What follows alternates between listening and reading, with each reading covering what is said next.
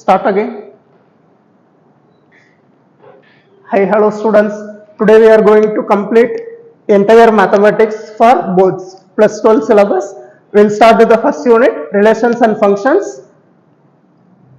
First, before going to class 12 syllabus, we'll discuss what is there in class 11 as a brief intro. First, we should know what is Cartesian product of sets. We already know if there is two sets, say set A equal to,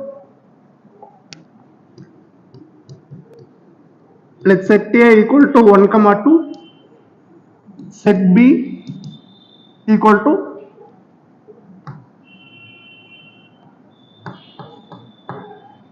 3, 4. What is the Cartesian product of set?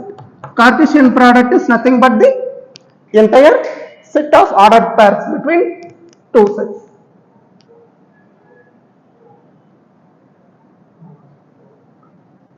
What will be Cartesian product? It is the ordered pair from set A to set B. First set A element is 1, set B 3. Similarly 1, 4. We should write set of all ordered pairs. This is the Cartesian product of sets. Similarly second element for first set is 2, again it will be compound with other values 2, 3 and 2, 4. This is the Cartesian product of set. What will be the number of elements in Cartesian product? It is nothing but n of A into n of B, where n of A is cardinality of set A and n of B is cardinality of set B.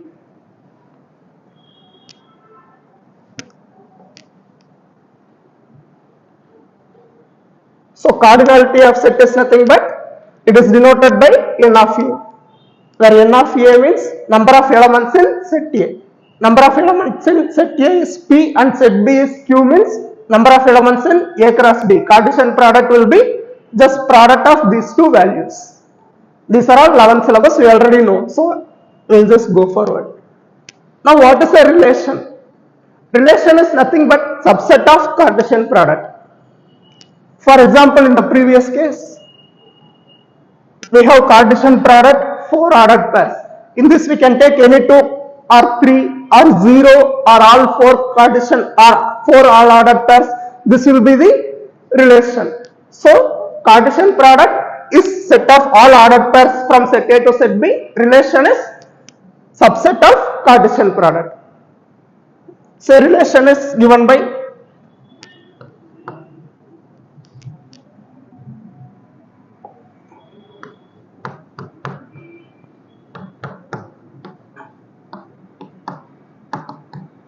we will write same. Then relation R can be anything which is a subset of Cartesian product. That will be say 1, 3, 2, 4. This is a relation. Similarly, we can form number of relations. So how many relations can we form from this? We can pair with each element, we can pair n number of elements. If set is n, then we will have total n square in Cartesian product. So number of relations formed will be 2 power n square.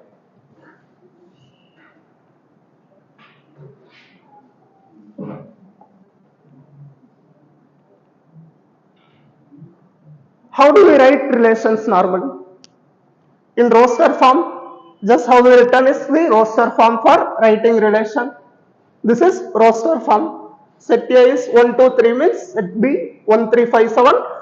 Writing in this set of ordered pairs is roster form of description of relation.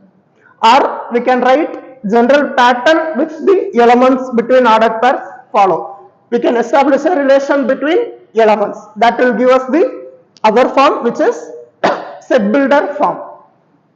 This is set builder form. Also third one is also set builder form. We can write set builder form in any of these way. Right? Set of ordered pair A, B. This symbol is, we can write this as such that. This symbol is called such that.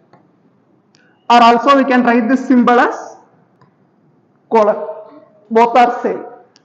R is a relation set of ordered pairs A, B such that the relation between A and B is given in this format. B equal to 2A minus 1. That means if A equal to 1, what will be the value of B? 2 into 1 minus 1, that will be 1. 1 to 1. Similarly, we can pair other elements. Set A elements are 1, 2, 3. So we can substitute 1, 2 and 3 for A values. This A is the correspond to set A elements. Similarly, B is the set B element. Is that clear? So this is how we should form a relation. What will be the relation? This pair can also be represented diagrammatically like this. This is the third representation of relations.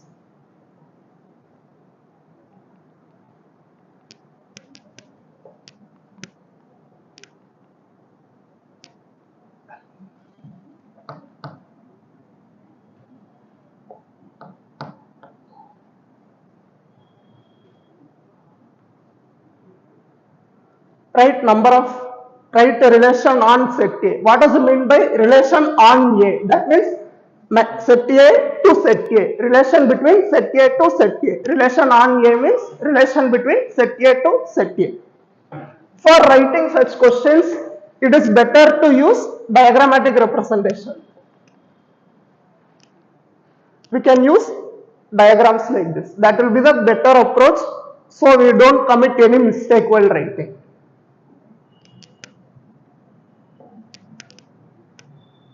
Write a relation on A defined as x is related to y. This means x is related to y such that y equal to x square. So relation on A means first we will draw set A elements. Relation between set A to set A. Mapping is between set A to set A. We will list all the elements in set A. 1, minus 1, 2, 3 and 4. Similarly, we can write set A is again 1, minus 1, 2, 3 and 4. Now the relation is defined by y is equal to x square. X is related to y. That means first element is x. If we substitute x equal to 1, what will be y? 1 square is again 1. So y is also 1. That means relation is 1 to 1. Next one, minus 1, x equal to minus 1, y is equal to 1. X equal to minus 1, y is equal to 1. X equal to 2, y is equal to 4. X equal to 2, y is equal to 4. X equal to 3, y is 9, which is not on set A. That means other elements are discarded. We don't need to consider other elements. This will give us the relation between A to B. So what is the A to A, relation on A. So what is the relation? We can write this as set of ordered pairs of 1 corresponds to 1, 1 comma 1, minus 1 to 1, third one 2 to 4. This will give us the relation required.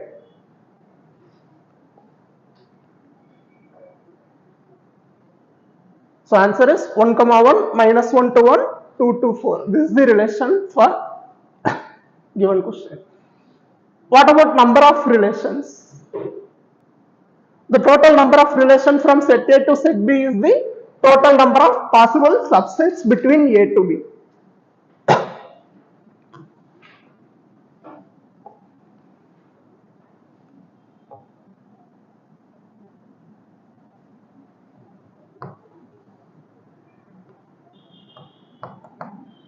Say we have n elements.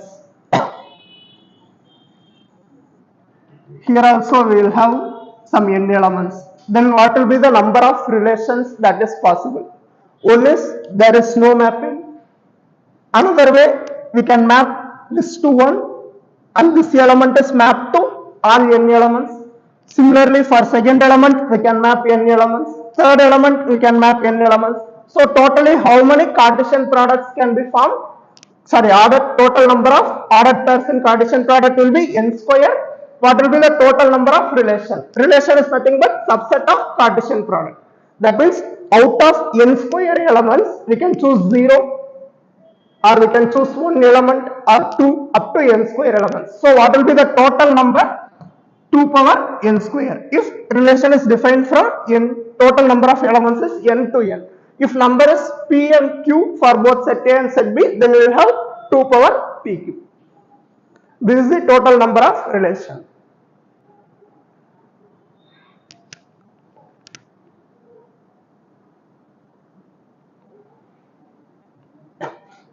Types of relations. These three relations are already learnt in class 11. First one is empty relation or void or null relation. What does it mean? It is represented by,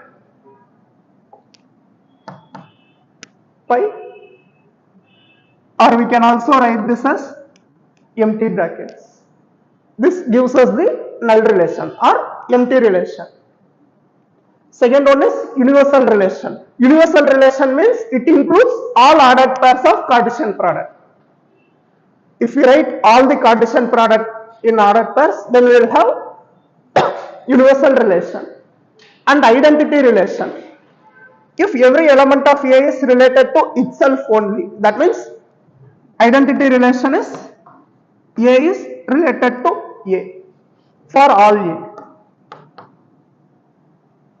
This is the only possibility for identity relation. For example,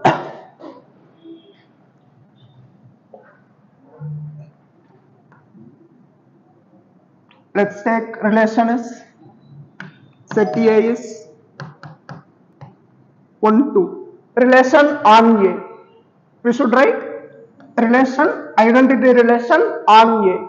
That will be given by 1 is related to 1, A is related to A. That means 1 comma 1. And other one is 2 is related to 2. 2 is related to 2. This will give us the identity relation. There should be no other elements.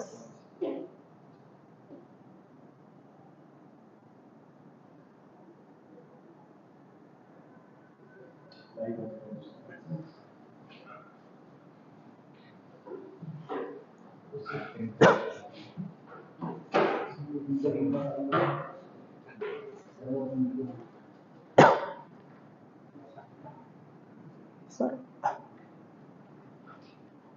I think slide is not copied. Only 227 slides are displayed here. I took 500 something slides. It is old.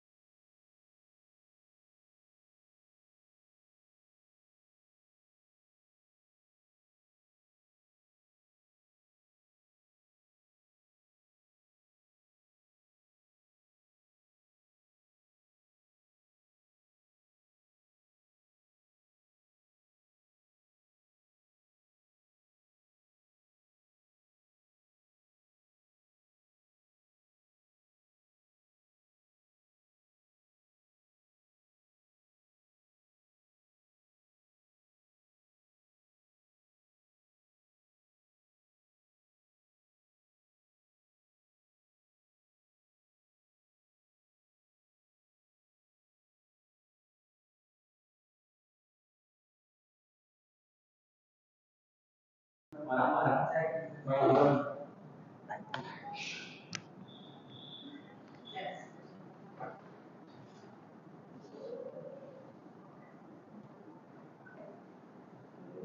shall sir?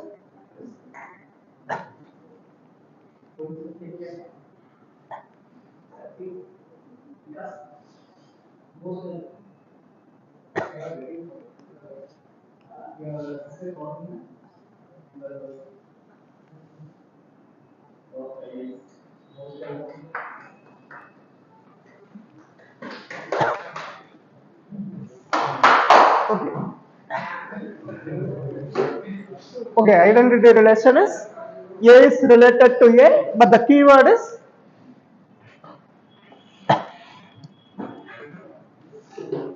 only. There should be no other relations here.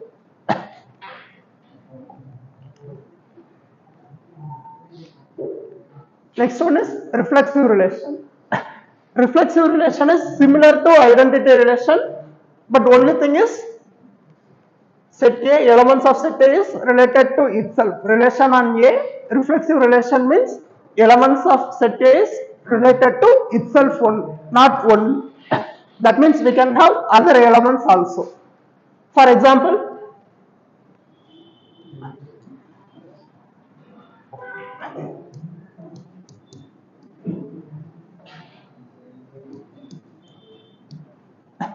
A is given as some random relation set. Now for writing reflexive relation,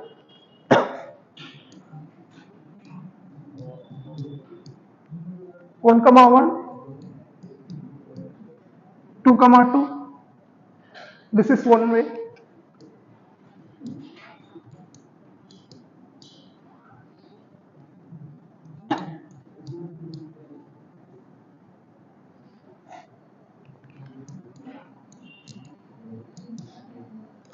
Relation, reflexive relation 3,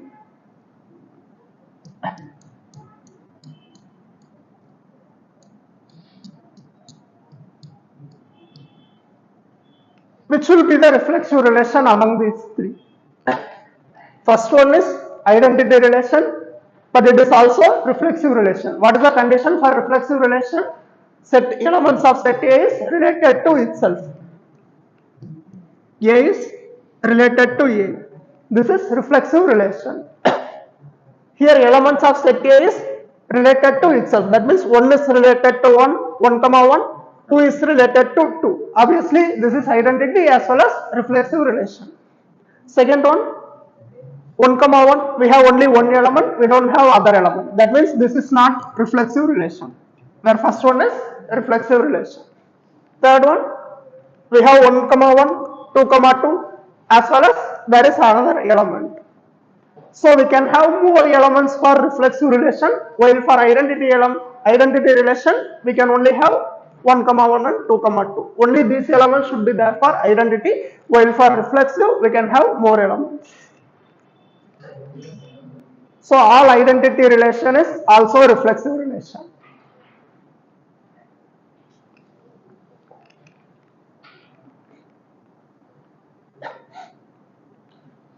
Total number of reflexive relations.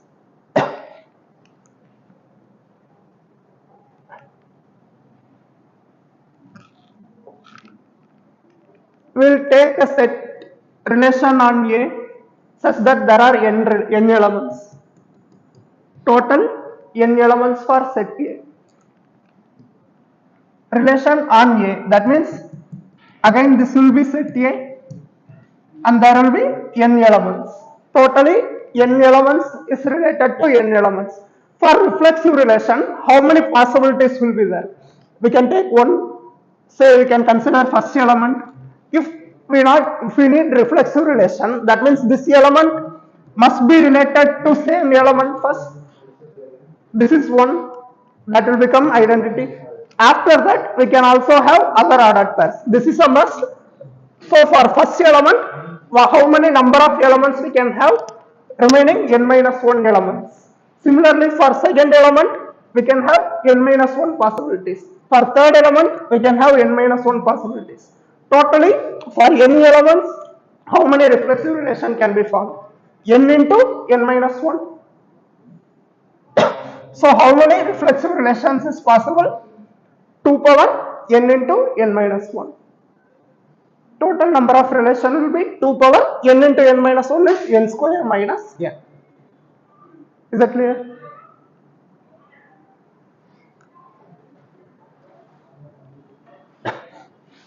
Set A is given as 3, 5.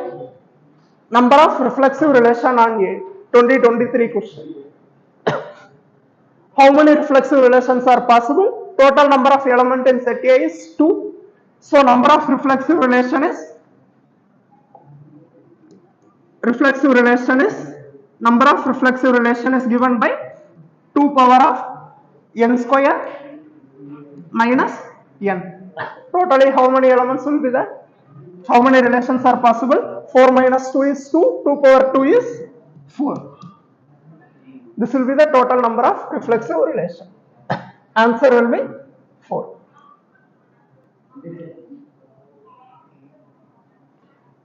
Answer is 4.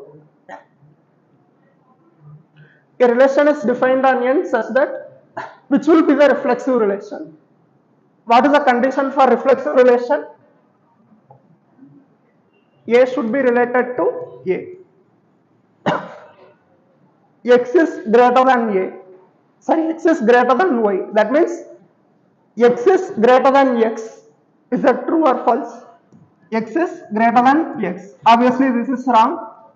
So first option is wrong. X plus X equal to 10. That is not always true for all elements for n.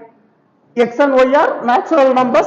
So we can have any natural number. That condition should be satisfied for all. So second option is also wrong. Third option, X into Y is the perfect square number. That means we can write X into X. X is related to X means X square is the perfect square number. So option C will be correct.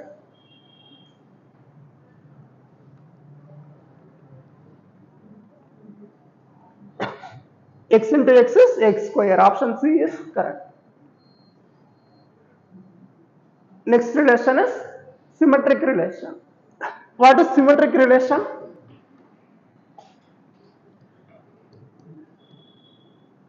For a relation, if this ordered pair A is related to B present, then we will have B should be related to A. This is the condition. Or X is related to Y means Y should be related to X.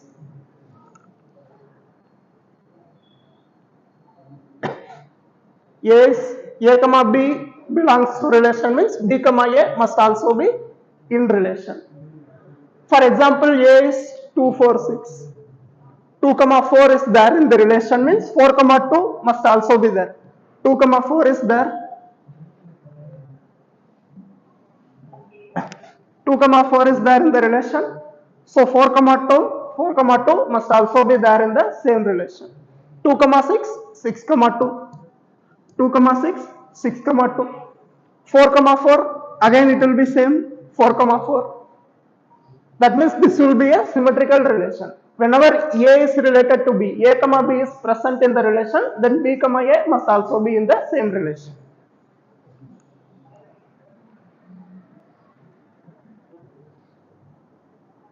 A relation R is defined on Z such that A is related to B if and only if given condition is this one.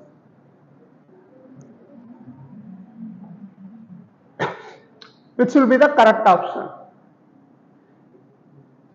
Reflexive and symmetric, reflexive. So we have to check for reflexive, symmetric. A is related to A. Is that true or false? First we will check for reflexive. Check for reflexive. A is related to A. Then we will have A square minus 7A square plus 6A square equal to 0.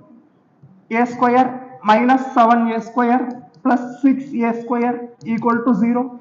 This is true. That means this relation is reflexive. R is reflexive. What about symmetry? A is related to B, that means this relation should be satisfied. A square minus 7AB plus 6B square equal to 0, which is given. We need to prove that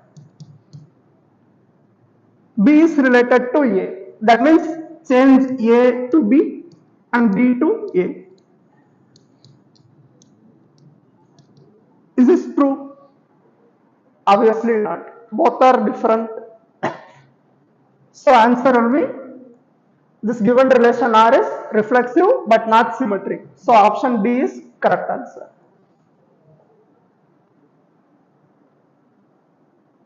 Not symmetric, R is reflexive. Next one is transitive relation. What is transitive relation? A is related to B and B is related to C. A is related to B and B is related to C. If both are present in the relation, then A comma C must also be in the relation. This is transitive relation. If suppose A is related to B, A comma B is there, B comma C is not there in the relation, then we need not check for A comma C. Only if both are present in the set relation, then only we need to check for third. Relation on set A is given by X is related to Y and Y is related to X means X is related to Z. This is the transitive relation condition. For example, A is given as this set. Which will be the transitive relation among these? 1, 2, 2, 3. That means we should check for second element. 2 is there. Again, X is related to Y, Y is related to Z. That means 1, 2, 2, 3. Then 1, 3 must also be in the relation, which is there. 2, 3. There is no element with 3 in start. So we can consider this also. 1, 3. Again, there is no element starting with 3. So first relation is reflexive. What about second one? 1, 2, 2, 3. Then 1, 3 must be in the relation. Yes. There is no other element starting with this 3. So we can leave this. Next 2, 3. There is no element starting with 3. That means we can take this also. Select this. Third one, 1, 3. 3 is not there. Select this. Then 4, 5, 5, 1. Then 4, 1 must be in the relation. It is not there. 4, 1 is not there. That means this relation is not transitive. Second one is not transitive. What about third one? 1, 3. There is no element starting with 3. So we can take this. 2, 4. Again, there is no element. So 3 is also transitive. 1 and 3 are transitive relation, while second is not transitive.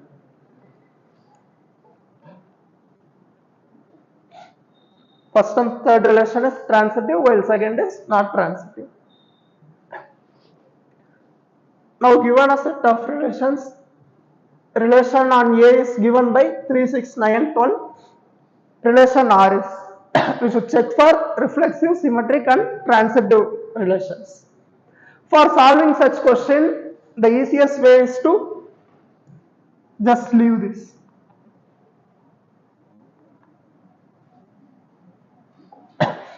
We can leave the identity pairs. Always leave the identity pairs and see for the other values. That will be the easiest way to check for reflexive, symmetric and transitive, because identity elements will always satisfy the any set of relation. So we need to check for other 4 pairs. Is this reflexive? Yes, obviously it is reflexive, because we have 3, 3, 6, 6, 9, 9, 12, 12, all are in the relation. So reflexive is true. Reflexive is true. Then symmetric.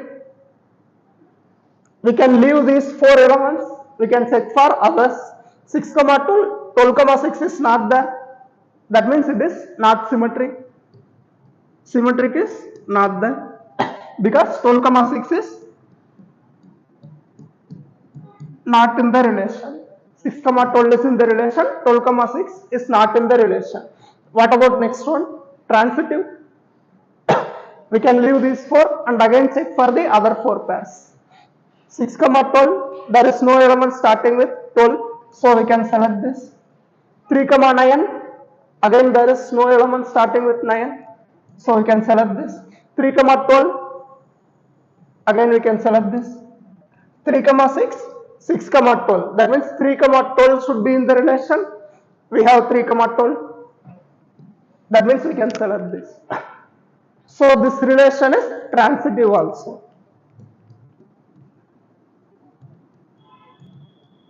This relation is transitive also. So what is the answer? This given relation R is reflexive and transitive but not symmetric.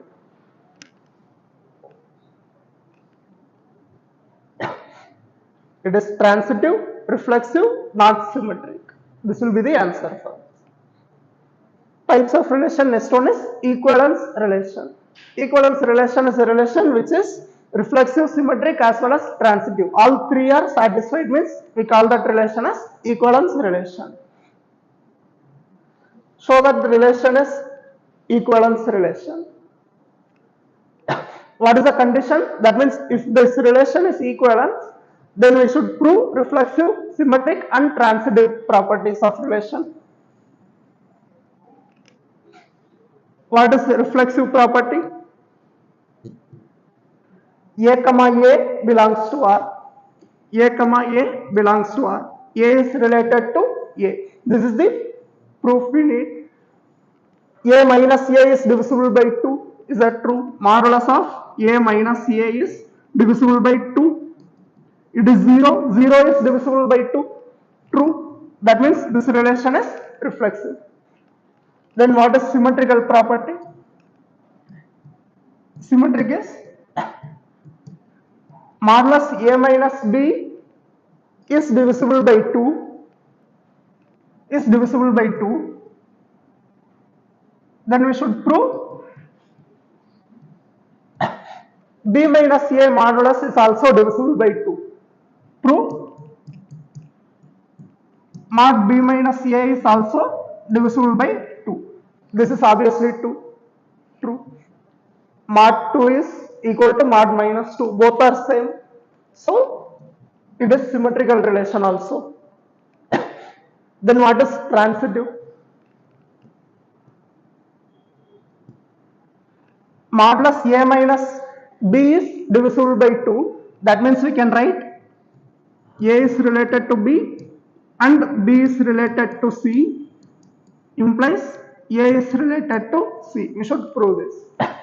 Modulus A minus B is divisible by 2 means we can write A minus B equal to plus or minus 2k. Similarly, B is related to C means we can write B minus C is also equal to plus or minus some 2 times number. We need to get A is related to C. That means we should prove modulus A minus C is divisible by 2. How to prove that? From this given condition, we should get A minus C. How to get that? If we add these two, minus B plus C, B will be cancelled and we will get A minus C. That means from these two, we can write, if we add these two, we will get A minus B is equal to plus or minus 2 times of K1 plus K2, which means modulus A minus C. That means this is true. Modulus A minus C is divisible by 2. That means this relation is transitive. Hence it is equivalence relation.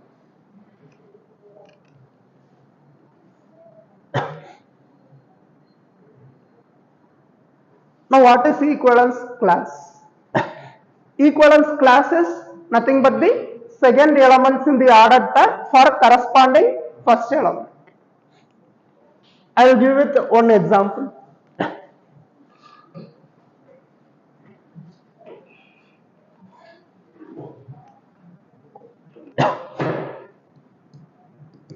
Let's take R is equal to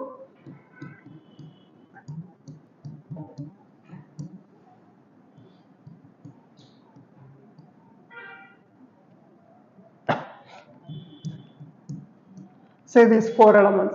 What will be the equivalence class? It is generally denoted by box symbol. Equivalence class is denoted by box symbol. Box of 1. Equivalence class of element 1. That means whatever values of y that is corresponding to first element 1. That will be the answer for equivalence class. So equivalence class of 1 will be 1 and 2. 1 and 2. Set of elements 1 and 2 is the equivalence class. What will be equivalence class of 2? For 2 we have 1 and 3. That will be the equivalence class of 2. 1 and 3. We don't have any other element in the first set. That means only we have 2 elements. So this will be the equivalence class.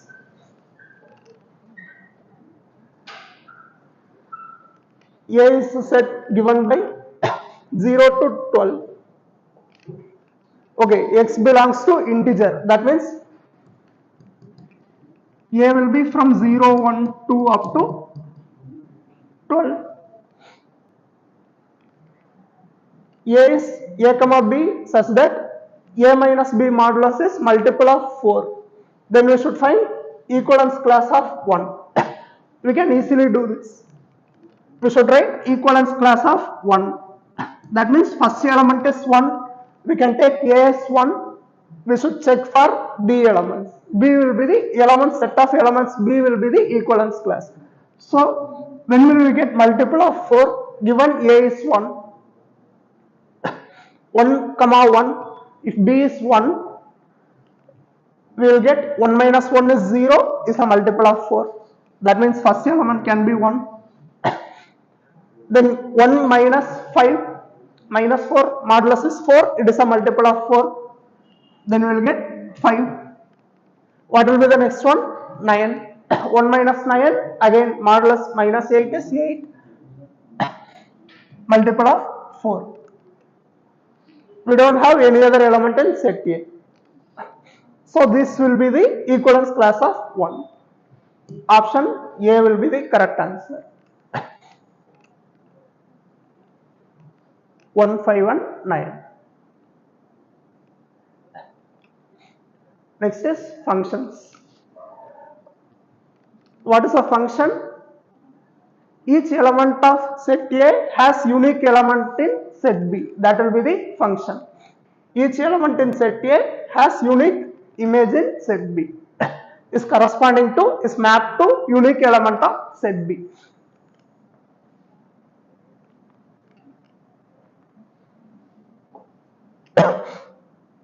We will discuss with some examples.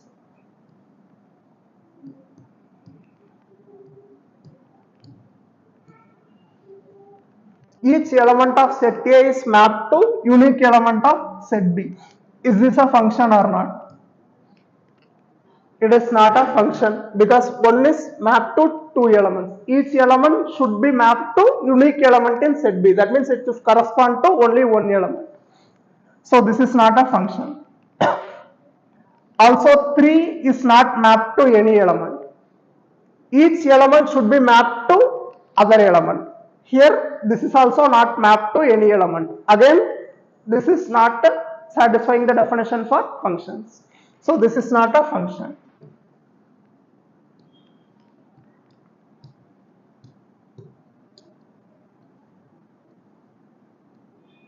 Is this a function? Yes, each element is mapped to other element and it has a unique image. That means this is a function.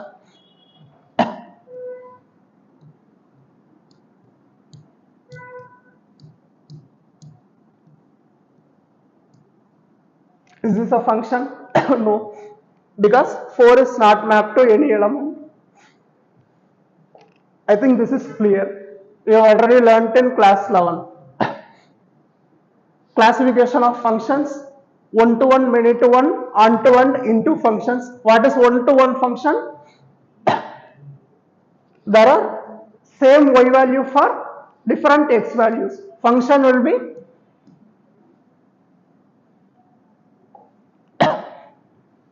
for one-to-one function, for each element of x, there should be unique element of y. For many-to-one,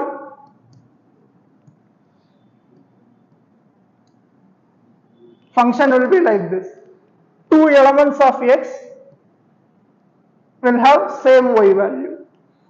This is many-to-one function. One-to-one function means each element, each x should have unique y value, different y values. Many-to-one function means two elements of x can have same y values. This is many-to-one. How to check one-to-one and many-to-one properties?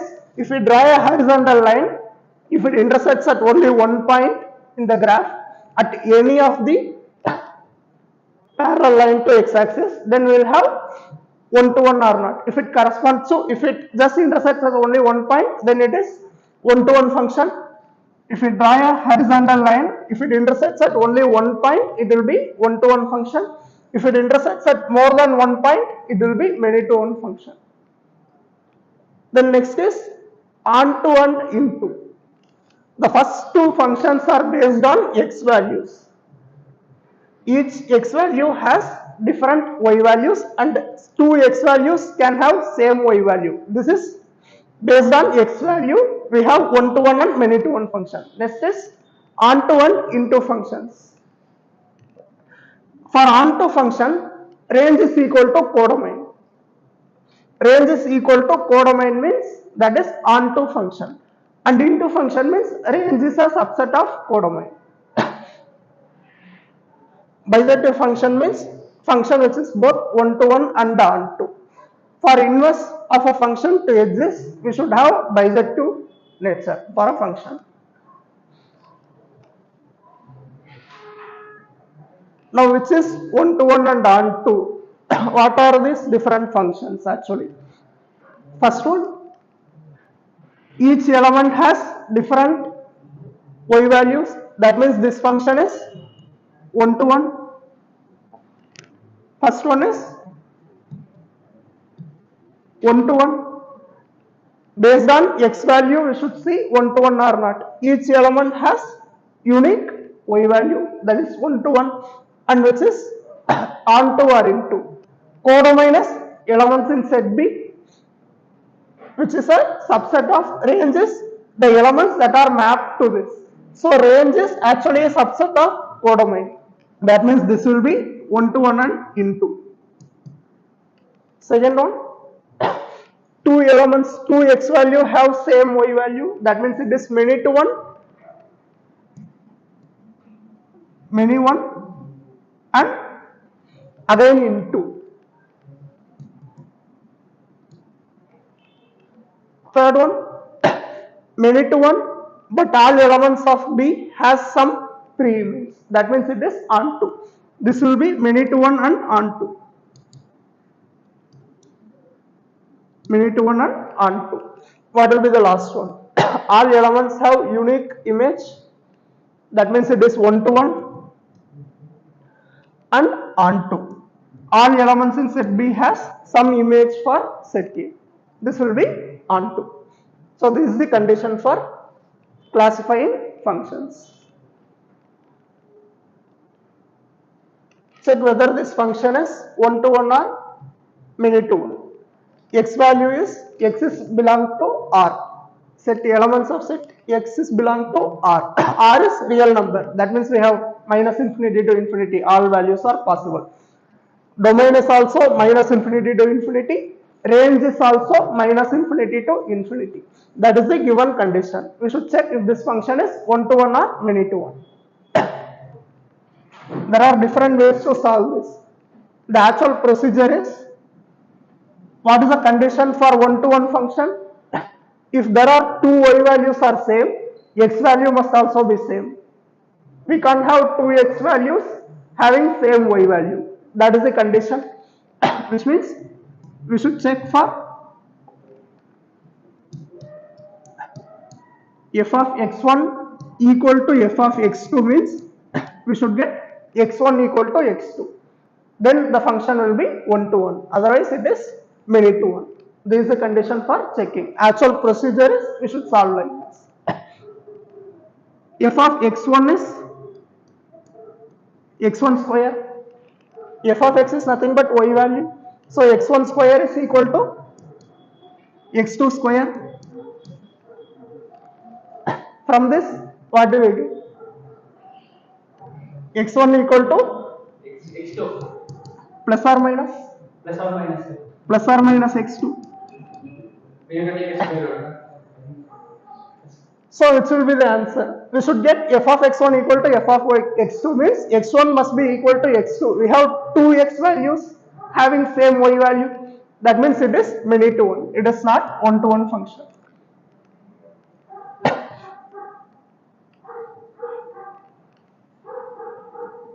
We can also draw graphs to check this.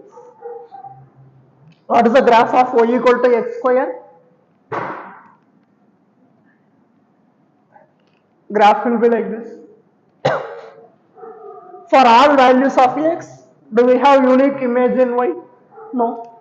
If we draw a horizontal line test gives us there are two x values having same y value. That means obviously it is not one to one function. Same as this. So this is the easier way to prove. And whether this function is onto or into. How to check that? Range should be equal to codomain means it is onto, otherwise into. What is the range? Range is from 0, we can have all values, all possible y values is range. Then we have 0 to infinity. Range is 0 to infinity. Codomain is all real numbers, minus infinity to infinity. That means range is not equal to codomain. Range is a subset of codomain. So this is into function. Answer is this is a many to one function. Now whether this function f of x equal to 4 plus 3 cos x, it is bijective. Bijective means 1 to 1 and onto. 1 to 1 but not onto not 1 1. We should check for this. 4 plus 3 cos x. What is the condition for checking 1 to 1?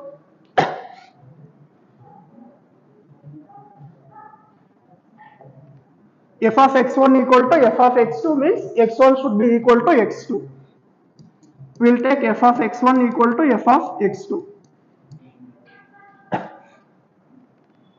Then we will get 4 plus 3 cos x1 equal to 4 plus 3 cos x2, which means cos of x1 equal to cos of x2. Is that true or false?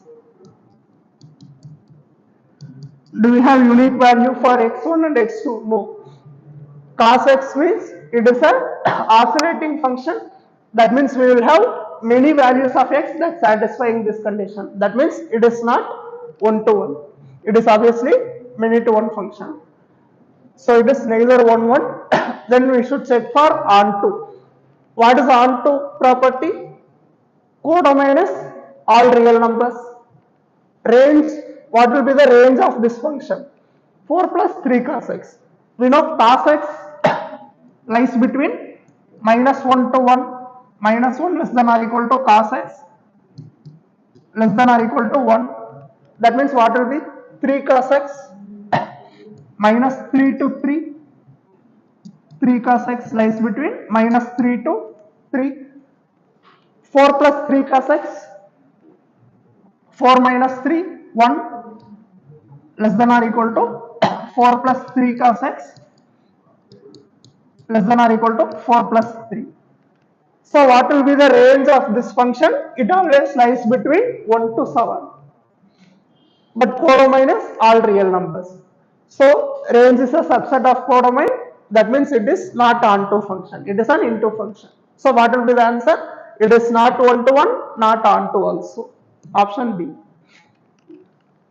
Neither 1 1 nor onto. F is defined as real function from minus except minus 4 by 3 defined as 4x by this value. So that f is a 1 to 1 function. What is the condition for one-to-one function? F of x equal to f of y means x is equal to y. F of x1 equal to f of x2 means x should be equal to x2. F of x1 equal to f of x2, which means we will get 4x1 divided by 3x1 plus 4 equal to 4x2 by 3x2 plus 4. We can cancel out 4. Cross multiply 3x1 x2, 3x1 x2, x1 into 4 plus 4x1 equal to again 3x1 x2, 3x1 x2 plus 4x2 plus 4x2. 3x1 x2 is common. 4x1 equal to 4x2. That means x1 is equal to x2. x1 is equal to x2. Which means this function is one-to-one. We have proved one-to-one nature of this function. Next, we should check if this is an onto function or not. For checking onto function property, there is a standard procedure for checking this. Let's say f of x is equal to y. Y is equal to 4x by 3x plus 4. Y is equal to 4x by 3x plus 4. Now we should write x in terms of y. Y is equal to some function of x is there. We should write x in terms of y from this. Then we will get 3xy cross multiply 3xy plus 4y is equal to 4x. We should group x to one side. Then we will get x into 4 minus 3y equal to 4y. Now what is x?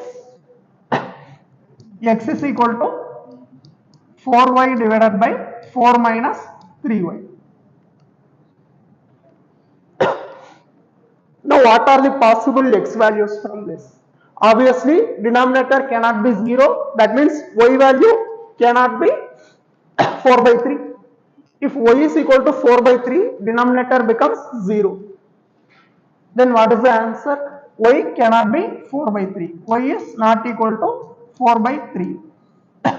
But what is the range of this function? All real numbers.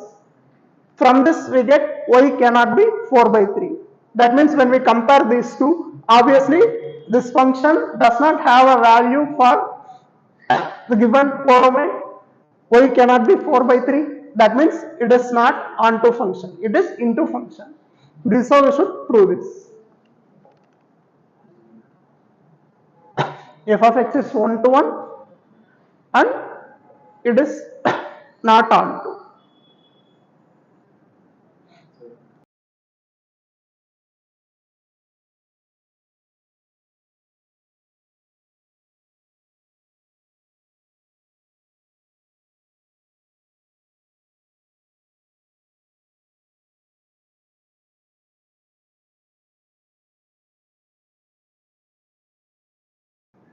Okay.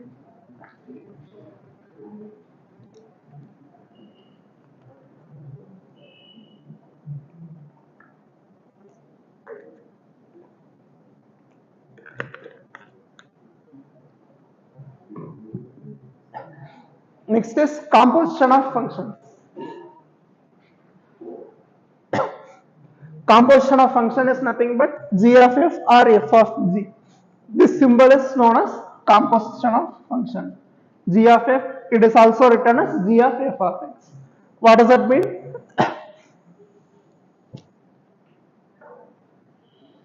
F of g is f of g of x, g of f is g of f of x, f of g of x. That means in place of f of x, we should replace x by g of x. That is the meaning of this composite function. For example, f of x is sin x, g is x square. What will be f of g of x? F of g of x is x square. So in place of x, we should replace x square. Is it okay? So what is the sine of x square? Next what is g of f? G of f of x. Again it is g of f of x, which will be f of x is sine x, g of x is x square. So we should replace in place of x, f of x. That will be sine x whole square, sine square x.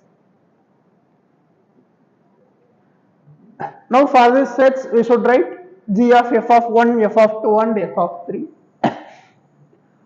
What will be f of 1? F of 1 is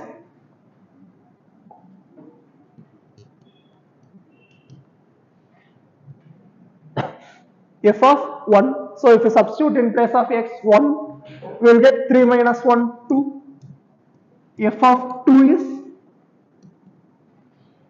again 6 minus 1, 5. What will be f of 3? 9 minus 1, 8. F of 3 is 8. Now what will be g of f of 1? G of f of 1. G of 3x. So in place of x, we should substitute f of 1 value. F of 1 is 2. That means g of 2. This is g of 2. What is g function? 3x. So answer is 3 into 2. 3 into 2, which is 6. What will be second one? G of f of 2. F of 2 is 5. So g of f of 2 is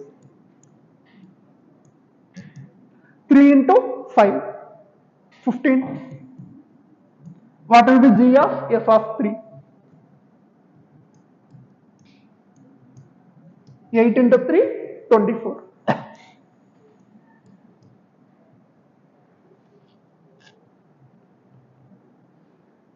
Inverse of a function. What is the condition for inverse to exist? It should be one-to-one and onto function. It should be a bijective function. What is the procedure for finding inverse? First, given function is in terms of y equal to f of x, we should write function as x equal to f of y. Y equal to f of x, function is written as x equal to f of y, and then replace y and x values. That will give us the inverse of function. Now whether inverse exists for these types of functions. A function is invertible if it's bijective. What is the condition? Inverse means x is a is related to b, means b should be related to a. B to a mapping is inverse of the function. So for this function, if there is inverse, we have many to one function, which means when b is mapped to a, we will have one x value corresponding to two y values. That means it is not a function first. Inverse does not exist. It is a relation. It is not a function. So inverse does not exist for this. What about second one? Again, range is a subset of codomain. That means if we map from B to A, we will have one element that is not mapped to any element in domain. That means it is again not a function, because all elements should be mapped. That is why we say for inverse to exist, function should be both one-to-one and onto.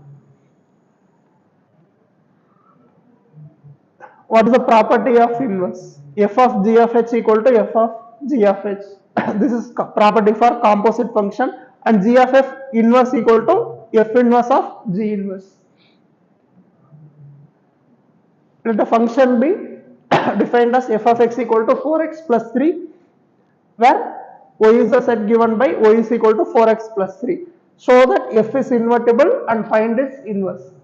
Easiest way to solve this, draw graph and observe whether function is one-to-one or on, one-to-one and onto. That is the easiest way to approach this problem. Whether this function is one-to-one, obviously it is a linear function, 4x plus 3. That means slope is also positive. That means this is a line which is having increasing positive slope. It is an increasing line. That means obviously it is one-to-one. And whether it is onto, Yes, it is onto. All values of x has y values. That means it is onto. That means inverse edges. This function has inverse. That is the first thing. How to find inverse of this function? For finding inverse, first we will write y is equal to 4x plus 3, and from this we should get x value. Write x in terms of y. Then we can write x is equal to y minus 3 divided by 4. Again replace x and y values. That will be the inverse function. Y is equal to, replace x and y. Replace x and y. Then y is equal to x minus 3 divided by 4. This will be the inverse of the function, required function.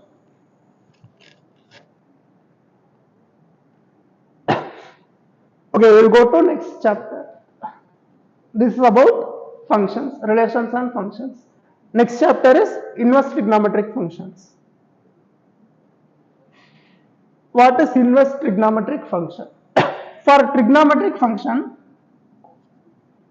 For trigonometric function, what will be the input? We will have theta, that is angle.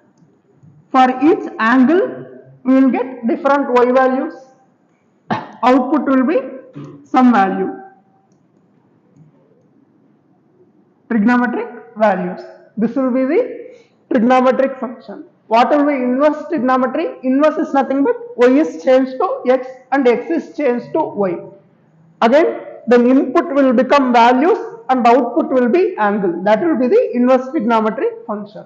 So what will be the inverse trigonometric function output? Output will become angle. This should be remembered always. Answer for inverse trigonometry is always angles. Now we will first discuss what is the, I will explain with one example. Take curve of sin x. Let's consider sin x. What is the graph of sin x? Sin 0 is 0, sin 90 is 1, sin 180 0. Again graph is like this. For negative, again graph will go like this. 0, pi by 2, 90 degrees, pi, 180 degrees. Graph is like this. For finding principal value, that means we should choose a value such that it is an inverse function. What is the condition for inverse function? It should be 1 to 1 and onto. This function is obviously not 1 to 1 because we have discussed when you draw a horizontal line, it intersects at more than 1 point. That means it is not a 1 to 1 function. So we should make this function as 1 to 1 first. So we should restrict the domain such that this function becomes 1 to 1. That is the first condition. And what is onto? Range should be equal to codomain. If you consider all real numbers, we should only choose the values of y for which range and codomain are equal. First we should restrict this value. And we will generally consider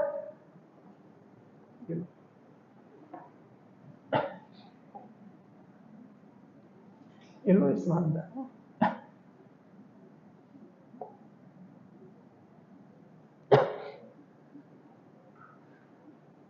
For this we don't have, we should restrict the domain and range such that this function becomes 1 to 1 and onto. What will be the principal value? We will choose the domain and range which has 0 in it. That is how we restrict. We can choose any interval where this function becomes 1 to 1 and onto. So what will be onto? Range should be equal to codomain. What is the range of sin x? Minus 1 to 1. Minus 1 to 1. So we will restrict the domain within this region. What will be this value? Minus pi by 2.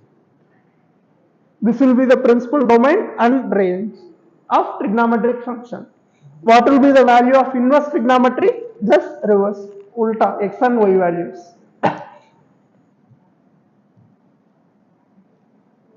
Then we should plot y values in x and x values in y.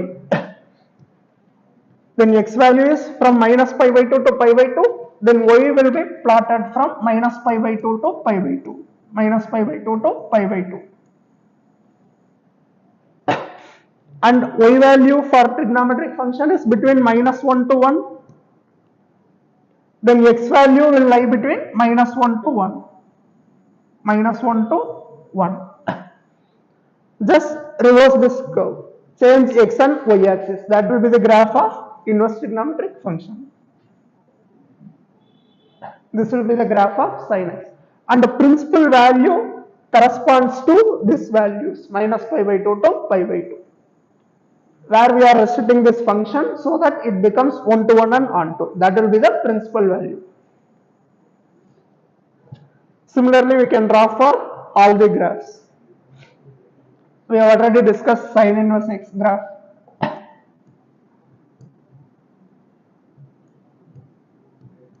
Range of sin x is minus 1 to 1, so domain will be minus 1 to 1, and range of sin inverse x will be minus pi by 2 to pi by 2.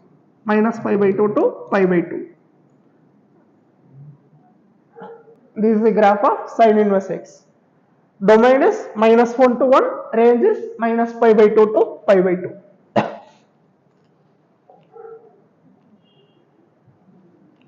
Find the value of sin of this. Pi by 3 plus sin inverse 1 by 2. For finding, we should remember sin inverse always give the angle. What is the value of sin x for which angle will be, answer will be 1 by 2. What will be the angle of this?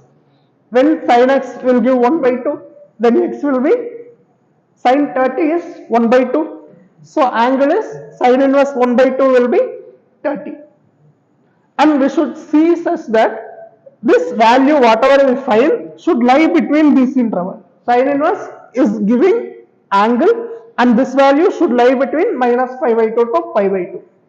If it is not in that region, then we have to convert such that that value will lie between minus pi by 2 to pi by 2. Sin inverse 1 by 2, this value is 30 degrees, pi by 3 is 60 degrees. So we will have sin inverse 1 by 2 is 30 degrees, pi by 6. Sin of pi by 3 plus pi by 6. 60 plus 30. Sin 90 is 1. So answer will be 1.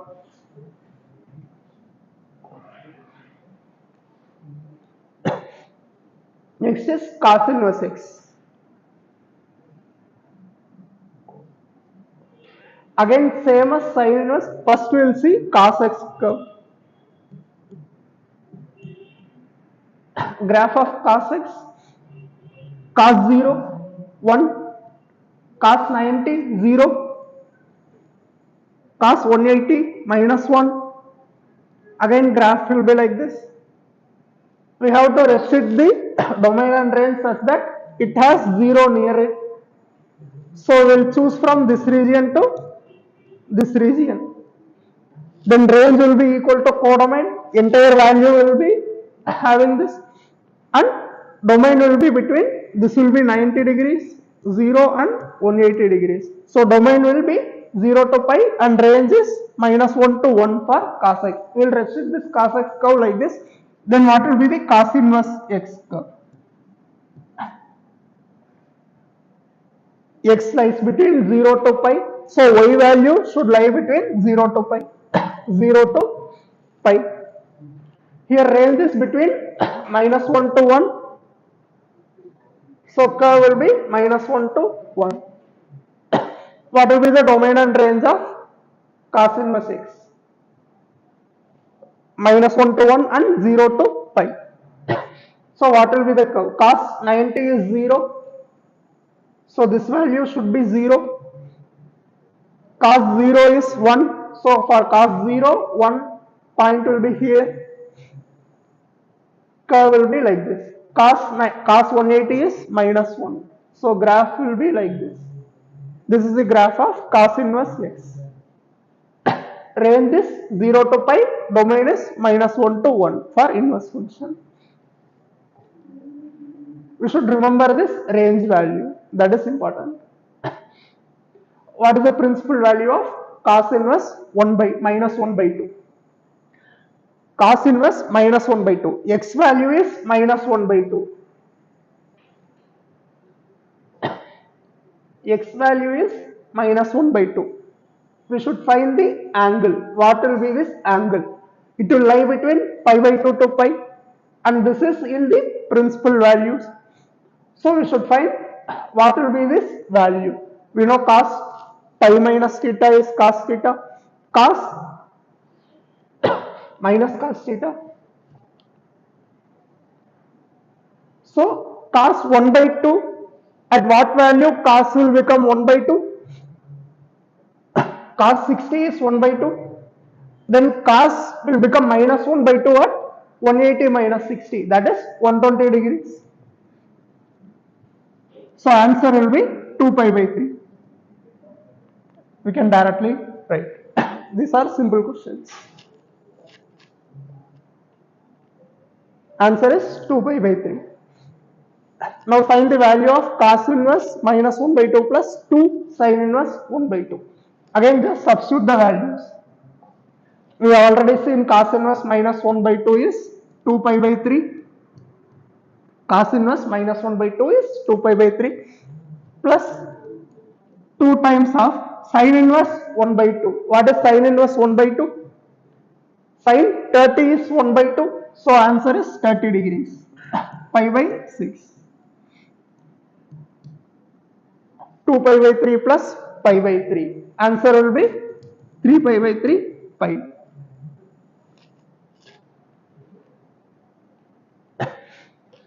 Next question.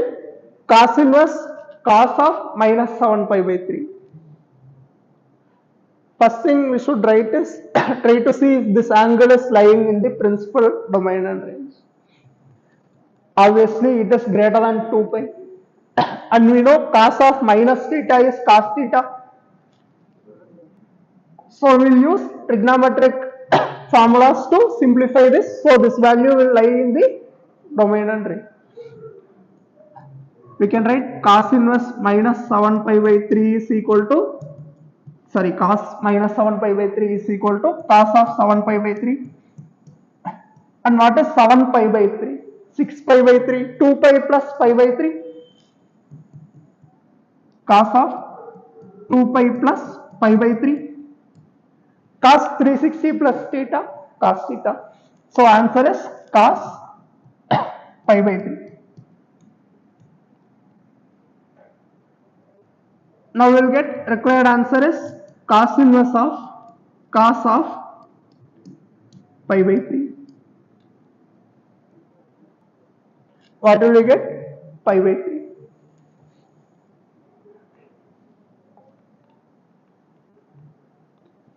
Next is tan inverse x. Again tan x curve is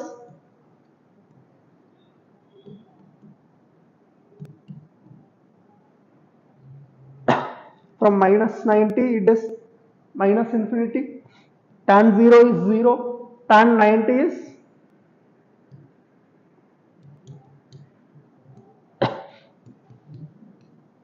infinity. So graph will be like this. Again after tan 90 plus theta is minus. So we will have minus infinity. Tan pi is 0. Tan 3 pi by 2 is infinity. So graph will be going on like this. We should restrict the domain and codomain such that function is 1 to 1 and on2. Codomain is R and range is also R. So we can take all the values. And what will be the domain we should choose? Minus pi by 2 to pi by 2 has 0. So we will choose that region. What will be the graph of tan inverse x? Tan 0 is 0. pi by 2 will be here. We should plot x values in y and y values in x. Minus pi by 2. Tan pi by 2 is infinity. So at pi by 2, value will be infinity. Tan 0 is 0. Tan minus pi by 2 is minus infinity. So graph will be going like this. This will be the graph of tan inverse x.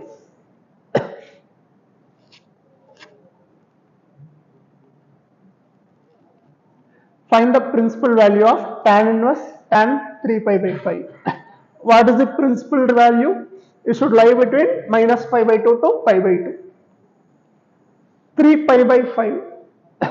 Whether it lies between pi by 2 to minus pi by 2. 2.5 by 5 is pi by 2. So it is greater than pi by 2. So we should convert this value such that it lies in the principal value region. So we can write this as tan inverse of tan of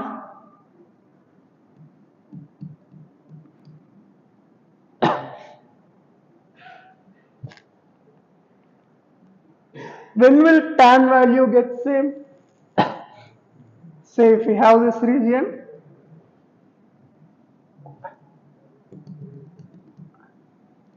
draw a horizontal line. This interval is nothing but pi. So we'll have tan pi is 0, tan 0 is 0. So interval for tan to have same values is pi. And this value is greater than pi by 2. That means we should subtract pi from it. So answer is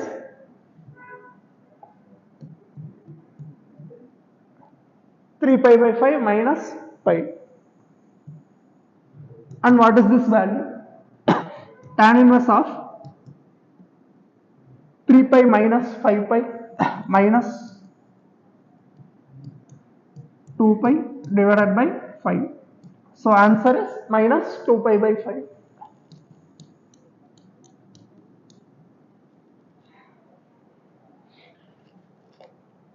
You should be careful. Don't write 3 pi by 5 directly. That will be the wrong answer.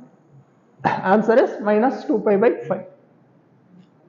What is the principal value of tan inverse sine of minus pi by 2? We can substitute the value. Sine minus 90. Sine of minus 90 is minus 1. So this will be tan inverse minus 1. When will tan value will have minus 1? Minus 45 degrees. So answer is minus 45 minus pi by 4. Next is cot inverse x.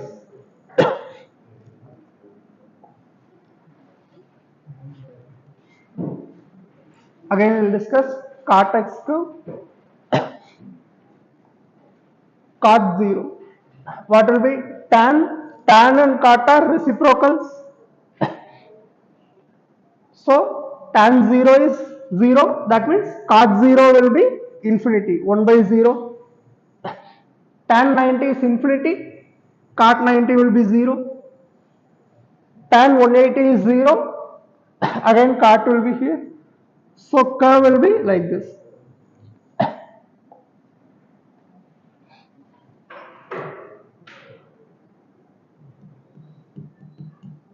Graph of cot x will be like this.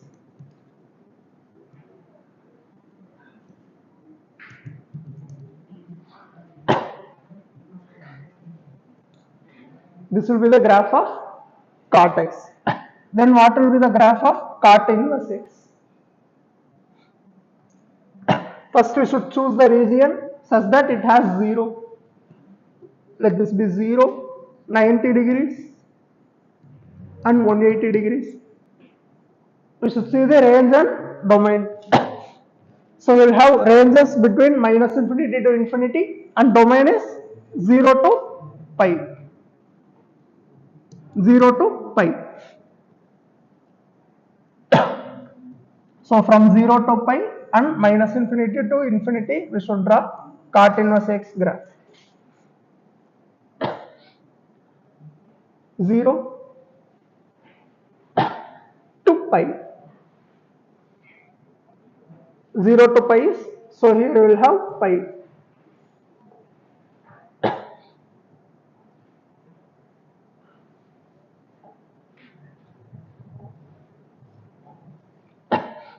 So what will be the y value and x value? Y value will be 0 to pi. Let this be pi by 2. And what is the x value? Minus infinity to infinity. So from minus infinity to infinity, we should see cot 180 is minus infinity. So at minus infinity, value will be 180. Cot 90 is 0. So for 0, we'll have 90 degrees. So graph will be like this. This is a graph of cot inverse x.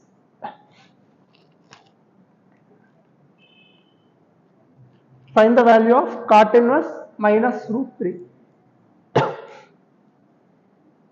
We will directly discuss the solution. Cot inverse minus is minus of pi by 6.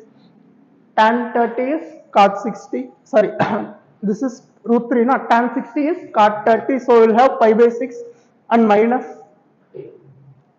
cot minus theta is 180 minus theta. Cot negative will be 180 minus. So we will have 5 pi by 6. Next question, part pi by 2 minus 2 cot inverse root 3. Again, tan 30, cot 60. Tan 60, cot 30. So cot inverse root 3 will be pi by 3. 2 times pi by 3. Pi by 2 minus pi by 3. Answer will be root 6. Secant inverse. Secant inverse graph and cosecant inverse are similar. So we will go directly. You can do the 2 as your homework exercise. Simplify secant inverse of 1 by 2x square minus 1.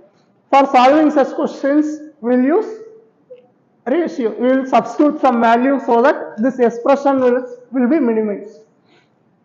We know secant inverse of secant will be cancelled out. So we will substitute some value for x so that we will get secant theta in the numerator. This expression will be converted to secant some form. What will be the value? This is looking like an identity. 2 cos square theta minus 1 is cos 2 theta. So we will substitute x is equal to cos theta. Substitute x equal to cos theta. 2 cos square theta minus 1 is 2 cos square theta minus 1 is cos 2 theta. So 1 by cos 2 theta will become secant 2 theta. So this expression will become secant inverse of secant 2 theta. Secant 2 theta. Secant inverse secant 2 theta is 2 theta. And what is theta? Theta is cos inverse of x. That is equal to 2 times cos inverse of x.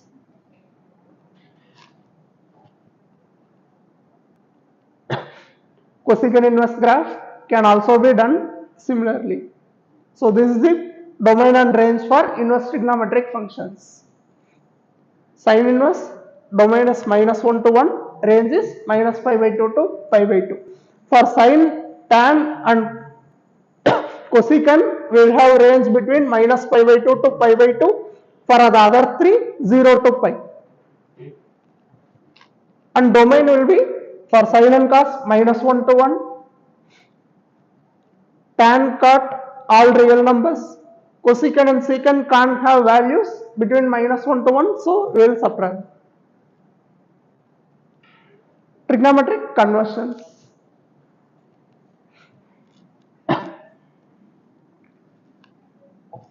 I will give one example which will be very useful for solving problems. Let's take a triangle. Let this angle be theta. And we don't know value. Let's take one value is x and the other value is 1.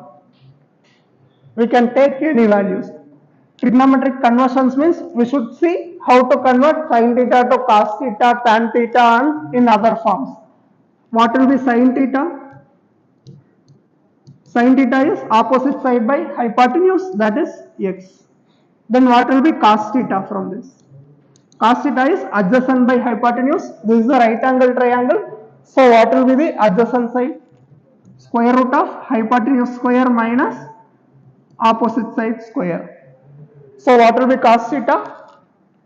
This value by hypotenuse. Square root of 1 minus x square. Tan theta, opposite by adjacent, x by square root of 1 minus x square. Likewise we can do for other three also. This will be helpful for converting. Suppose sin theta equal to x means from theta we can write theta is sin inverse x.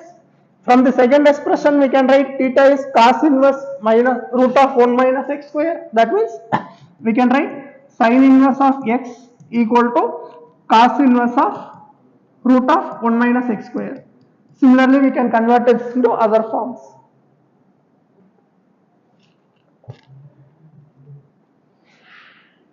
Properties of inverse trigonometric functions.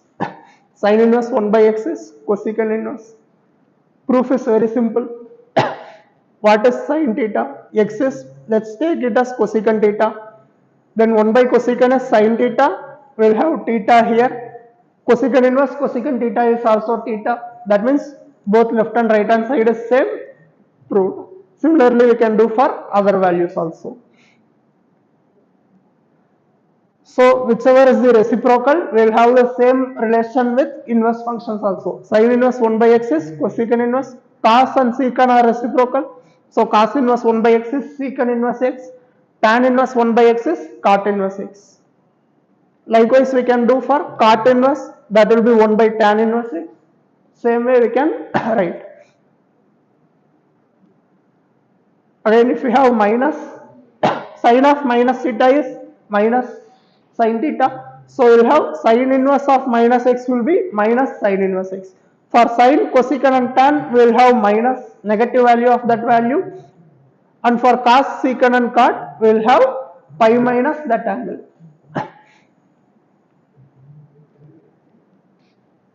Sin inverse plus cos inverse x is pi by 2. Similarly, tan inverse plus cot inverse x is pi by 2 and secant inverse plus cosecant inverse x is pi by 2. Property, this is again same as trigonometric formula. If you take tan inverse x is a, tan inverse y is b. What is a plus b? Tan of a plus b will be tan a plus tan b divided by 1 minus tan a tan b. From this we can rewrite this as, I will write for one.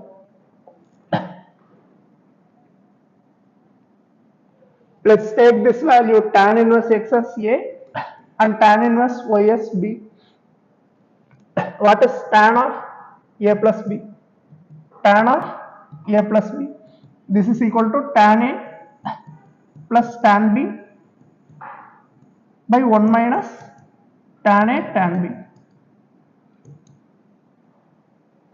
What is tan a? Tan of a is x, tan b y divided by 1 minus x into y. This is tan of a plus b. Then what will be a plus b? Tan inverse of this value. That is given as this formula. Similarly, we can prove for other two.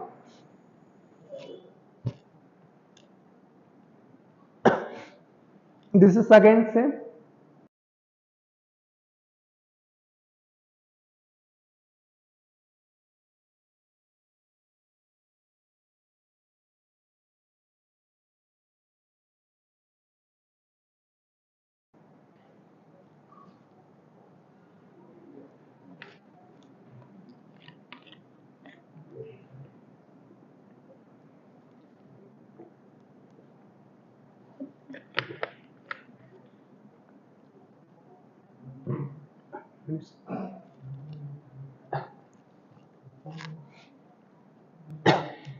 Similarly, if we substitute x equal to tan theta, we know 2 tan theta by 1 plus tan square theta is sin 2 theta, then we will have 2 theta. Here also, we will have the same relation. Tan inverse of x is tan theta. So 2 into theta. Similarly, we can do for other 1 minus tan square. If we substitute x equal to tan theta, we can prove this.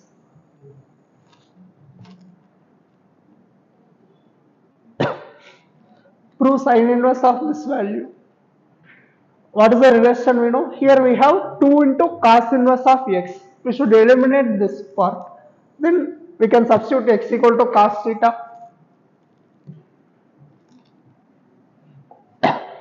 Substitute x equal to cos theta. Then we will have left hand side is sine inverse of 2 into cos theta into root of 1 minus cos square theta is root sin square theta, that will be sin theta. And 2 cos theta sin theta is sin 2 theta. So we will have sin inverse of sin 2 theta. Sin inverse sin 2 theta is 2 theta. In right hand side also we will have same. X equal to cos theta means cos inverse cos theta is theta. So answer is 2 theta in right hand side also. This is the proof for this.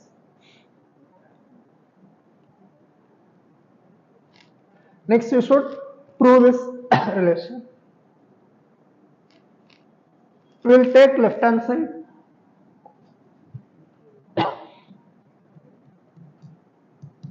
2 tan inverse x. What is the relation we know? Tan x, tan inverse a plus tan inverse x plus tan inverse y. We should write this in this form first. We can write 2 tan inverse x as tan inverse of tan 2 theta. 2 tan theta, that means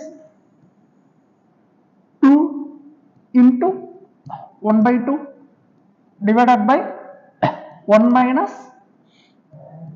1 by 2 whole square plus tan inverse of 1 by 7. Tan inverse of 1 by 7. Tan inverse of 2 tan theta by 1 minus tan square theta. This will be tan inverse of 2 by 2, 1 divided by 1 minus 1 by 4, 3 by 4. 3 by 4. So 4 will go to numerator. Plus tan inverse 1 by 7. Tan inverse 1 by 7. Tan inverse x plus tan inverse y. Tan inverse of x plus y 4 by 3 plus 1 by 7 divided by 1 minus x into y. 4 by 3 into 1 by 7. Take LCM and simplify. Denominator is same, 21. Here also we will have 21. In numerator we will have 4 into 7, 28 plus 3, 31.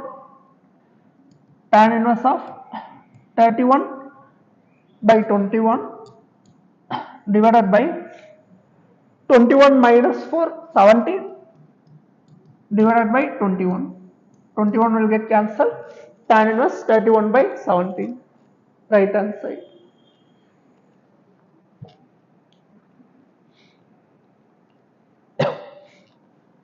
Again, proof for this will be, first we should substitute this, so we will simplify this given expression.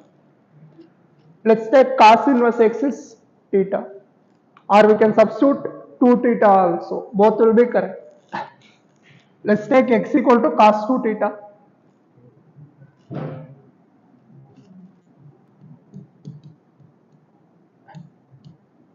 X equal to cos 2 theta.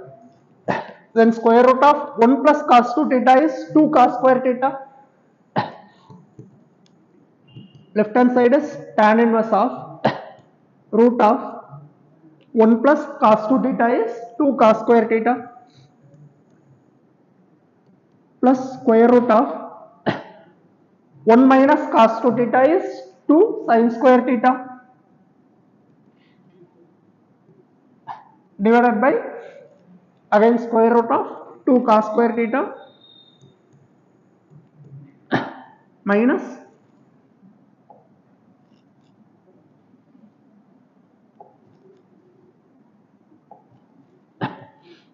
square root of 2 sin square theta. Square root 2 is common in both numerator and denominator. We can cancel this. Square root of cos square theta is mod cos theta. Another cos theta is negative or positive in this region. Value is negative. So first term will be minus cos theta plus sin theta divided by minus cos theta minus sin theta. Sorry.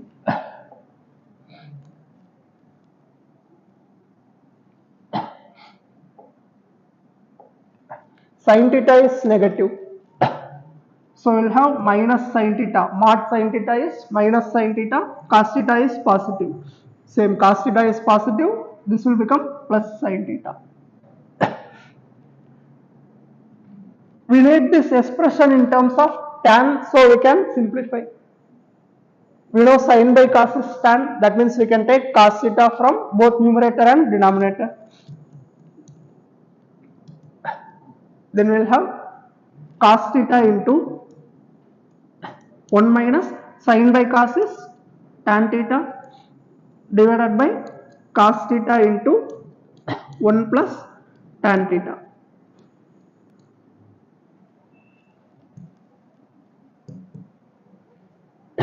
Cos theta will get cancelled. 1 is tan 45, tan A minus tan B by 1 plus tan A tan B, 1 into tan theta.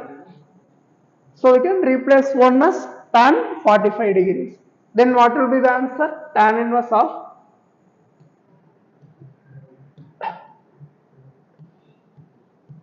tan 45 minus tan theta divided by 1 plus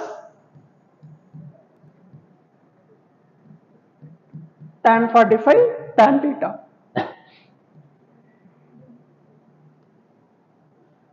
What is the answer for this?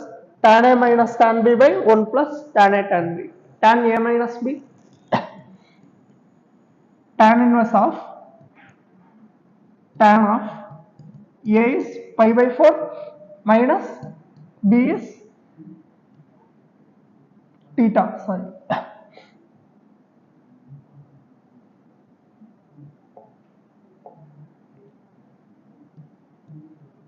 Tan inverse tan pi by 4 minus theta. Answer is pi by 4 minus theta. What is theta from this? We have substituted x equal to cos 2 theta. So 2 theta is cos inverse x. Theta is 1 by 2 of cos inverse x. Pi by 4 minus 1 by 2 of cos inverse x. This is the proof for this.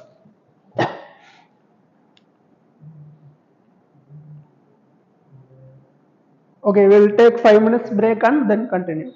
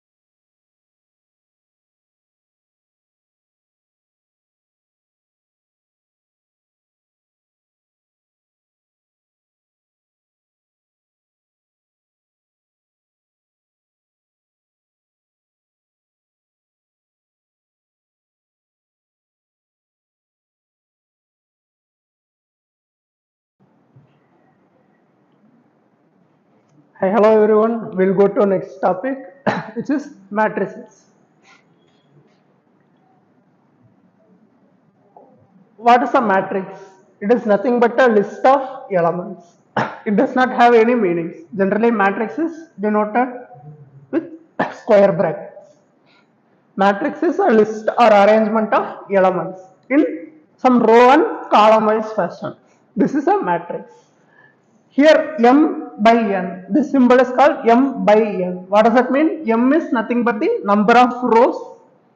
Here we have m rows and n is number of columns. M is number of rows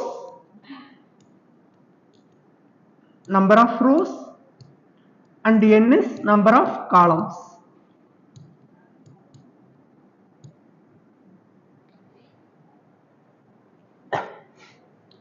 Order of matrix is given by m by n, which means if order is m by n, that means m rows and n columns are there in the matrix.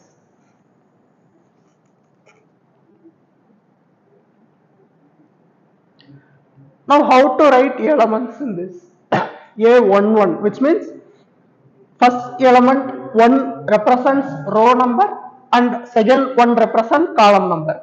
For second, this is second row and first column. A21 means second row and first column. Likewise, we can formulate all the elements in this.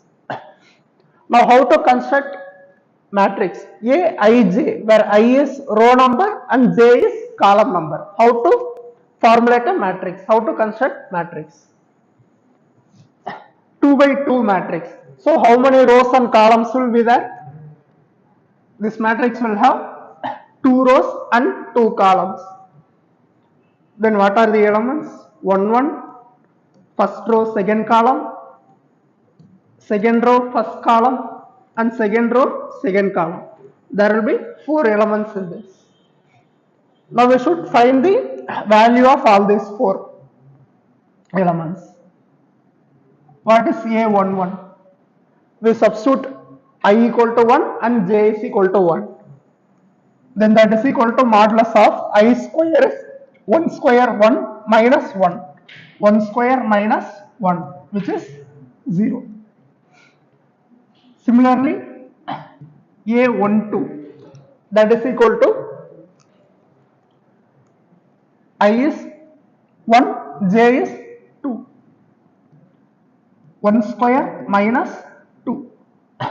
This is modulus minus 1, which is again 1. Now what will be A21? Modulus of 2 square minus 1. I square minus J.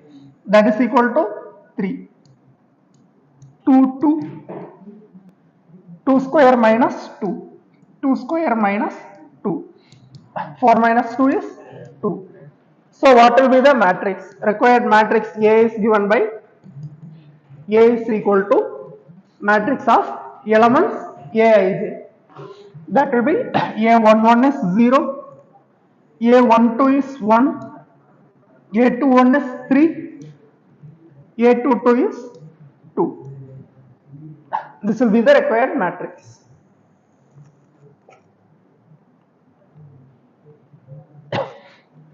Next, types of matrix. What are the types of matrix? One is zero or null matrix, which means we can directly write matrix 0. This is a 0 matrix with order 1 by 1. Or we can also write 0, 0, 0, 0. This is again 0 matrix. Or we can have 0, 0. This is again 0 matrix. Only row and column are changed, but if all elements of the matrix are 0, then we call that as 0 matrix. Next one is row matrix. What is a row matrix? We only have one row. Row matrix means row number is 1. Row number is given by m equal to 1 and n columns are there. Then what will we get? Row matrix is, for row matrix m equal to 1 and there are n columns. 1 row and n columns. A11, 12, first row third element, likewise up to first row n columns can be there. This is a row matrix. Column matrix means column number is 1. Only one column should be there. That means n is equal to 1.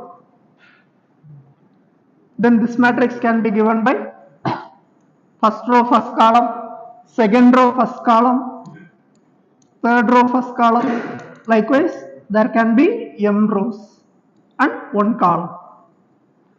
This is column matrix. Square matrix. When row and column numbers are same, that is called square matrix. Number of rows is equal to number of columns. A11. This is a square matrix of order 1. Number of rows is 1, column is also 1. 1 1, 1 2, 2 1, 2 2. Again, 2 rows are there, 2 columns are there. Likewise, 3 rows, 3 columns. These are all square matrix. Next, diagonal matrix. What is a diagonal matrix? Diagonal matrix should also be a square matrix, but this element is called, these values are called leading diagonal elements. This is other diagonal. This is principal diagonal or leading diagonal or main diagonal. All are same. Leading, principal or main diagonals.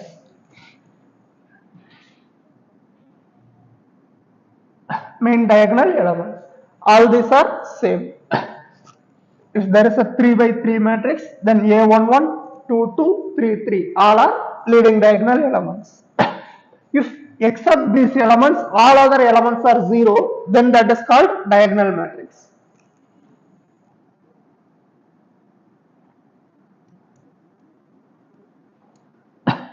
Where sum of this element can be 0 or other, but all other numbers should be 0 except leading diagonal. Matrix of this form are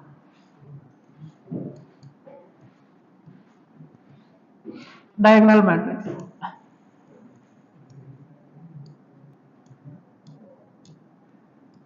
Except main diagonals, all other elements are 0. This is diagonal matrix, where some elements of this can be 0 or otherwise. Next is scalar matrix. Scalar matrix will be a diagonal matrix, but all the elements in the diagonal are same value. All are same value. For example,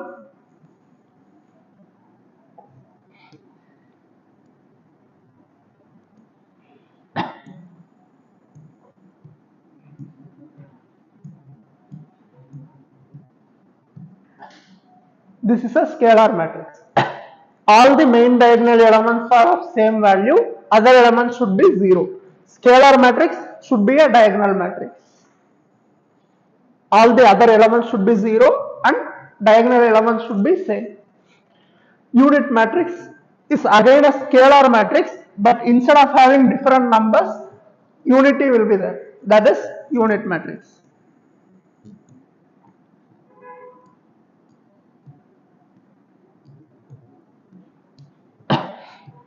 All the diagonal elements are 1, other elements 0. This is a unit matrix. For 2 by 2 matrix, 1 0 0 1. This is a unit matrix. Diagonal elements are 1, other elements are 0.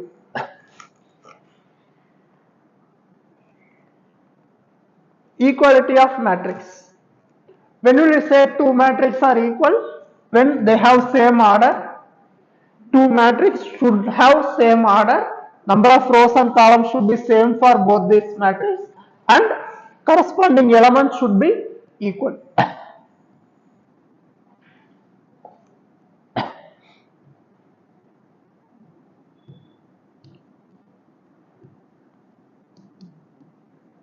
Order should be same. Order of this matrix is 2 by 2. Say this is E, F, G, H, some other numbers. If order is same, and these two matrices are equal, that means corresponding elements, first row, first column. This element should be same as this, which means we will get A is equal to E and B should be equal to F, first row, second column, B should be equal to F, C should be equal to G,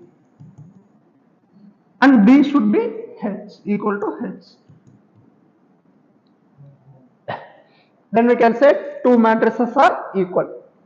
For any number of rows and columns, any matrix, this is the condition.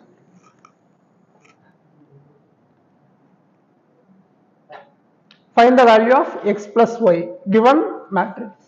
That means here these two matrices are equal. That means first we should check the order. If order of these two matrices is same or not.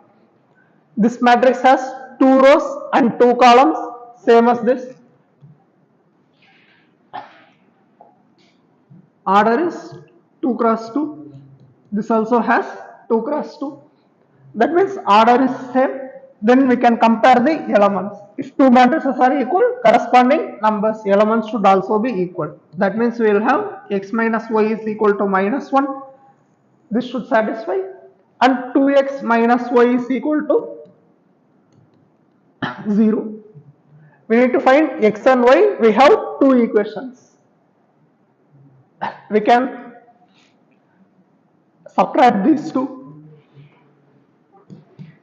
2 minus 1, then we'll have 2x minus x is x, minus y plus y will become 0, 0 minus of minus 1, that is equal to plus 1.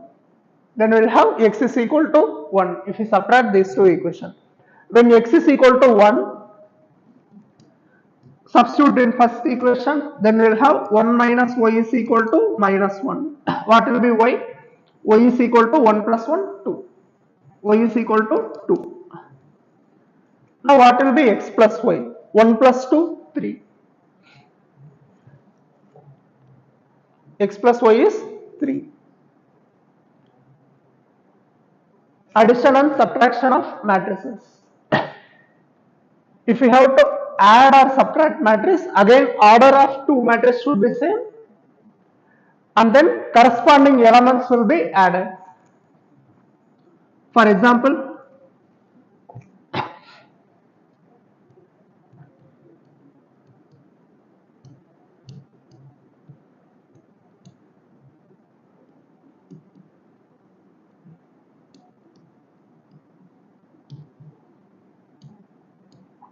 add or subtract with other matrix, say B11, B12. We can't add if order is different for both the matrices. Order should be same. Then this matrix also should have 2 rows and 3 columns, B21, B22 and B23. If we have to add two matrices, this is equal to, we have to add corresponding elements in two matrices. That will be A11 plus B11 plus or minus, if you subtract, minus. Similarly, we can write for others.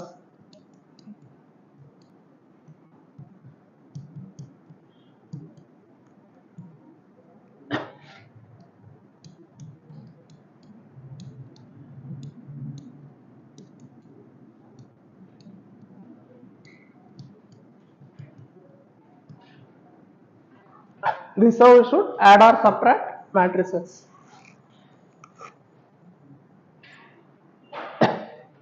If you want to multiply any number with a matrix, then we should multiply all the rows and columns, all the elements in the matrix.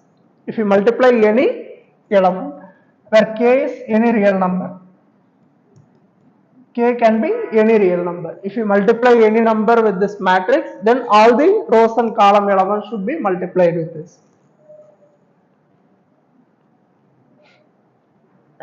Find the matrix A such that this is satisfied. We have B and C matrix, we should find A matrix.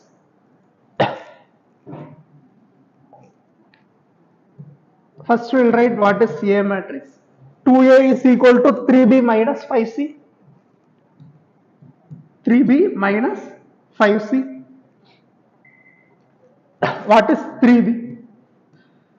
3 times of, we have to multiply this matrix. So 3 will be multiplied in all the elements. 3 into minus 2, minus 6, 6, 0, 9, 3, 12, minus 5c. 5 times c. 10, 0, minus 10, 7 into 5, 35, 5, 30. 35, 5, 30. Now we have to subtract 6 minus 10. Minus 16, 6 minus 0, 0, 0, plus 10, 10, 9 minus 35, 26 minus 3, minus 5, minus 2, 12 minus 30.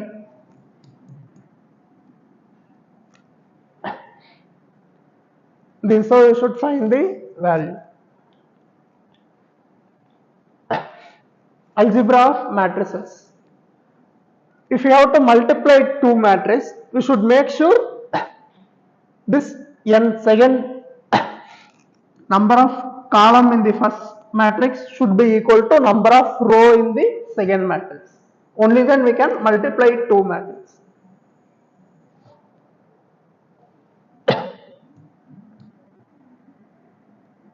For example, matrix A has 2 rows and 3 columns. Then if you have to multiply this with some other matrix, then order of this matrix must have 3 rows first. 3. Column can be any number. Only then we can multiply. And the output of this matrix will be, when we multiply, for first matrix, number of rows should be taken. Say this is some other matrix.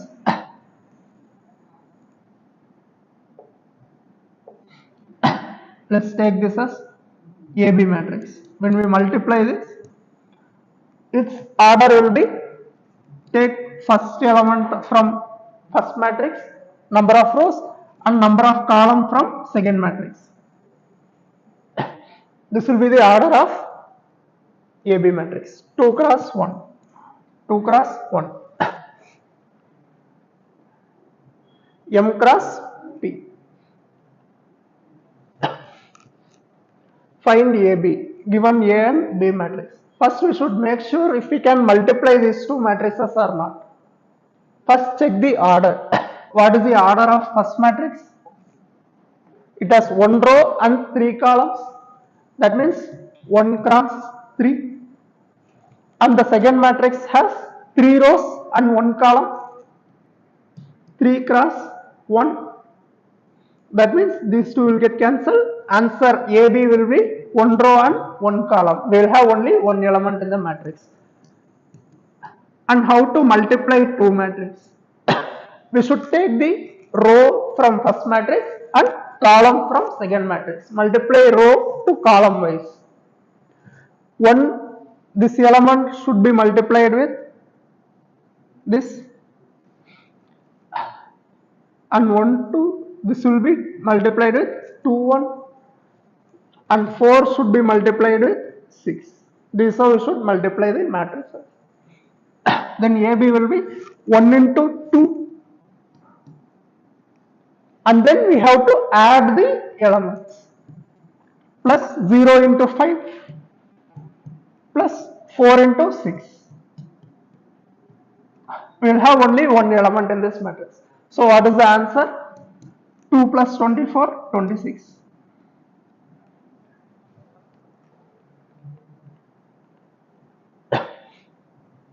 And we should not write just number. For matrix, always use brackets. It does not give a number, and matrix does not have any meaning. It is just a list of elements. 26 in matrix does not mean value 26. Both are different. Given A matrix, we should write We should prove this relation. A cube minus 23a minus 40a equal to 0.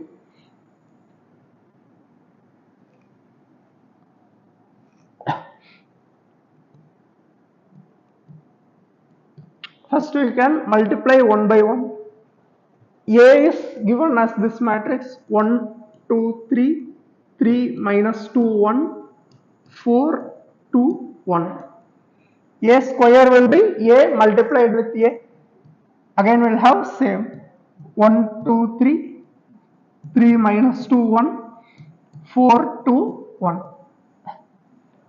What is the answer for this? First element in this will be, first order will be 3 cross 3, 3 cross 3. So order of this matrix output will be 3 cross 3.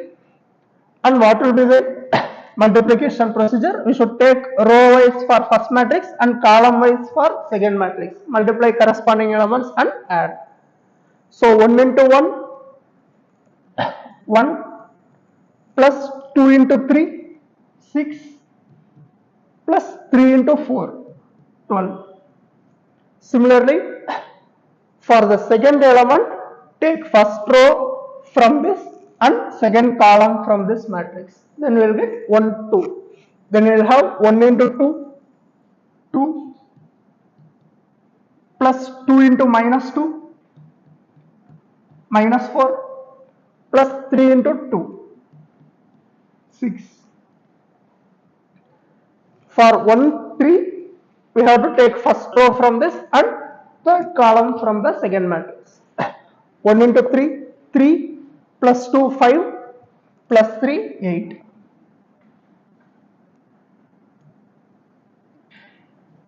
Similarly, we should multiply other matrix. Second row, first column. Then we will get 2, 1. 3 into 1, 3 minus 6 minus 3 plus 4, 3 minus 6 minus 3 plus 4, 1. 3 into 2, 6 plus 4, 10 plus 2, 12.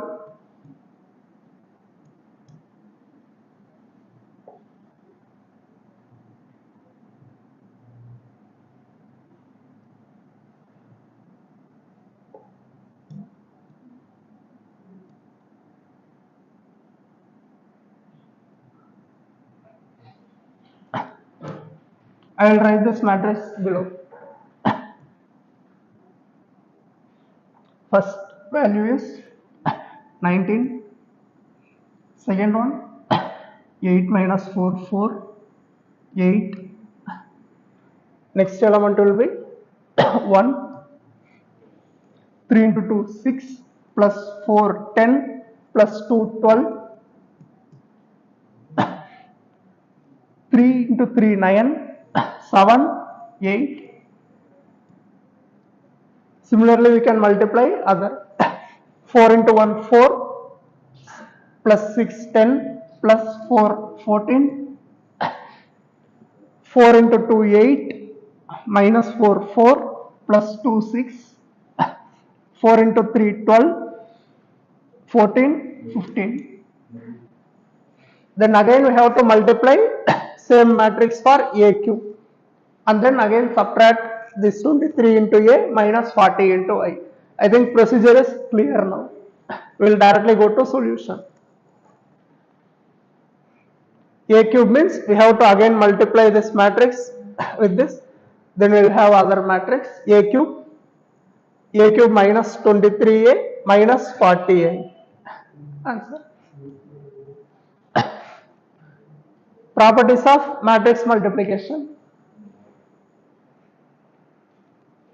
It is not commutative. A into B is not equal to B into A. It is associative. A into B into C. We can multiply in any order as long as this matrix is not changed in the value. And it is distributive. And with identity, if you multiply a matrix, we will get the same matrix. I is unit matrix or identity matrix. Existence of zero matrix. When you multiply two matrices, Answer can be a zero matrix, but still these two matrices may not be zero. It is not like multiplying numbers.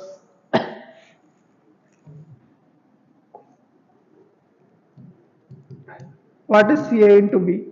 If you multiply this, 0 into 3, 0, 0, 0 into 5, 0, 0. Second row, first column, 0 plus 0, 0, again 0.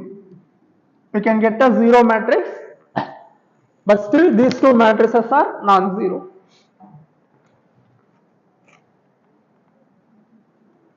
What is transpose of a matrix? Rows and columns are interchanged.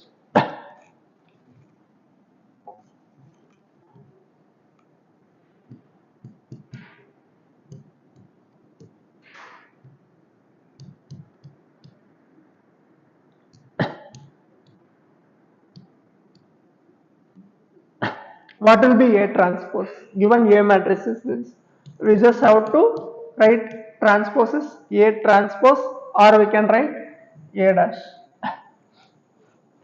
What will be the transpose of this matrix? Change the row and columns. First column will become first row for transpose, then 1, 3, 7.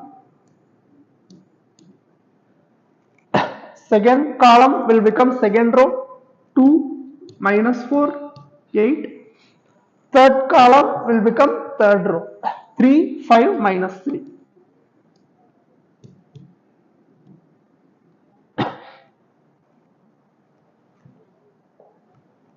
I think this is clear now. Properties of transpose. A transpose whole transpose is same matrix because we are changing rows and columns 2 times. A plus B whole transpose. We can take transpose separately and add Ka whole transpose. We can take K is some constant, real number. We can take K outside and take transpose of this matrix. AB whole transpose. We should be careful with these properties. 4 and first property, when you take multiplication AB whole transpose, then change the order of the matrix first. B transpose into A transpose. Similarly, ABC, if there are n matrices, take the last matrix first, transpose, and then last before, and then the next matrix likewise. A power n whole transpose is A transpose power n. A is given as this matrix and A is equal to A transpose. A transpose is transpose of the matrix. If we interchange, A is given as this matrix. What is A transpose?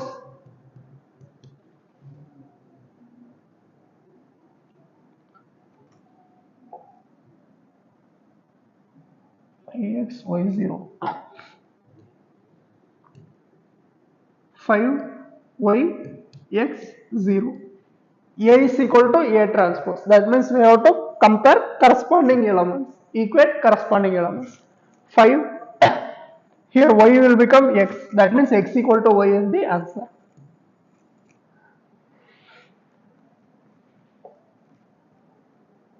Easy questions.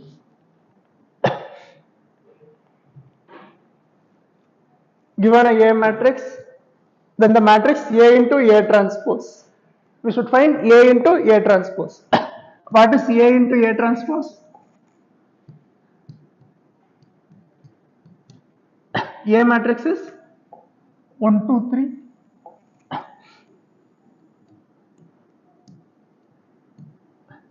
3. A matrix is 1, 2, 3. 1 row, 3 columns. Then what will be A transpose? It will have 3 rows and 1 column. 1, 2, 3. 1 row, 3 columns, 3 rows, 1 column. What will be the output if you multiply? 1 row and 1 column. First row with first column. 1 into 1, 1, plus 4, plus 9. This will be the answer. 9 plus 4, 13 plus 1, 14. This is a matrix. We should not write number. Answer will always be matrix. Product of two matrices is always matrix. Given A plus A transpose equal to I, find the value of alpha. If we add two matrices, A transpose is again, we'll write A plus A transpose is given by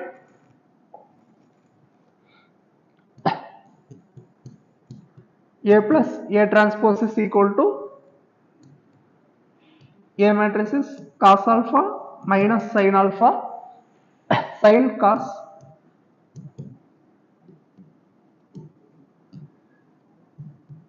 plus A transpose. A transpose is interchange row 1 column cos alpha sin alpha minus sin cos minus sin alpha cos alpha.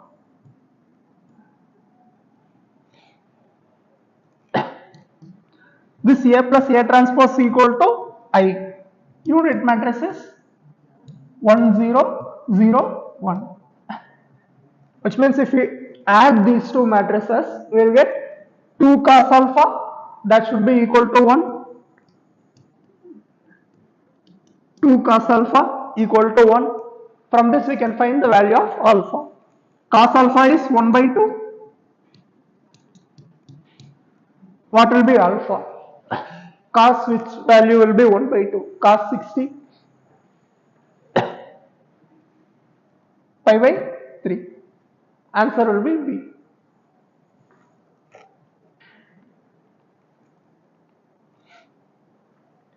Next, symmetric and skew symmetric matrices.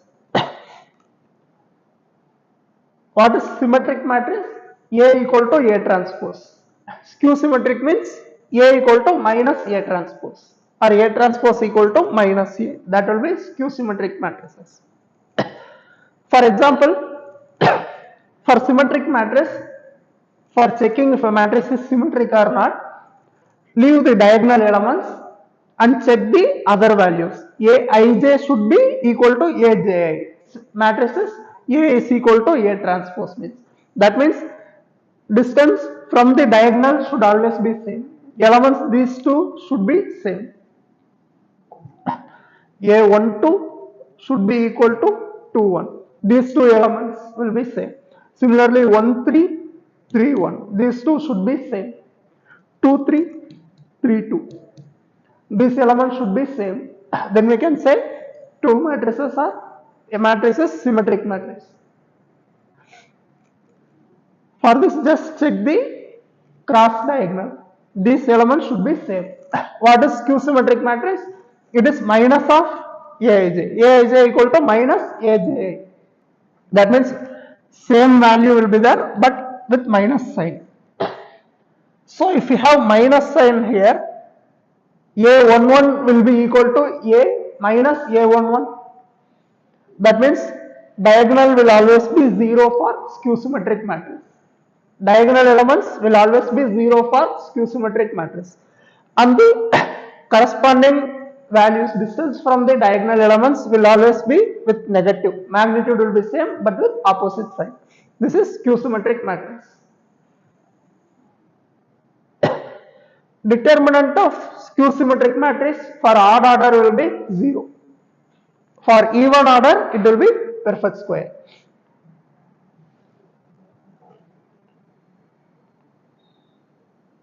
Given a skew symmetric matrix, find the value of A plus B plus C whole square. What do we know? Given as a skew symmetric matrix, that means A22 will be equal to minus A22. Diagonals will always be 0. So first we can write B value is 0. B is equal to 0 since diagonal is 0. And what will be the other value?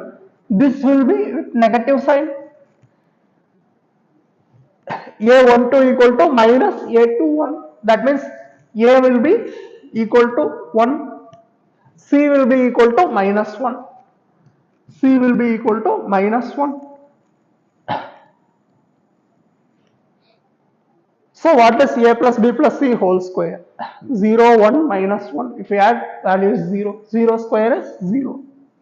Answer is 0. If the matrix is symmetric, find the value of x. What is the condition for symmetric matrix?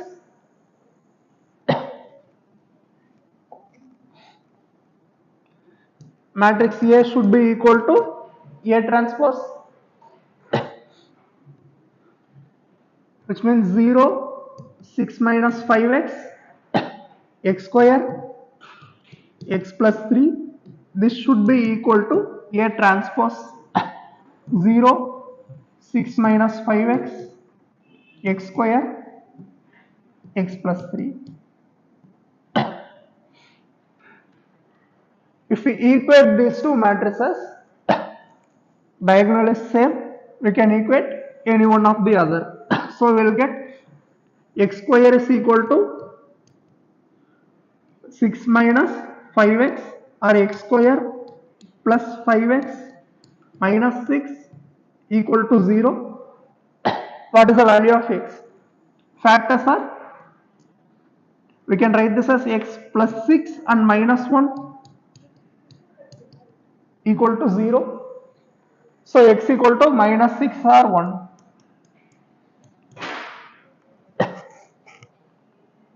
X equal to minus 6 or 1. Verify A plus A transpose and A minus A transpose is symmetric and skew symmetric matrix. Take this as homework, similar to previous. This is a property. Always A plus A transpose will be a symmetric matrix for any matrix. A minus A transpose will be skew symmetric matrix. This is property. Question can be asked like this. Verify. Property, any matrix can be represented as sum of symmetric and skew symmetric matrix. This will be the symmetric matrix and it will be skew symmetric matrix.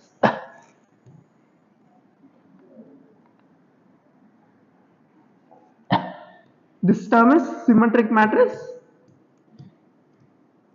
and this will be skew symmetric matrix.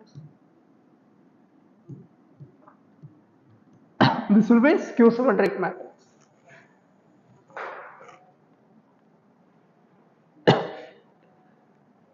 We already know how to do elementary operations in matrices.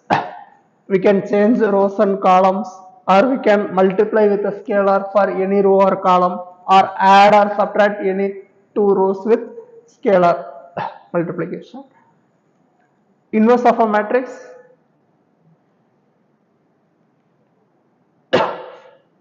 What is inverse? If you multiply two matrices, answer should be identity matrix.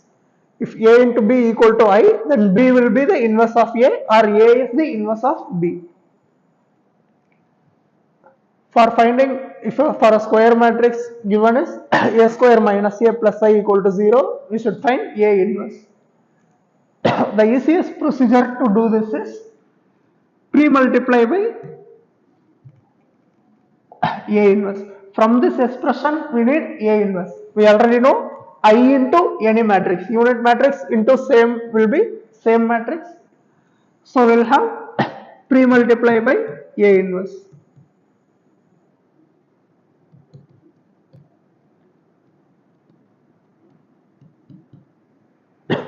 Then what will we get? A square A inverse into A square minus A inverse into A plus A inverse into I equal to A inverse into 0 is 0. 0 is 0 matrix. A inverse into A square, that will be A minus A inverse into A is I. A inverse into I, that will be A inverse equal to 0. From this, what is A inverse? I minus A. I minus A. This will be the answer.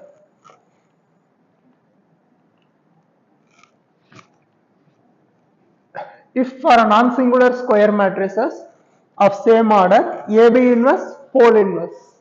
What is the property we know?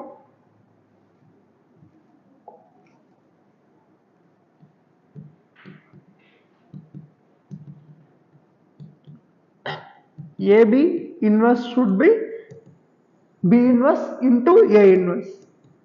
B inverse into A inverse. So what will be A B inverse whole inverse? A B inverse whole inverse. That will be B inverse inverse, that is equal to B into A inverse. B into A inverse. Option C.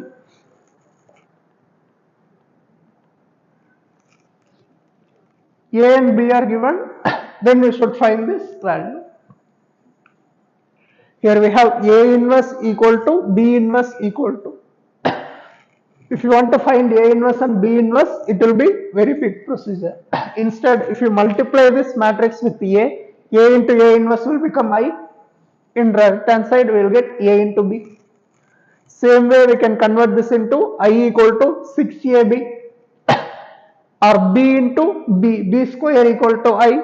Similarly, we can do, instead of finding inverse for such questions, we can try to find A into B. For first two A, B and D options, we can have for all these three options, we can just find A into B, then we will get the answer. That is the easiest way to solve this question. Do you understand? Instead of finding inverse, multiplication is faster. So we will find A into B. What is A into B? 1 minus 1 0 2 3 4 0 1 2. A into B matrix is 2 2 minus 4 minus 4 2 minus 4 2 minus 1 5. What is A into B? 1 into 2 2 plus 4 6 plus 0 6. Next 2 minus 2 0 0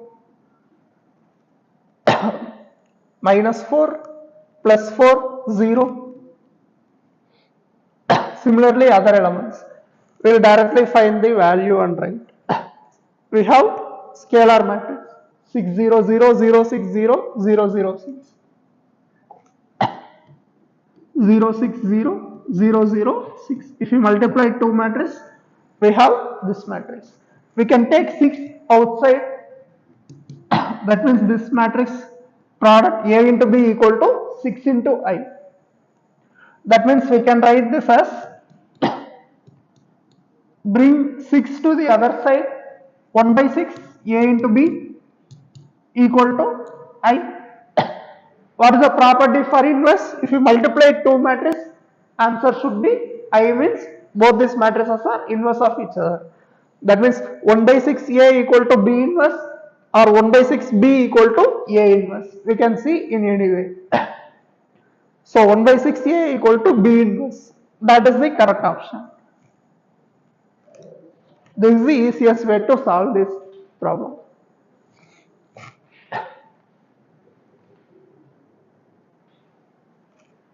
Show that A square minus 5A plus 7I equal to 0. Hence find A inverse.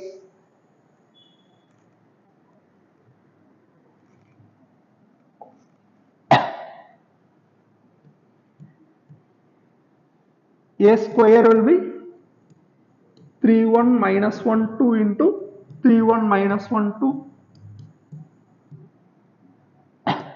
Product is 9 minus 1 8, 3 plus 2 5, minus 3 minus 2 minus 5, minus 1 plus 4 3. A square minus 5A plus 7A.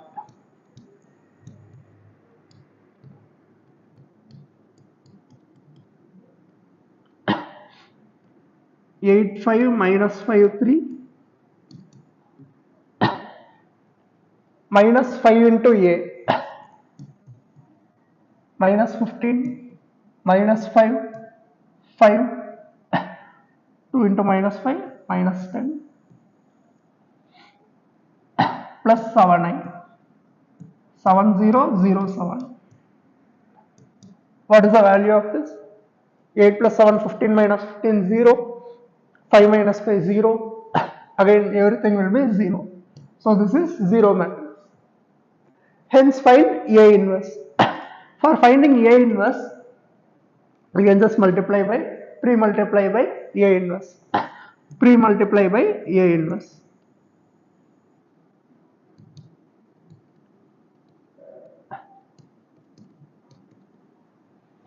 Then we will get A minus 5y plus 7A inverse equal to 0. From this we can write A inverse. 5y minus A divided by 7.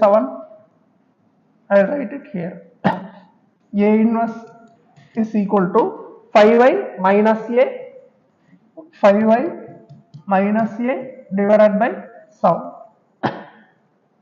Now what will be the value of this? 5 into I means 5 minus 3. 1 by 7 is outside. 2. 0 minus 1. 0 minus of minus 1. 5 minus 2, 3. This will be the answer of A inverse.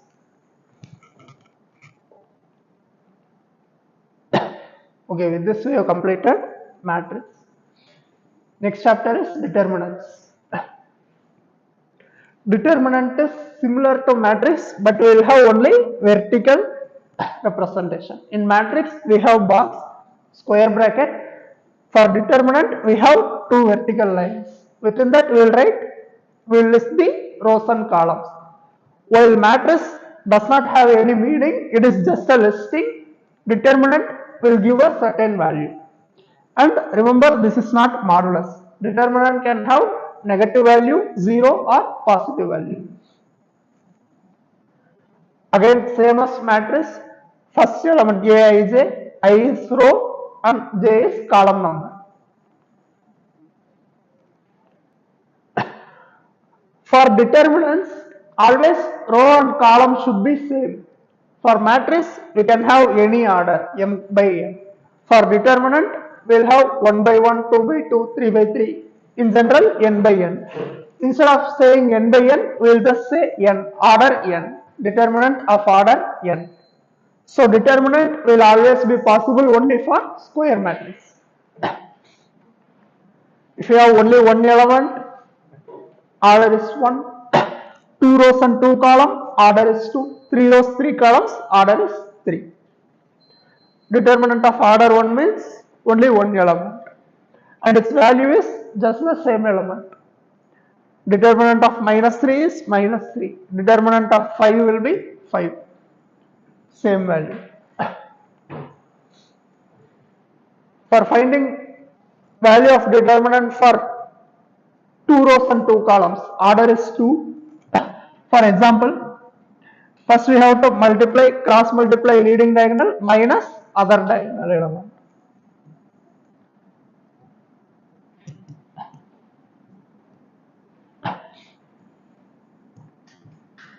For finding determinant value, first we will multiply these two elements. 1 into 7 minus of these two, minus of 5 into 2. So we will have 7 minus 10 minus 3. This will be the answer for value of determinant. Determinant of order 3. For finding determinant of order 3, take any one row or column. For example, if you take first row, consider first element A11 into, leave this row and column. If you take first row, expand distance by first row, take first element 11 and leave that row and column. Remaining will be determinant. Determinant of A2223, 3233. Then for next element, here we have minus. Why is that? Because when we see number, we have to add the row and column number, and if it is even number, take it positive. If it is odd number, take it negative sign. So we'll have 1 plus 2 is 3, odd number, so we'll have minus A12.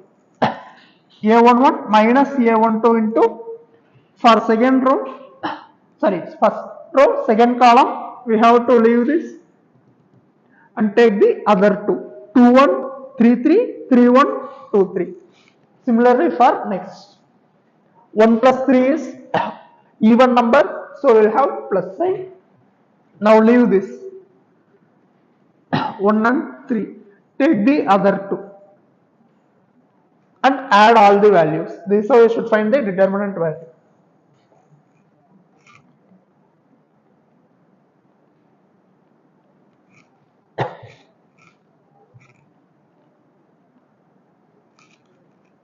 Find the value of determinant. Again, if we can expand by any row or column, procedure is same. If we expand by first row,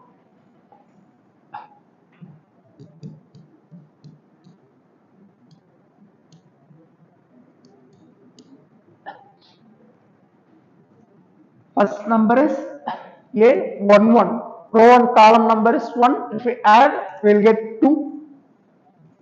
Even number, that means take same sign. Determinant is, we can write determinant as delta or determinant det of A, or just write two vertical lines of A. 2 into, leave these two and multiply the other two. 1 into 1, 1 minus 8. Next will be first row, second column. So it is, number is 3. If we add 1 plus 2, 3. Odd number, take negative sign. Minus of 7 times. Now leave these two. 1 into 1, 1 minus 10. Next will be plus 1 into, now leave these two. First row and third column. 1 into 8, 8 minus 10.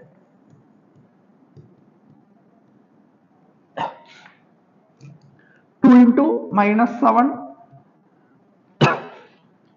1 minus 10 is minus 9 into 7.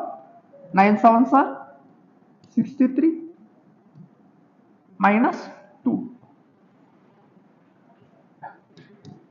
This will be the answer, 47.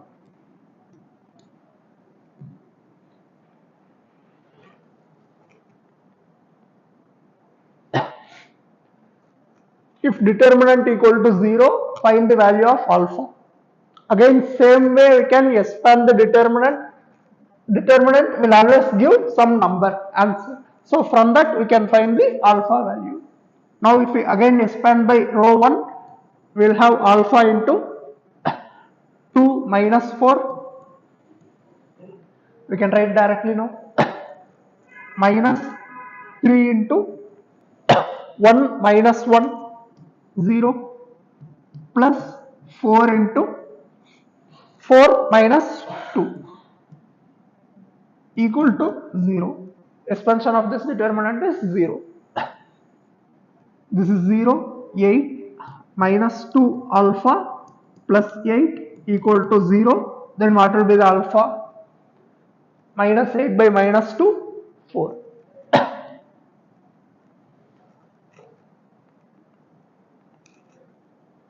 Find the maximum value of this determinant.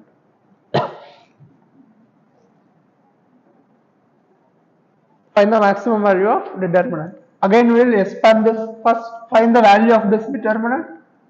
Let this be delta equal to, what is the expansion of this? 1 into, we can take any row or column wise. We will take again expand by row 1.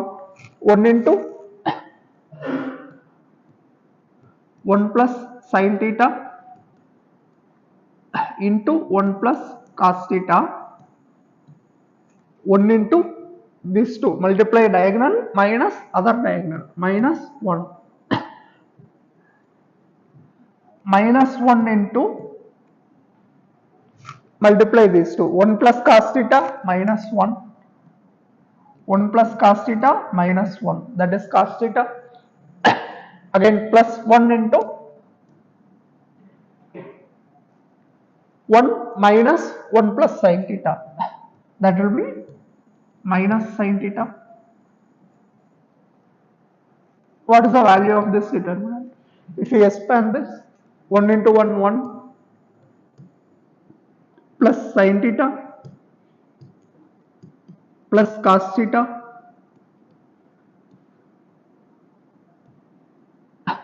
plus sin theta cos theta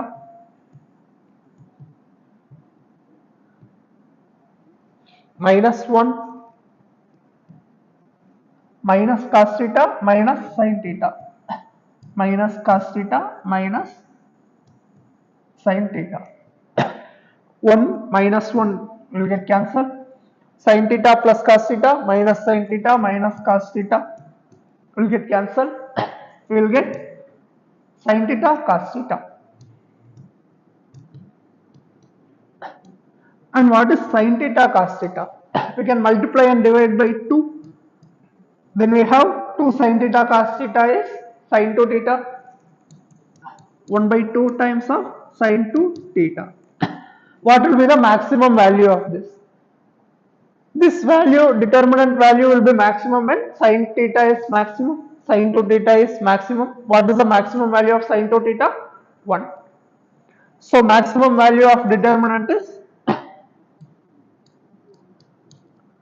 1 by 2 when sin 2 theta becomes 1. What will be the minimum value?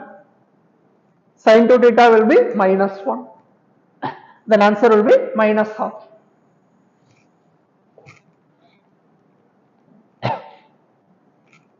Show that the determinant is independent of theta. Again, just expand and see if there is any theta term or not.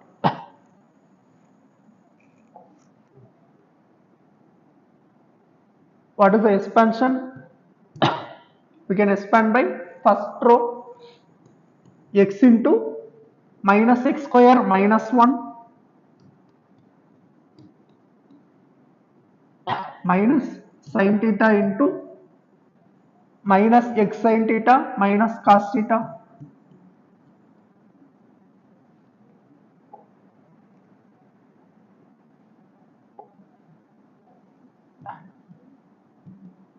minus x sin theta minus cos theta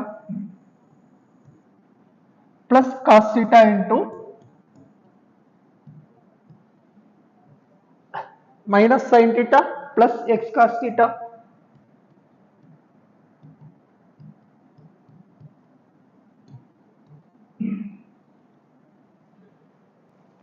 Now what is the expansion of this?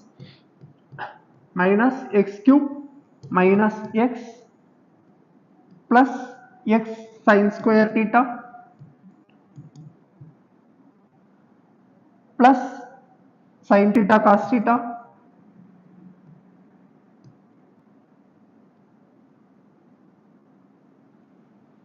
minus sin theta cos theta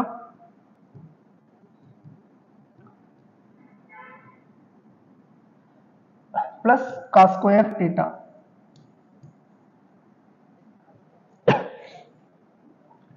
plus sin cos minus sin theta cos theta will get cancelled.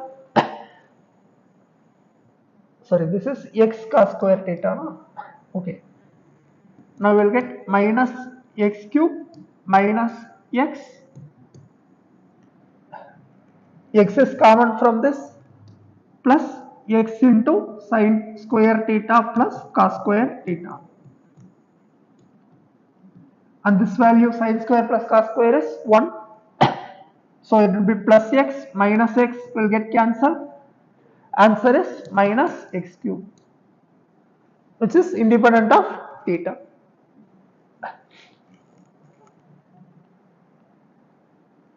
Now properties of determinant. Determinant A is equal to determinant A transpose. Even if we interchange rows and columns, determinant value will be same, because we can expand the determinant either row wise or column wise. We can take any row or column and expand. So answer will be same. If we interchange any two rows or columns, determinant will change its sign.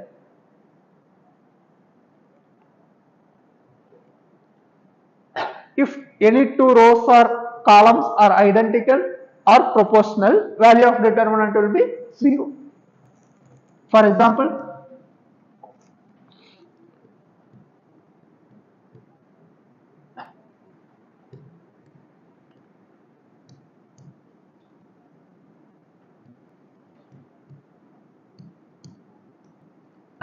if for this determinant two rows are same, that means determinant value will be 0. Let A be this matrix, then determinant of matrix A will be determinant of this, that will be 0.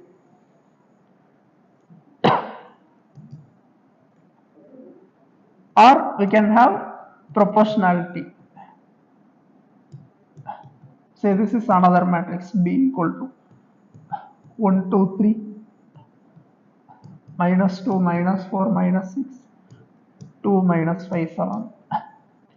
Again, coefficient is proportional. All the elements are proportional between two rows. That means determinant will be 0.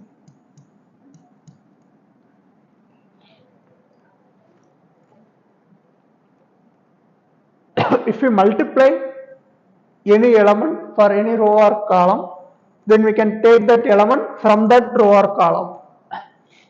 K into A1, if we take K outside, then only from one row or column we can take it out. Not like matrix. For matrix, we can take everything outside from all the elements, all rows and columns, we can take the common element.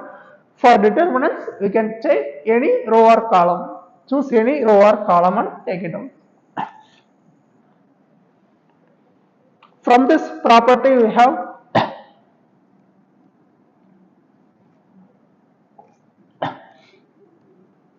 what will be determinant of some matrix K into A. That means if you want to take this K outside the matrix, then we will have to take all this K from all the row. For matrix, that means order of matrix will matter. If matrix is of 3 by 3, then we have to take 3 times K value. That means we will have K into K into K. So that will be K cube into determinant here. So what is the property? Determinant of Ka is equal to K power n into determinant A, where n is order. This will be useful for solving an objective question. Again, we can split determinant into two determinants, sum of determinants. We can take any row or column. If we have in single row or column two separate elements, then we can split into two separate determinants. We can take this in first row and lambda 1, lambda 2, lambda 3 as second determinant for first row. Or we can split in second row or third row. Similarly, we can split column wise. Again, elementary operation will be same as matrix. Some useful formulas. Determinant A into B is determinant A into determinant B. Determinant K is K power n into determinant A. We have already seen this property. If A is a square matrix of order 3 and determinant A equal to 5, then the value of determinant 2A transpose.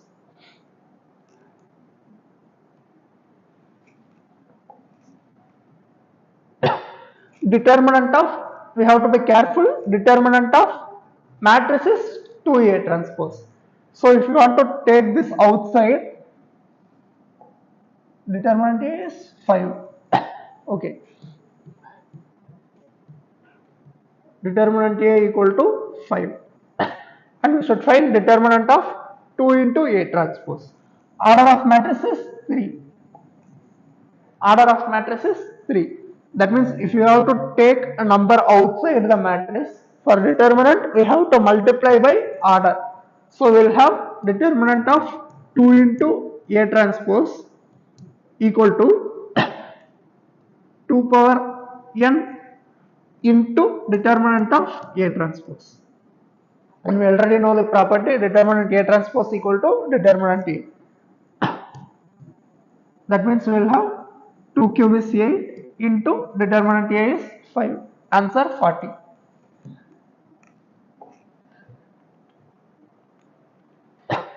A and B are square matrices of order 3. Determinant A and B are given. Find the value of determinant 3AB. Again similar question. Determinant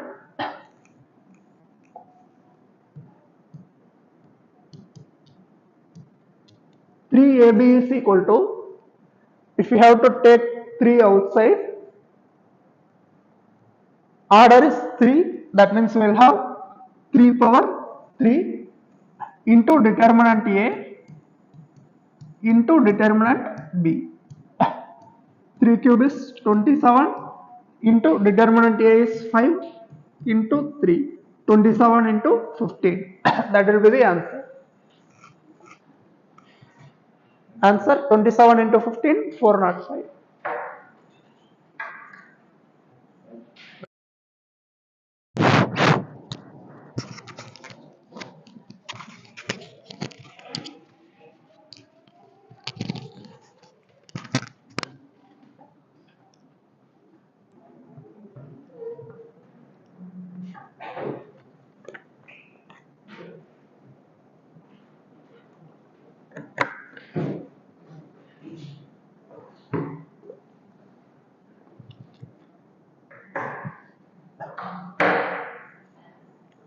A is a square matrix of order 3. A square is equal to 2A.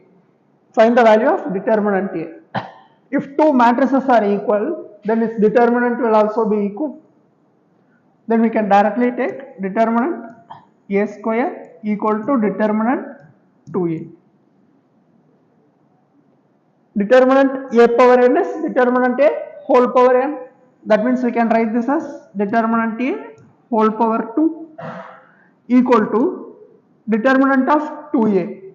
If you want to take 2 outside, then you will get order is 3, then you will get 2 power 3 into determinant A. So determinant A whole square is equal to 8 times determinant A. Then what will be determinant A value? Determinant A into, if we take it to left hand side, we will get determinant A minus 8 equal to 0. That means determinant A equal to 0 or 8. Determinant A equal to 0 or 8. 0 or 8. Area of triangle. Area of triangle with vertices are known means this is the formula for area of triangle. Half times are, just write the coefficients and last column is 1. Expand the determinant. That's it. So what will be the area of this determinant? Sorry, this triangle. Area equal to half times of determinant of, just write the vertices x1, y1, 1, 3, 8, 1, minus 4, 2, 1, 5, 1, 1, 5, 1, 1. And just expand this determinant. 3 into 2 minus 1, 3 into 1, 3, minus of 8 into minus 4, minus 5, minus 9, plus 1 into minus 4, minus 10, minus 14. Just expand this. Answer is this one. Just expansion of determinant. Minor and cofactor. Minor is nothing but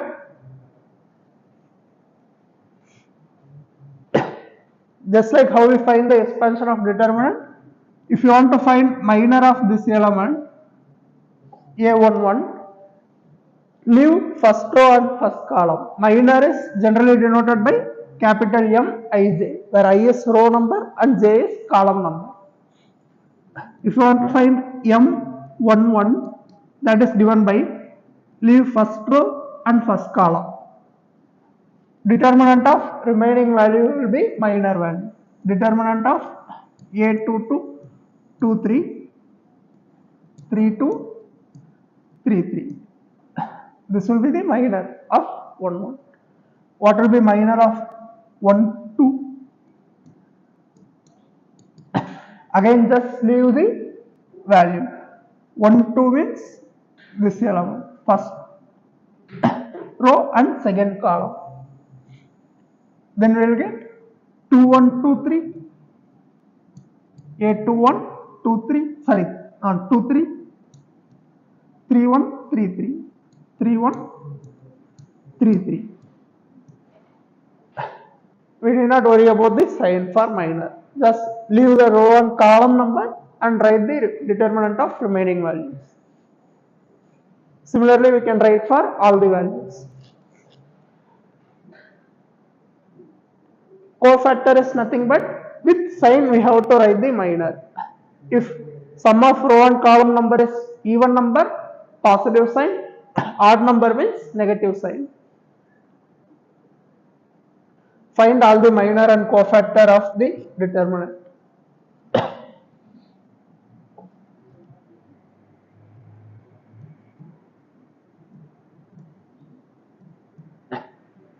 M11, leave first row and first column. Remaining element is 3.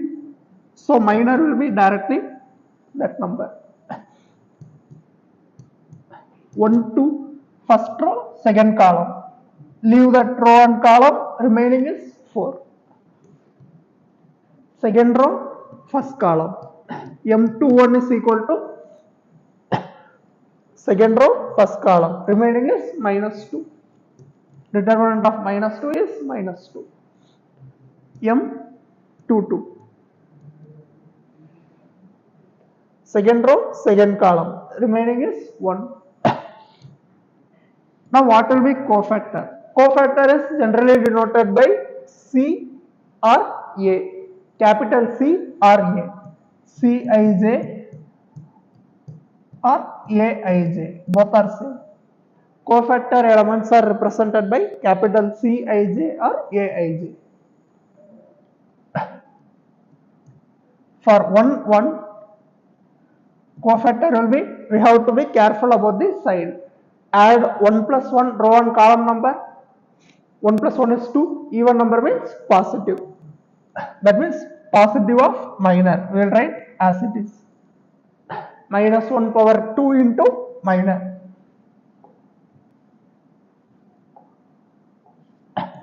-1 power 1 plus 1 into minor 1, 1. Answer is 3. This is how we should find cofactor. Cofactor C12 equal to,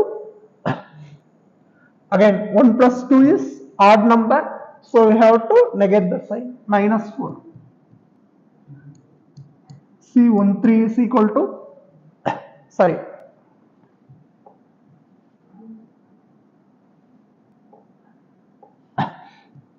(2) is equal to 2 plus 1 is odd number, so change the sign.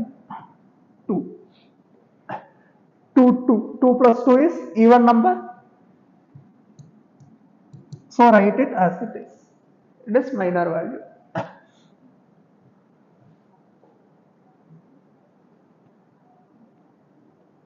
These are the minor and cofactor values. Find the cofactor of element A23. 2, 3 means second row, third column. Cofactor is given by capital A 2, 3.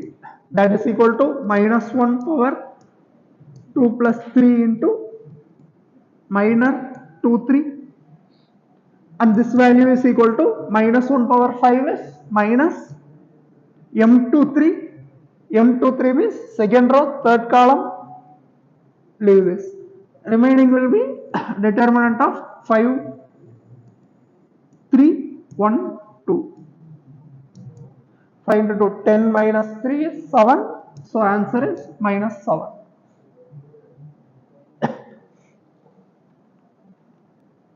Answer is minus 7. Properties of determinants. For cofactor, if you multiply element with the corresponding cofactor, answer will be value of determinant. If you multiply with cofactor of any other row or column, answer will be 0. What does that mean? Take first row, for example, A11 into corresponding cofactor. That will be A11. Capital A means cofactor of element 11 plus A12. We are expanding by first row. First row, second column, cofactor of first row, second column plus A13 and cofactor of that element. We are doing element with corresponding cofactor for a single row or column. Then answer will be determinant of the matrix. Or if we expand by column wise, A11 into A11, first row, first column, first row, first column, first element, then second row, first column, plus second row, first column with corresponding cofactor, again plus third row, first column, corresponding cofactor. This will be equal to value of determinant. We can take any row or column and perform the same operation. Answer will be determinant. If you multiply by some other row or column, answer will be 0. For example, A11 into, take second row, first column. First row, we are expanding by first row, elements of first row and cofactors of second row. A11, A21 plus first row, second column, cofactor of second row, second column plus first row, third column element, cofactor of second row, third column. Answer will be 0. Similarly, we can do for column wise also. Answer will be 0 for this. Questions based on objective type questions can be directly coming from this property. Next, adjoint of matrix. Adjoint is nothing but transpose of cofactor matrix. Adjoint A equal to cofactor matrix transpose. So first we will find the cofactor matrix and take the transpose for adjoint. What is cofactor matrix? Matrix of cofactor Aij. Capital A means cofactor elements. Capital Aij means cofactor matrix. Matrix with elements as cofactors. That is equal to, we can directly write what will be the cofactor matrix for first row, first column, leave first row and first column. Remaining value is 4. For first row, second column, 1 plus 2 is 3. Odd number means minus first row, second column. Remaining element is 1. Second row, first column. Again minus, other element is 3. Second row, second column. 2 plus 2 is 4. So remaining element is 2. This will be the cofactor matrix. What will be the adjoint matrix? Adjoint matrix is cofactor matrix transpose. For transpose, just change the row and column. 4 minus 3 minus 1, 2. This will be adjoint matrix. So what is the observation from this? For the given matrix A, for 2 by 2 matrix, for finding adjoint A, This 4 is nothing but the second row, second column element. We just need to interchange the diagonal elements. And what about this 1 and 3? Sign is changed. So for finding adjoint A, we can directly write change the diagonal elements and change the sign of other elements. That is the adjoint value.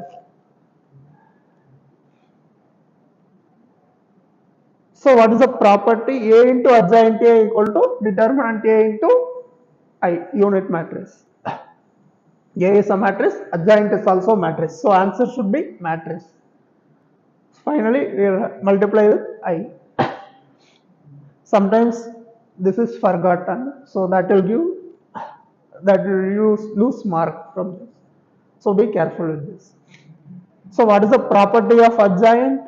We have determinant of adjoint A is equal to determinant A power n minus 1. And adjoint of AB equal to adjoint B into adjoint A, just like how we did for transpose. It is the same, just interchange. Inverse is also same. We have to interchange matrix. If there is 3 matrix,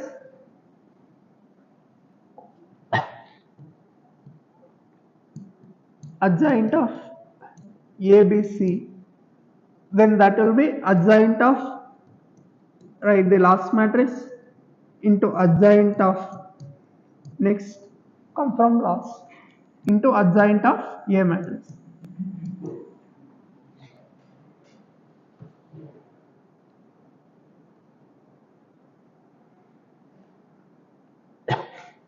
If A matrix is equal to this one, find the value of adjoint A, determinant.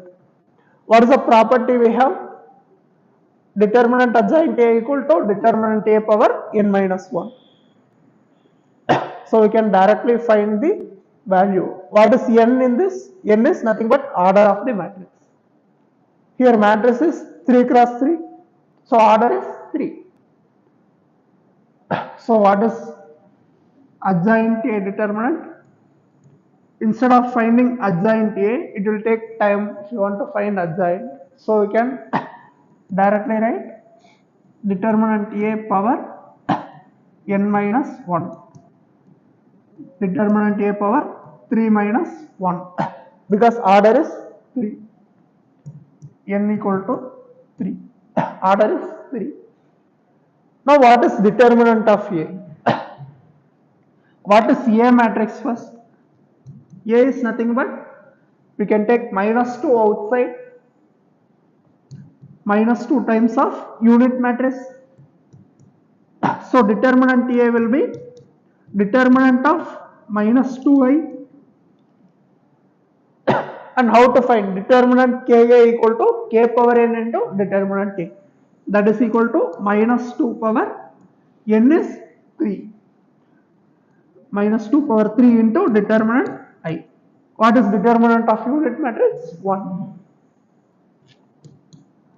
So we will have minus 8 into 1.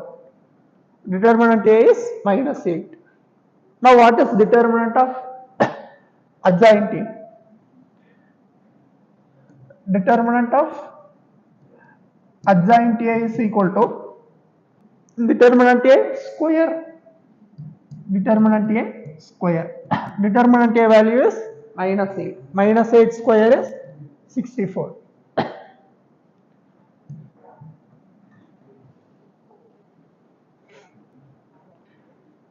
Answer 64.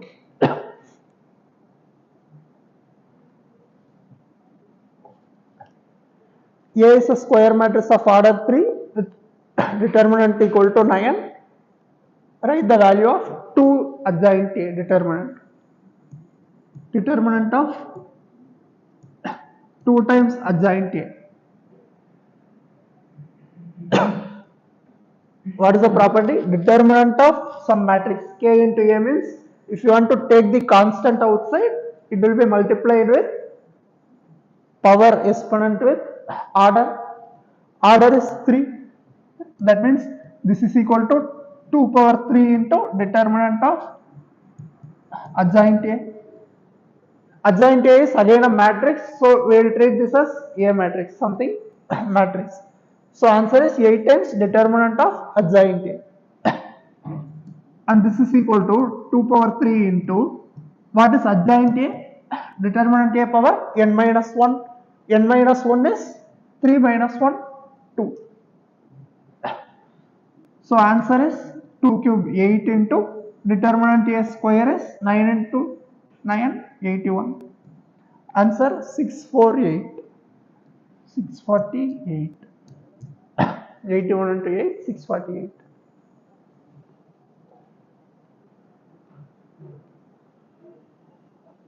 Inverse of a matrix. A inverse equal to 1 by det A at J. It is the formula, very important formula.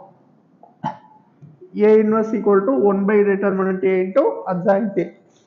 Determinant of A inverse is 1 by determinant of A. We will use this formula for finding inverse of matrix. Determinant, sorry, A inverse equal to 1 by det A at J. Find the inverse of these two matrices.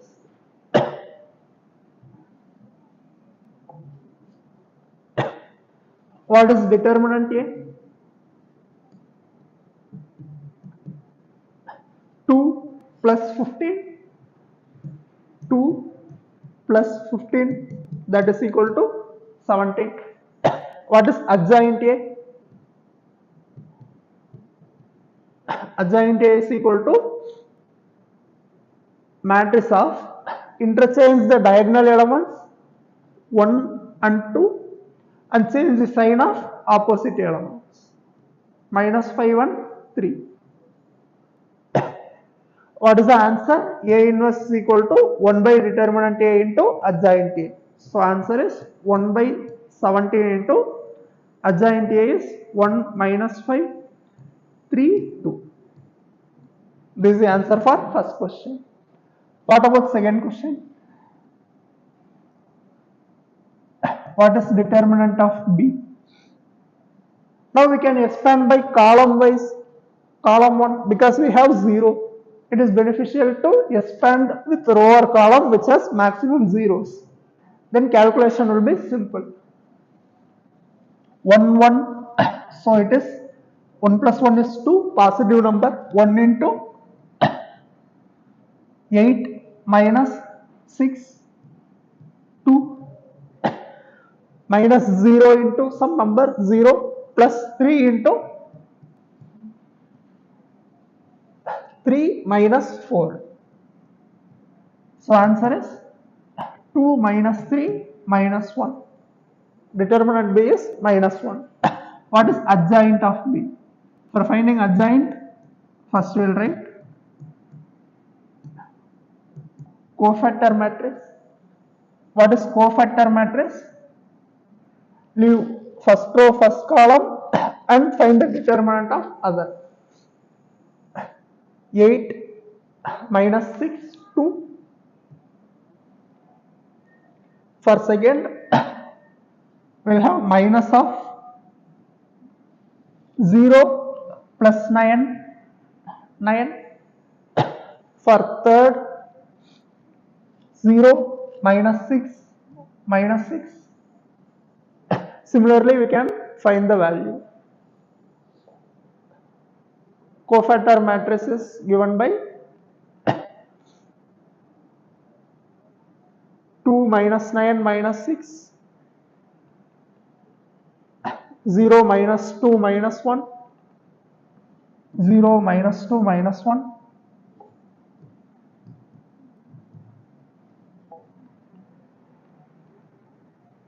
minus 1, 3, 2, minus 1, 3, 2. This is cofactor matrix. Adjoint is transpose of this matrix.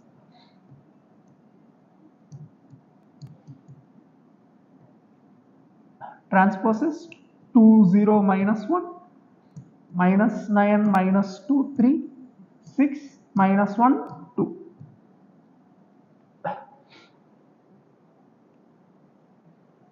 Determinant B, sorry, adjoint B now. B is a adjoint B.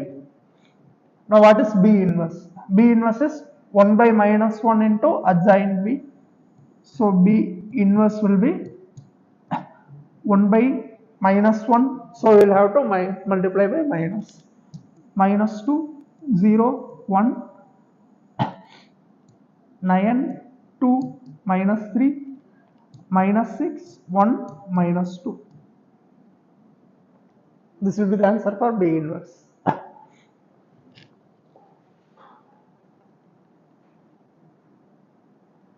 Next, properties of inverse. A inverse whole inverse is same matrix. Determinant of A inverse is 1 by determinant A. We have already seen this property. A transpose whole inverse. We can interchange transpose and inverse. AB whole inverse is B inverse A inverse. For 3 matrices, again we will use the same. So for adjoint, transpose as well as inverse, property remains same. This property is same. Find AB whole inverse. Given A and B inverse. What is AB whole inverse? B inverse into A inverse. B inverse into A inverse. We already know B inverse. So what is A inverse? Can we write directly? B inverse is 3, 1, 5, 2. A inverse is 1 by determinant A into adjoint A. First we will write adjoint A.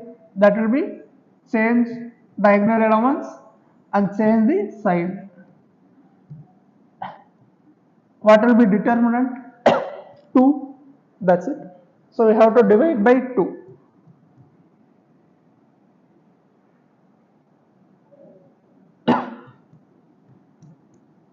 One by 2 of 3 into 2 6 plus 4 10, 0 plus 1 10 plus 8, 0 plus 2. So answer is 9, 5, 9, 1 by 2, 1.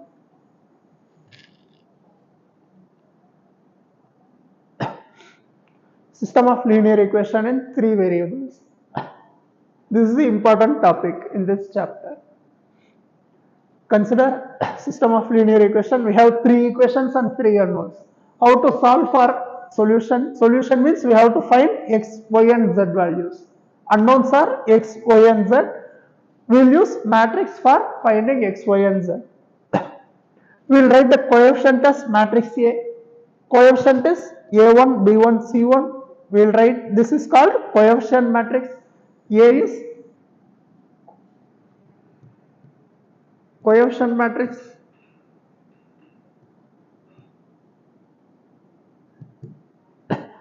X is unknowns, x, y and z.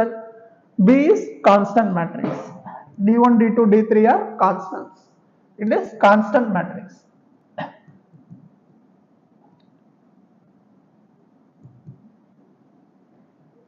System of linear equation Ax equal to B. We can write this equation in product of matrix form like this. Then A1 into x plus B1y plus C1z. First equation we will get. Similarly, A2x plus B2y plus C2z. Second equation. A3x B3y plus C3z equal to D3. Third equation. Equal to constant. Now what is this? A into x equal to B. For finding unknowns, if we multiply by A inverse on both sides, A inverse into A is identity, I into x is x. On the right hand side we will have A inverse into B. X equal to A inverse B. Consistency of linear equation, that means solutions. Consistency means how many solutions are possible for equation. I will write the inverse formula first.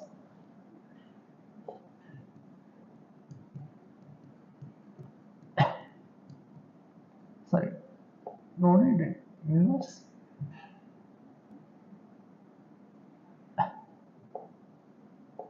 What is the relation we have? X equal to A inverse B.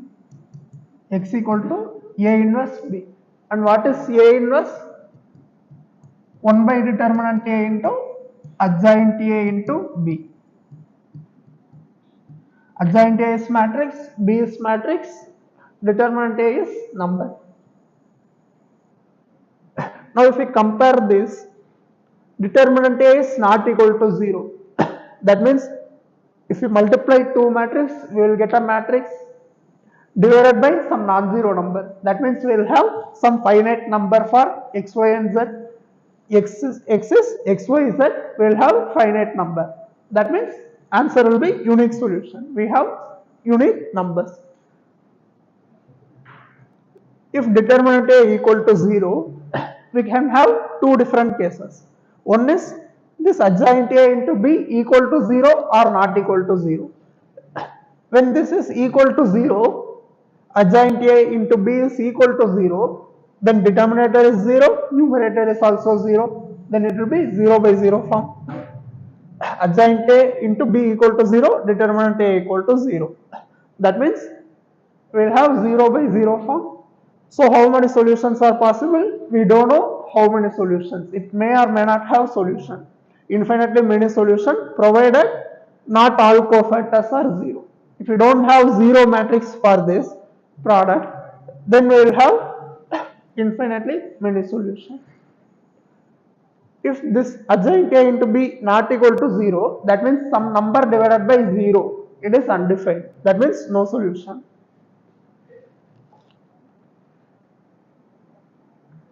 Solve the following system of equation by matrix method.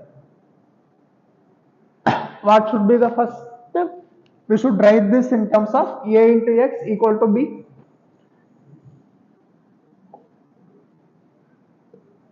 Write in terms of A into X equal to B. What is A? Matrix of coefficients. 1, minus 1, 2, 2, minus 1, 3, 3, 2, minus 1, 3, 2, minus 1. This is A matrix.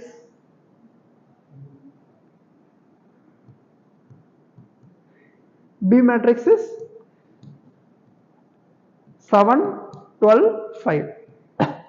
What is the answer? X equal to A inverse into B. X is equal to A inverse into B.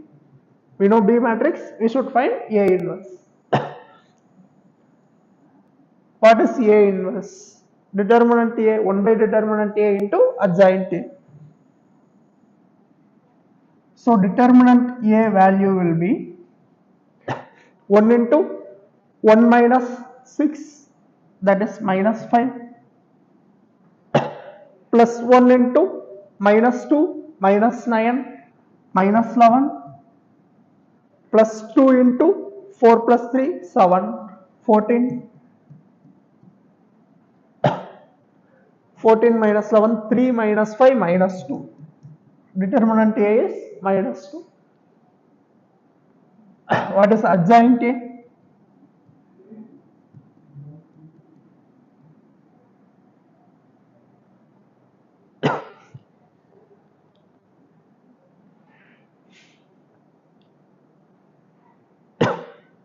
Adjoint A is minus 5, 3, minus 1,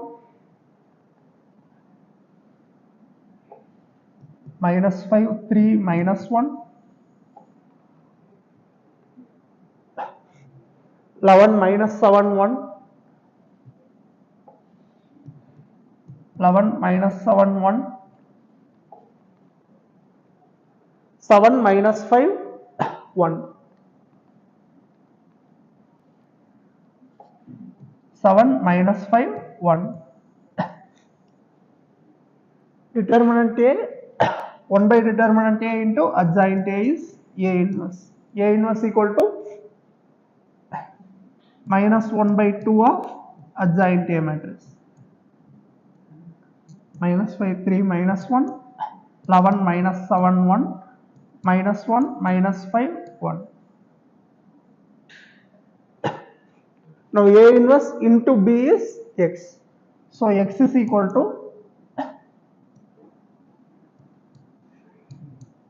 minus 5 by 2 minus 3 by 2 plus 1 by 2 minus 11 by 2 plus 7 by 2 plus minus 1 by 2 plus 1 by 2 plus 5 by 2 and minus 1 by 2 into B matrix 7, 12, 5. So if you multiply, that is the answer.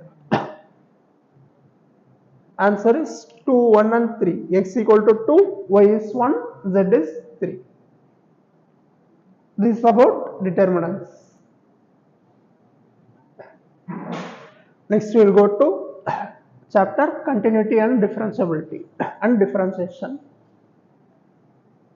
What is continuity?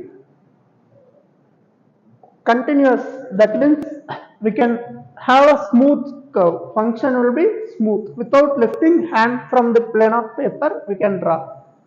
Any line that can be drawn without lifting hand. If you lift, then it is discontinuous. So without lifting hand from paper, if you can draw any line, any curve, that will be continuous curve. We can have curve like this. We can have any curve. If you lift the hand, then it is discontinuous. This is about continuity. So what is the condition for a curve to be continuous, for a function to be continuous? When you approach from left hand side, value should be same. When you approach from right hand side also, value of the function should be same. And the function should be defined at this point. If function is somewhere defined and curve is like this is discontinuous curve because we lift the hand from the paper. So for continuous functions, left hand limit should be equal to right hand limit as well as function value should be equal. That is the condition for continuity. Limit x tends to say some value a, f of x should be equal to f of a. This is the condition for continuity of function. Function is continuous if it is continuous at every point in its domain. Function is said to be continuous, yes. Without lifting pen from the paper, we can draw the line. What is the condition? Limit x tends to c f of x equal to f of c. What will be the continuity at n points? Suppose we are drawing a graph like this. At n points means at this point.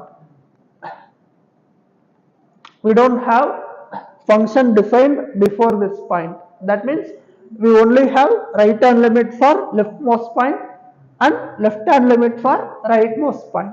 That means at n points, what is the condition? Function should be defined at this point as well as we have to just check one limit, either right hand or left hand depending on the place. That will be, then we can say function is continuous.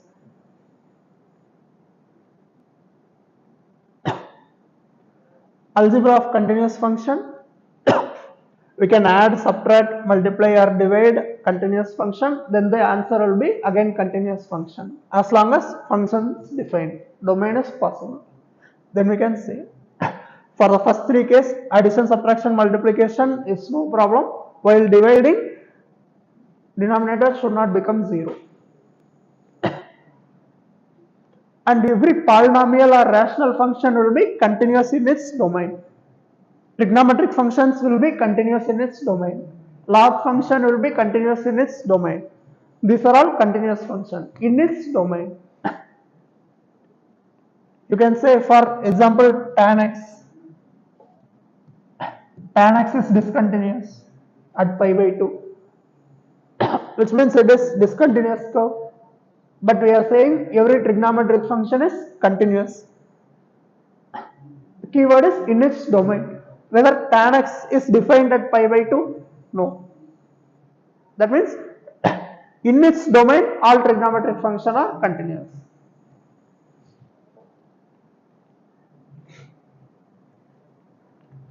Question: f of x equal to box of x. greatest integer function of x. What is greatest integer function? It is the greatest integer less than or equal to x. We should check continuity of this function at these points. Greatest integer less than or equal to x. So if you want to check continuity at 1, what will be left hand limit? What is the condition for continuous function? Limit should be equal to function value. First we should check if the limits are same. What will be left hand limit?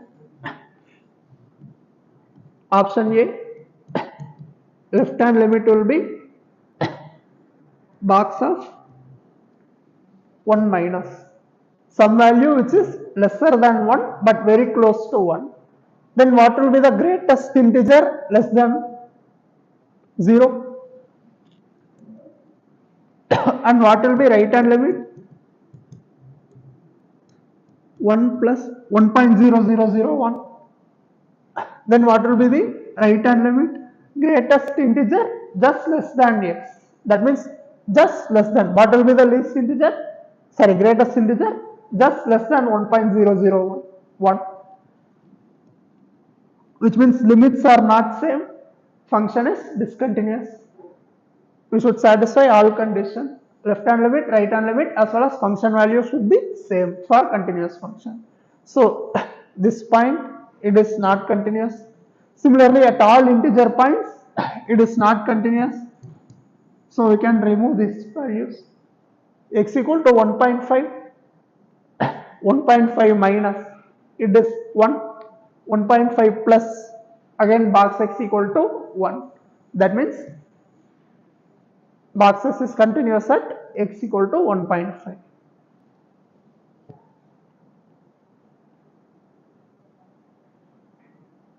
With the function f of x equal to 3x minus 8 this given, find the value of k. What is the condition for function to be continuous? Limit should be equal to function value. What is the function value? Left hand limit equal to right hand limit. We can either equate limit or function value. We can just say this function will be continuous if this value function value is f of 5, this should be equal to f of 5 plus right hand limit at x equal to 5. If both the values are equal, then we can say function is continuous. F of 5 minus equal to f of 5 equal to f of 5 plus. This is left hand limit, function value and right hand limit. So if we equate to function changes its nature at 5, up to 5 we have 3x minus 8. That means this is already continuous function, linear function, so we can take it as it is continuous. This is again in second function is constant, so it will also be continuous. Only at one point where there is break we have to check the continuity of the function. So what will be the condition we can use? F of 5 equal to f of 5 plus. Then we will have f of 5, substitute x equal to 5, 3 into 5 minus 8 equal to f of 5 plus. That is 2k. It is constant, no x value. Then we will get 15 minus 8 is 7 divided by 2 equal to k. So answer is option B, 7 by 2.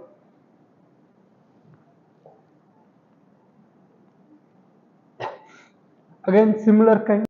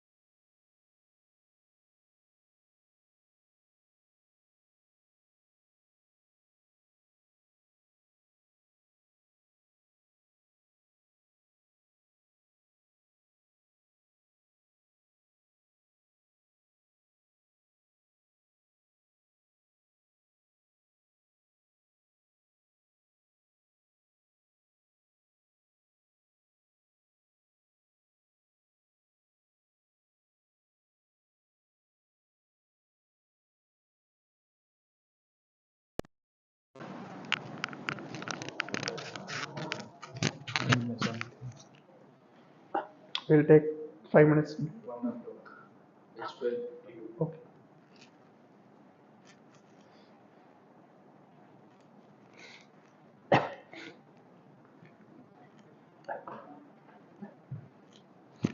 Okay, what is derivative? It is nothing but unit tangent with finite slope. Keywords are unit tangent and finite slope. That means we can't have two tangents at a point. Two or more tangents can be drawn at a single point, and the slope of tangent should be finite. For example, we will consider different curves and see if derivative is possible or not.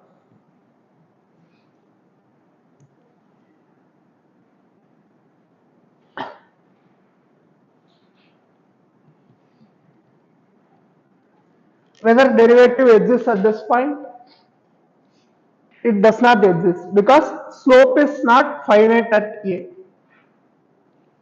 Slope approaches infinity. What is slope? Tan theta. Infinity. That means slope is undefined. It is not a finite slope. That means derivative does not exist at A.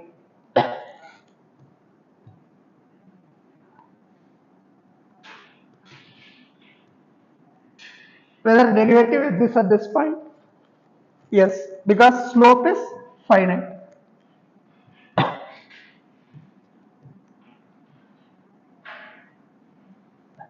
Whether derivative exists at this point? What is derivative? Unit tangent should be drawn. At this point, we have two different lines meeting. That means tangent is not unique. We have different slopes for both sides. So tangent is not unique. That means it is not differentiable at this point. In short, if slope approaches infinity, function is not differentiable, or if there is any sharp points or kinks, function is non-differentiable.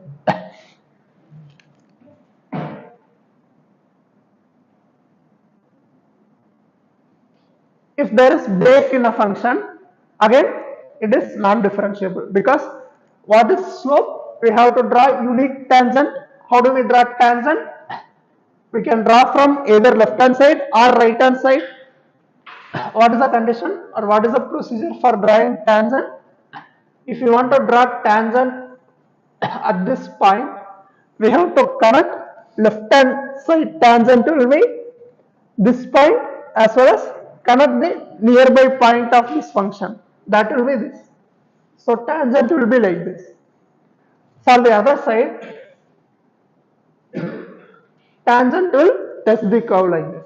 This is right hand derivative or right hand side tangent, and this will be left hand side tangent or derivative.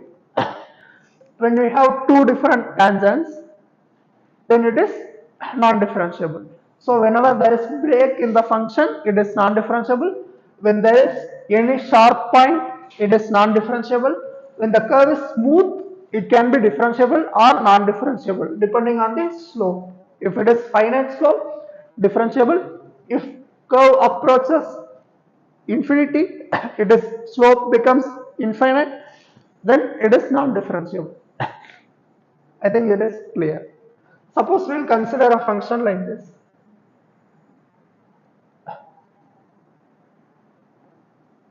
Here this function is oscillating like this. That means we don't have any finite slope. It is non-differentiable. I hope it is clear. And what is derivative? It is nothing but the slope of tangent. Derivative is nothing but slope of the tangent. Whatever is tan theta. Slope is nothing but tan theta. So that is derivative. It is given by d by dx of f of x or y dash d of y f dash of x. We can have in any form. Derivative is expressed in these forms.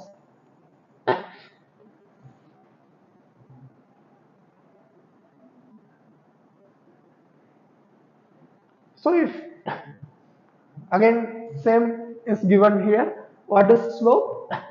Value and its nearby point is some h. Limit x h tends to 0 means it is nearby point, and this value. Finite slope means we will have this condition. It is given as derivative by first principle method. Here left hand derivative equal to right hand derivative. We already seen with graph. What does it mean? Again, for a function to be differentiable, it must be continuous. Here we can see from these examples, if a function is differentiable, that means it can have either this form, either function can be like this, or we can have this form. No, that is it. Or any smooth curve. Function can be any smooth curve. Then it is differentiable.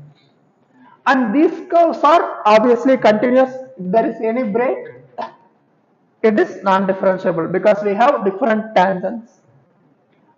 So for a function to be differentiable, it must be continuous. That is the first step. But if a function is continuous, whether it is differentiable or not, it need not be, because this is continuous, but it is not differentiable because we have different tangents. Here it is again continuous, but slope is approaching infinity, so it is not differentiable. So continuity does not mean differentiability, but differentiable function means it should be continuous.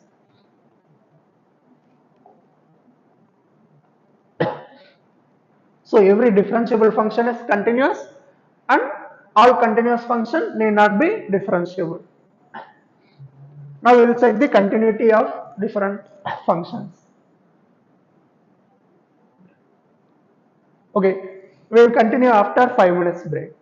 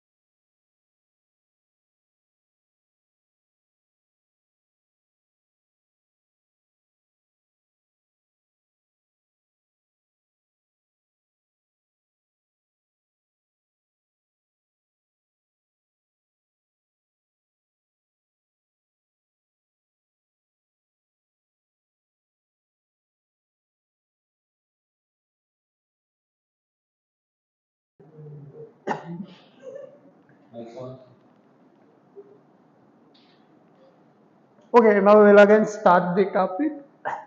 We'll start with this question. Function f of x equal to modulus x is continuous and differentiable. We have to check the continuity as well as differentiability of this function. Easiest way is to use graphs, but we will first do theoretical and then go to graphs.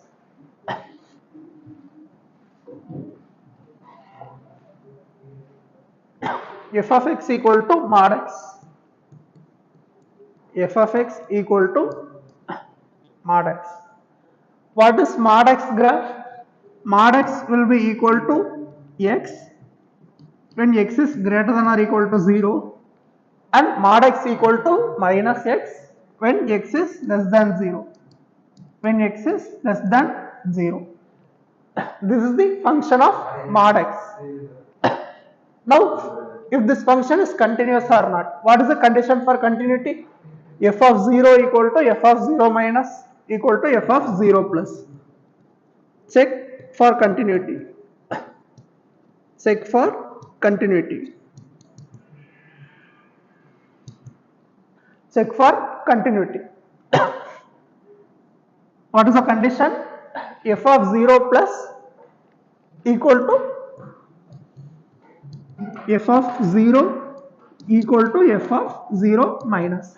This is the condition for continuity. Feeling fresh? Feeling fresh? Cold. F of 0 plus equal to f of 0 equal to f of 0 minus. Based on this condition, we can equate 2 and find the value of this. What is f of 0? X equal to 0 means f of 0 is 0. F of 0 plus again 0. F of 0 minus is equal to 0. This value will be same value.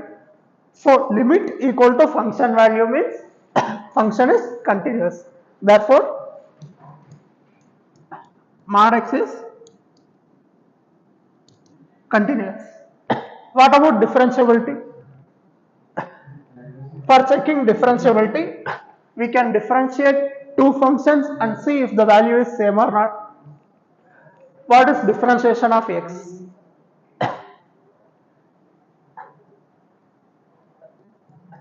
Right hand derivative equal to differentiation of x, that is equal to 1. Left hand derivative equal to differentiation of minus x, that is equal to minus 1. So if derivatives are not equal, that means function is non-differentiable because we have two different slopes. Derivative means slope, we already said. So for two different slopes, that means we have two different tangent equations. So function is non-differentiable. This is one way. So mod x is continuous but not differentiable at x equal to 0. Continuous everywhere but differentiable everywhere except at x equal to 0. Option C is the correct answer.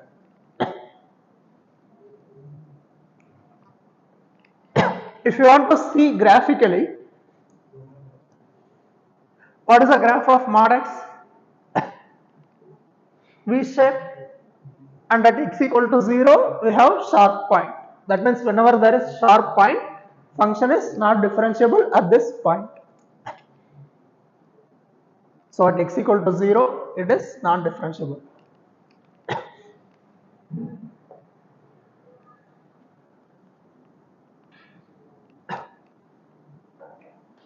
Next question.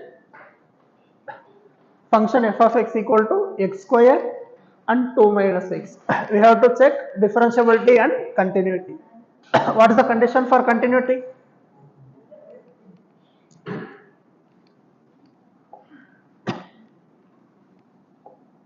X square for x less than 1.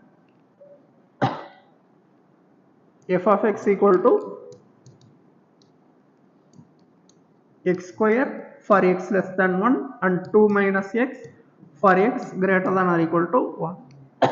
What is the condition for continuity?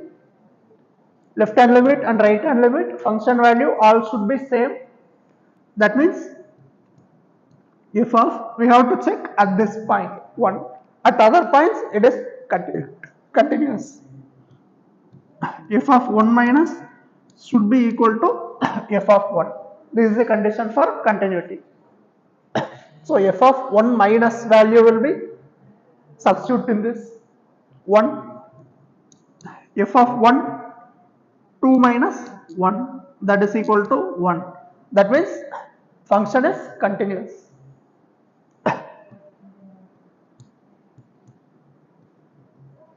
This is continuous. And what about differentiability? For checking differentiability, tangent should be same. What is the tangent f dash of x?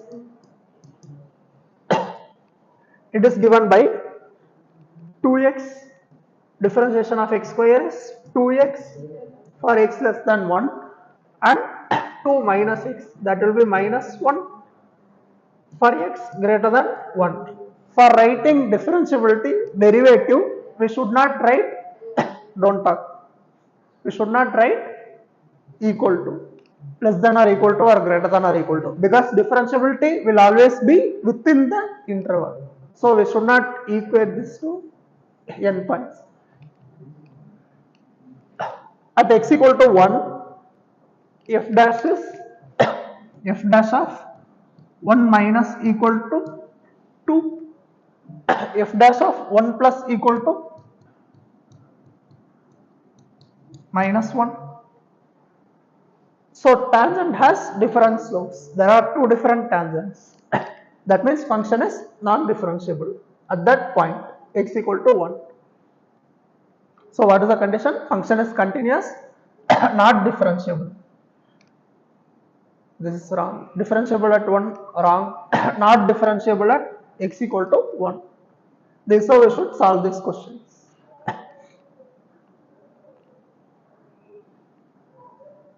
Function is not differentiable at x equal to 1. Now we will see some differentiation formulas which are commonly used. Differentiation of constant 0, differentiation of x 1. What is differentiation of ax? A constant will be in front. Differentiation of x power n, x power n, n x power n minus 1. Differentiation of 1 by x, again this is same as x power n formula, minus 1 by x square. Differentiation of root x. These two are only from this formula, but it is useful to remember this. We can directly write the answers. Differentiation of 1 by x is minus 1 by x square, and differentiation of root x is 1 by 2 root x.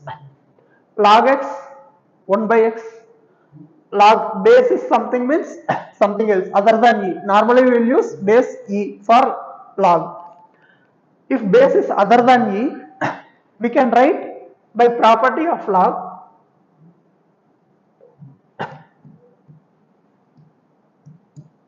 log x base a is equal to, we can write log x by log a with some other base. This base can be e or something else, but base should be same for both these values. By this property we will have log a will be in denominator, log x differentiation is 1 by x. So answer will be 1 by x log a. Differentiation of a power x into log a. E power x, and trigonometric functions which are commonly known. Sin x, cos x differentiation minus sin x, tan secant square, cot minus cosecant square, secant tan, cosecant minus cosecant cot. Whenever there is co, value will be negative. Differentiation of cos x minus, differentiation of cot minus cosecant square, differentiation of cosecant minus cosecant cot. At other values it will be positive. And inverse trigonometric functions. Sin inverse x 1 by root of 1 minus x square. Cos inverse, just change the sign, it will be same. Tan inverse 1 by 1 plus x square. This is important formula. And sin inverse is important. Trigonometric values are important. Especially sin and cos are frequently used. As well as we will use these formulas while doing integration problems. So these are important formulas. Other than that, basic formulas are all necessary to know. Cot inverse, change the sign, secant inverse and cosecant inverse. We don't normally use this formula, but anyway it is useful to know.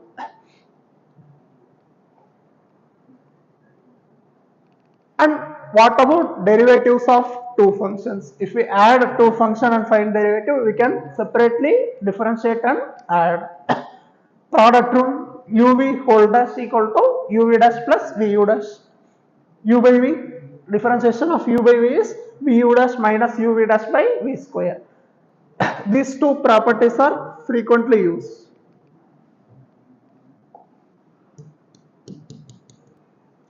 Product rule and quotient rule are frequently used for solving. And what is derivative of composite functions? If we have product of different functions, for example, let's take an example, differentiate say sine of x square. If you want to differentiate this, sine will be taken as first function v dv by dt, that is differentiation of sine, and t will be x square. So we have to differentiate successively. That will be chain rule. Chain rule of differentiation means we have to differentiate successively from left to right. How to differentiate this? First will be, let's take this value as sin t, x square equal to t. Let t equal to x square. That means we have d by dx of sin t. Variable is different than differentiation. So dx differential coefficient is different and variable is different. So we have to make this t in denominator first. What does this dx represent? It is a small change in x value. Dx means it is a small change in x value. And when we have single power for dx, that means it represents a physical quantity. What does that mean? That means we can divide or multiply, do some arithmetic operations for dx. When there is dx square or d cube x, something like that, we can't do that. That does not represent a physical quantity. So for this, we can divide dt and multiply dt. That means we can write this as d by dt of sin t into dt by dx. This is given as chain rule formula. d by dt, that is dv by dt into dt by dx. That is chain rule. I think it is clear now. Similarly, if we have multiple composition, then we can successively differentiate.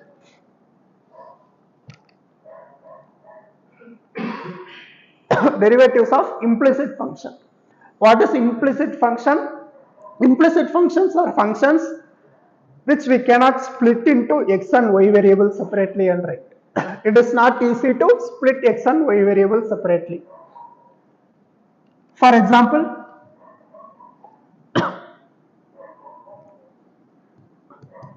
say y square equal to sin xy. We can't write x variable separately and y variable separately for this. Such functions are called implicit function. Or say y square equal to x square plus y. Again, this is not an implicit function because we can separate x and y variables separately. This is implicit function. We can't split easily x and y variables and write. This is explicit function. It is not implicit function. Why? Because we can write y square minus y equal to x square, write separately x and y terms. This is not implicit function, which is called explicit function. Now, how to differentiate implicit functions? It is again same as using chain rule. We will use this property for differentiation of implicit function. We will do with some examples. 2023 question. We have to find dy by dx given x square plus y square whole square equal to x into y. This is not an explicit function. We can't write x and y terms separately. So for solving such question, we will just differentiate normally. That is one way, or take log and differentiate. That is another way. Whichever is comfortable, easier way, we can do that. For this question, we will differentiate directly. Then what will we get? X square plus y square whole square. This is like some x square. What is the differentiation of x square? 2x. So answer will be 2 times of x square plus y square into differentiation of whatever value is inside. That will be differentiation of x square is 2x plus differentiation of y square 2y dy by dx. This is equal to x into y. Differentiation is, again we will use product rule of differentiation. Differentiation of uv dash plus vu dash. X into dy by dx, u into v dash plus v into u dash. Y into differentiation of x is 1. Now simplify. Write dy by dx equal to remaining terms. We can multiply this. 2 is common from this. So we can take 2 outside. 4 times of, we will have x into x square plus y square, or we can write multiply and write.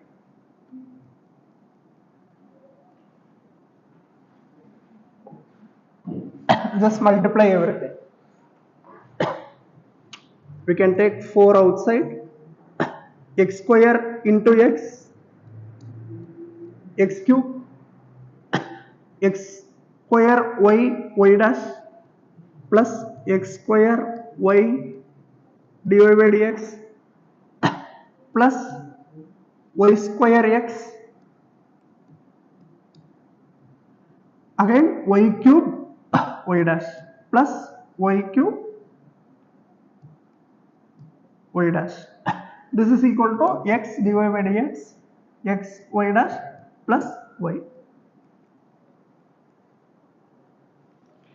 Now group y dash terms separately and other terms separately.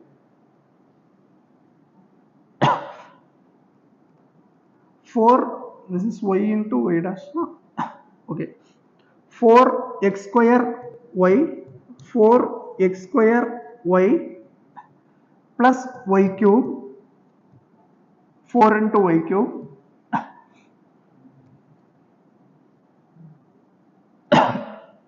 again we have taken these two terms, minus x into y dash.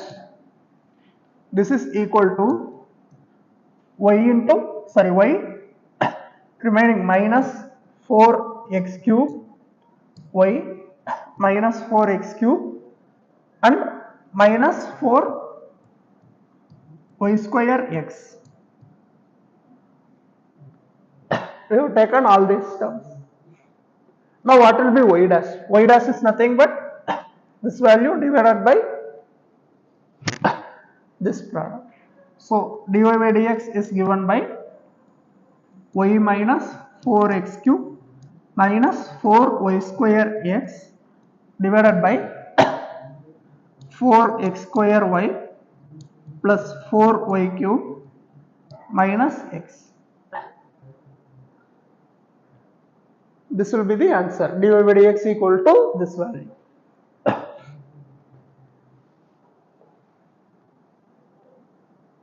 This will be dy by dx.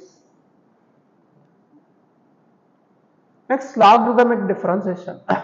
We will use log for differentiation. That means take log on both sides and then differentiate whenever function is rational form and has higher powers or rational powers. For example, x minus 3 power 2 by 3 into Example, say any value.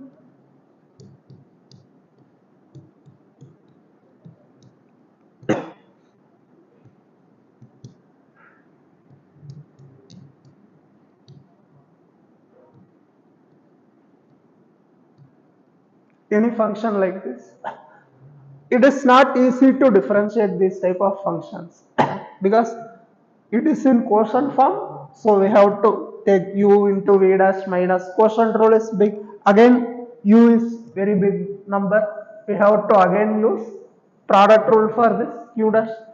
It is a very big quantity. For solving such problems, it is convenient to take log on both sides.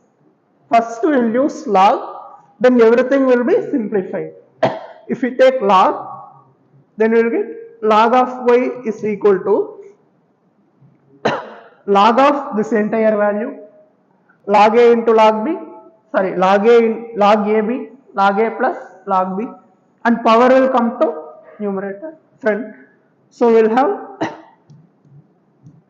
5 by 7 log of x plus 4 plus 2 log of x minus 3, denominator will be minus 2 by 5 log of x minus 5. This will be easier to differentiate now. Log x terms, it is easy to differentiate log x. We already know, and front is constant value. So for such questions, when power is big and rational terms, we will use logarithmic differentiation. Or when we have higher powers, for example, y equal to x power x or x power sin x. When functions are like this, we will use logarithm. Then we will get log y is equal to x log x. Then this value will become product rule, easy to differentiate. In both these cases, we will use log. Okay, e power y minus x equal to y power x, we should prove this. By looking at the question, we have powers, so it is convenient to use log. That should be our approach. Initial thought process should be like that. So take log.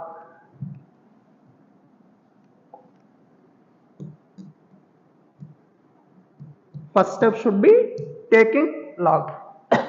What will be the value then? Y minus x log e, y minus x log e equal to x log y. Log e is 1, so this will get cancelled. And now differentiate. Differentiation will be y dash minus 1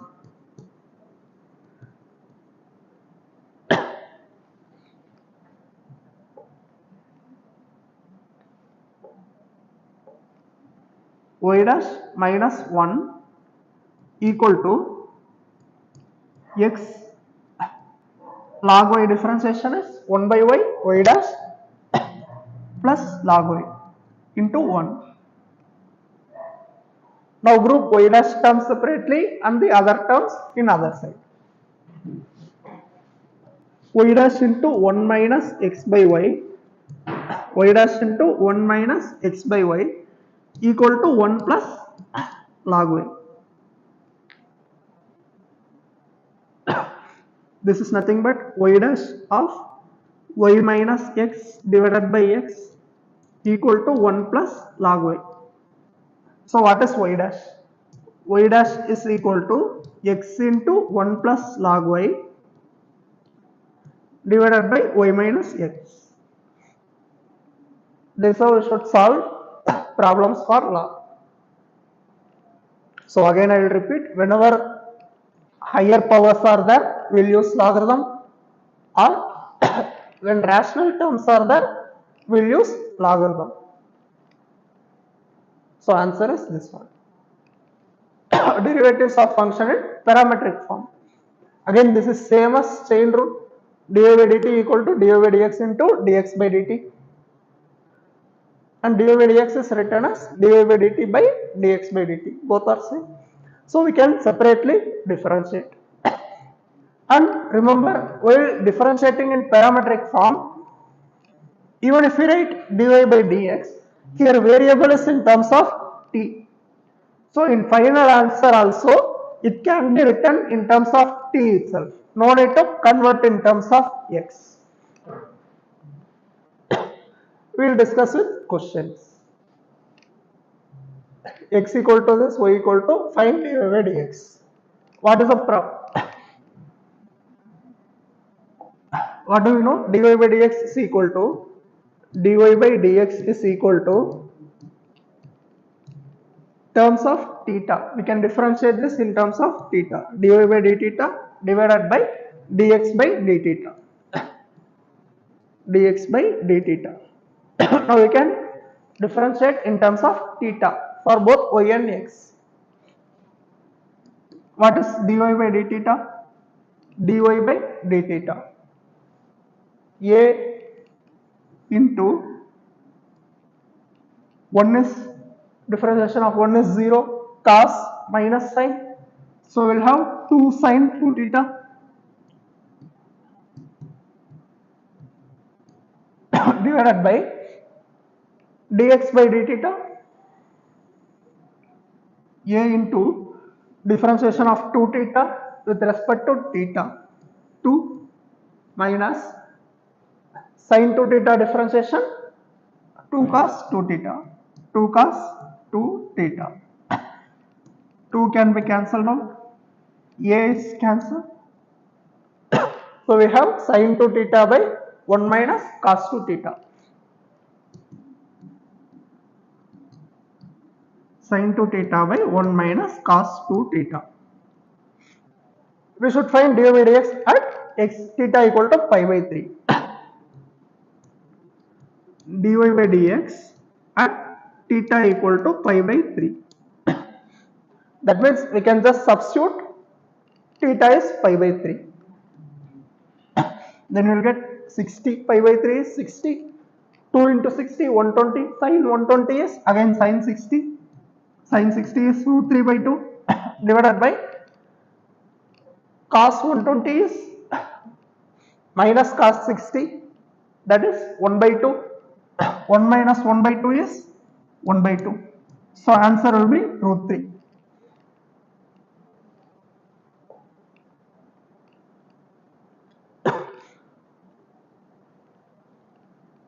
Next one, find dy by dx at theta equal to pi by 3.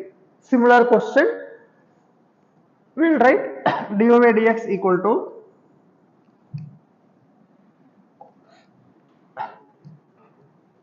dy by dx equal to dy by d theta divided by dx by d theta.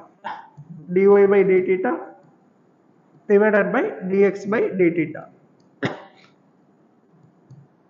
And what is dy by d theta?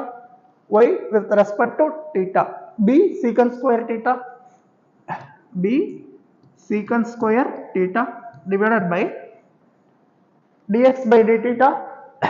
A secant theta differentiation is secant theta tan theta. Secant is 1 by cos, tan is sin by cos. Then we will have b by a sin theta. And we should find at theta equal to pi by 3. So dy by dx at theta equal to pi by 3. Theta pi by 3 means sin 60 is root 3 by 2. So we will have 2b by root 3a.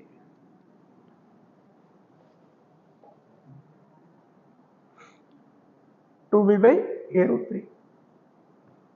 Next, how to differentiate higher order derivatives. It is same as differentiation of normal functions. Thus we have to differentiate successively. With questions we can see d square x by dt square. First we will differentiate once dx by dt.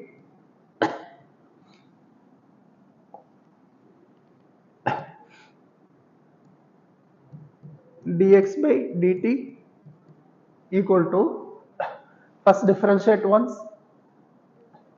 Differentiation of cos minus sin. So we'll have minus 4a sin 4t. Sin differentiation is cos. So plus 4b cos 4t. Now we have to differentiate this again. D square x by d t square. This is nothing but d by dx of, d by dt of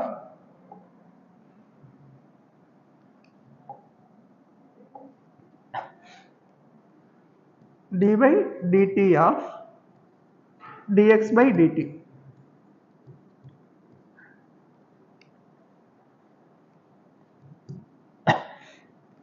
Now dx by dt is this function. We have to differentiate this again with respect to t.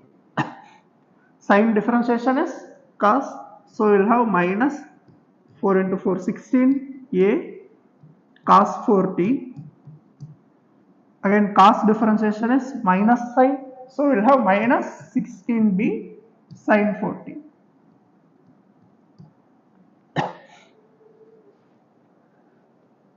This will be the answer. And what is given? A into cos 4t plus b into sin 4t equal to x. That means we can take minus 16 outside. This is minus 16 times of a into cos 4t plus b into sin 4t. Based on options, we have to manipulate. Option is in terms of x, so we will write x equal to this value. So what is the answer? Minus 16x. Option D.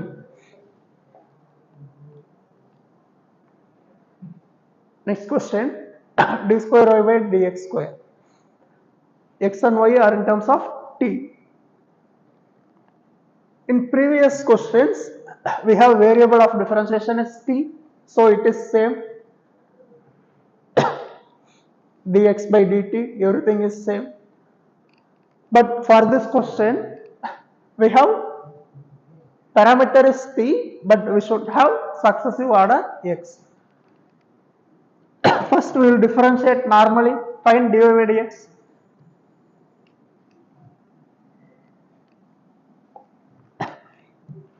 What is dy by dx? Dy by dx equal to dy by dt divided by dx by dt. That is equal to dy by dt is 2a, dx by dt 2at.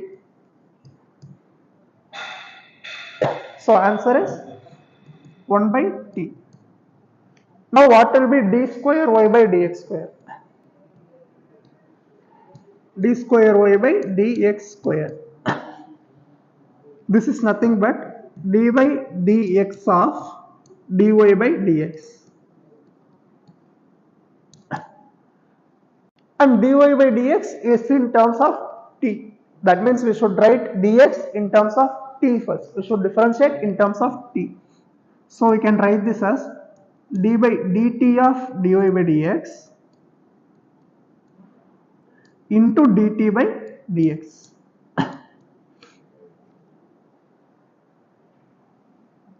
So what is the answer for this? D by dt of dy by dx. Dy by dx is 1 by t. So d by dt of 1 by t is minus 1 by t square into dt by dx. What is dt by dx?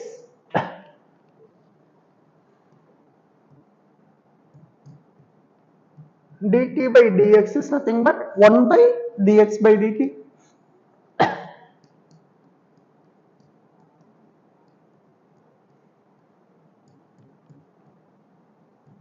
What is dx by dt? Dx by dt is 2at.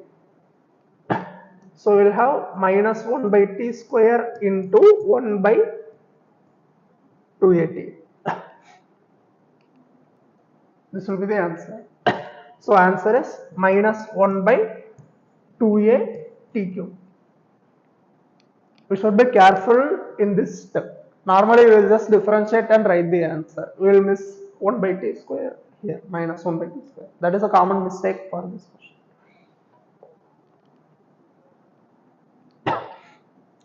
Next, Rolle's theorem and Lagrange's theorem. Questions may or may not come from this topic, but anyways, we will discuss what it means. Rolle's theorem is defined when a function is continuous in the closed interval a to b and differentiable in the open interval and f of a equal to f of b.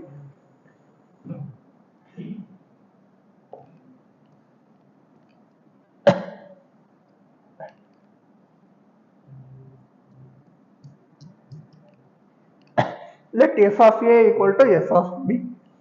That means this is a and this is b, which means f of a equal to f of b, this point, and this function is continuous in this closed interval a to b.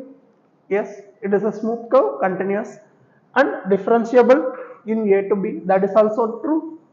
For such functions, we have at least one point c in a to b such that f dash of c equal to 0. This is given as Rolle's theorem. What does that mean? F dash is nothing but slope, derivative is nothing but slope, slope equal to 0. When will we have slope is 0? When line is parallel to x-axis. That means slope will be parallel to x-axis. This is one case. Here the keyword is at least. It is not just one value. We can have multiple values. This will be a and b. Slope is 0 at different points. Say this is c. F dash of c is 0. Here we will have c1 and c2. Different values of c for which slope is 0. This is given as Rolle's theorem. Next one is Lagrange's theorem, mean value theorem, or simply stated as mean value theorem.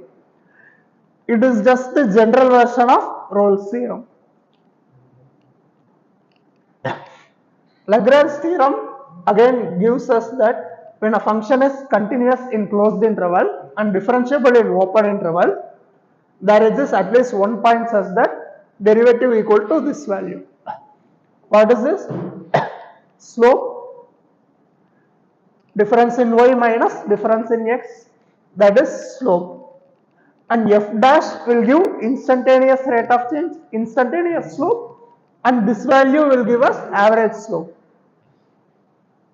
So in other words, by simply writing we can say, for Lagrange's theorem we can remember it like this: instantaneous slope should be equal to average slope. Instantaneous slope equal to average slope. Average slope is f of b minus f of a by b minus a. When points are distant, this will give us the slope average between 2 points, and f dash is instantaneous rate of change, instantaneous slope. Next unit, application of derivative. We will directly go to problems. We have 3 different topics in this unit: rate of change problems, and then maxima, minima, and monotonicity. We will go with questions. Rate of change of area of circle with respect to its radius. Rate of change of area of circle. So we should find area. What is the formula for area of circle? Pi r square. Rate of change of area with respect to its radius.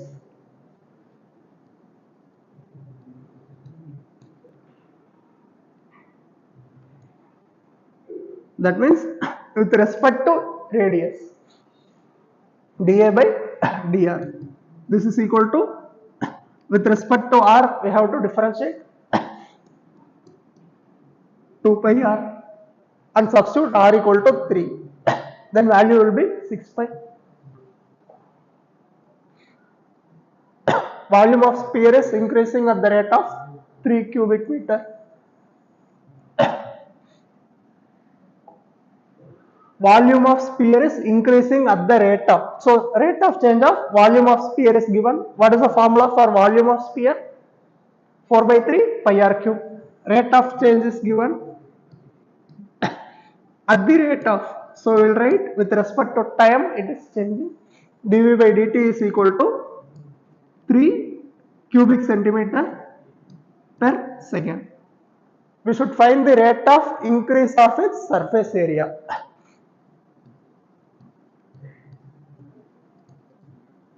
We should find this value when r is equal to 2.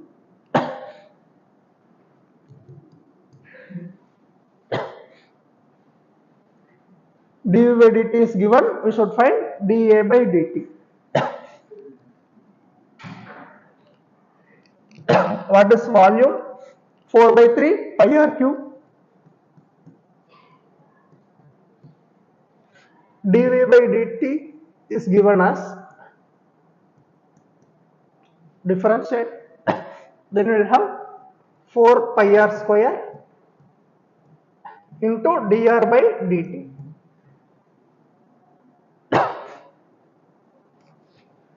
dV by dt equal to this value.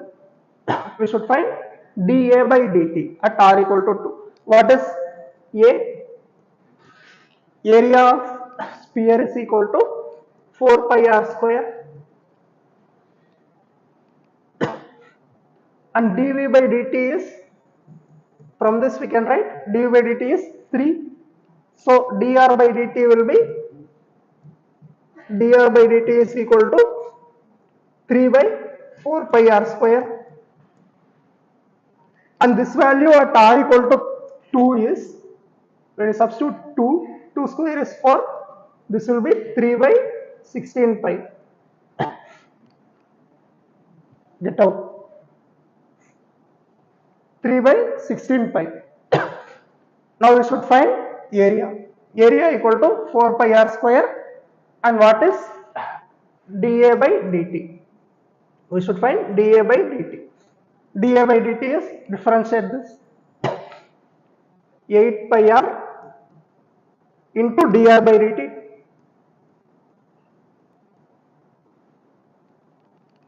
dr by dt is 3 by 16 pi, r equal to 2, that means 16 pi into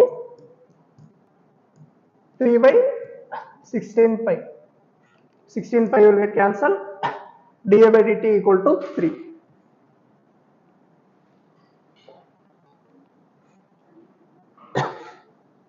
Next question. A ladder 13-meter long is leaning against a vertical wall. A ladder 13-meter long is leaning against a vertical wall. Let this be ladder with 13-meter length. This is leaning against a vertical wall. Bottom of ladder is dragged away from the wall at the rate of 2 cm. This bottom of ladder is dragged away from the wall at the rate of 2 cm per second. How fast is the height decreasing? How fast is the height decreasing? That means rate of change of height with respect to time. This will be, so this length is height of ladder, and let this be x. That means dx by dt is given as 2, and dh by dt we should find. What is the relation we know first? We will try to establish the relation. X square plus h square equal to 13 square. Right angle triangle. So x square plus h square equal to 13 square. Differentiate this. 2x dx by dt plus 2h dh by dt equal to 0. From this we will find, we can cancel out 2. Foot of ladder is 5 meter away from wall. This distance is given as 5. foot is 5 meter away from wall. That means x equal to 5 and dx by dt equal to 2 plus h. From this we can find h. When x equal to 5, 13 square minus 5 square, that means 12 square, h equal to 12. 5, 12, 13 are Pythagorean triplets. So 5 into 2 plus h is 12.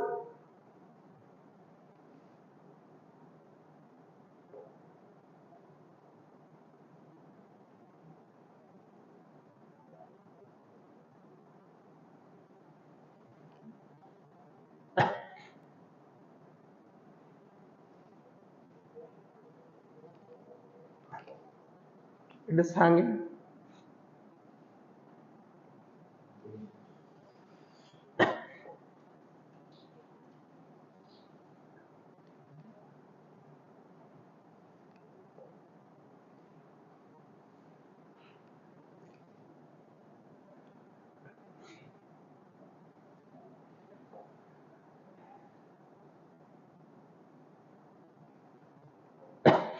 Okay, h is 12.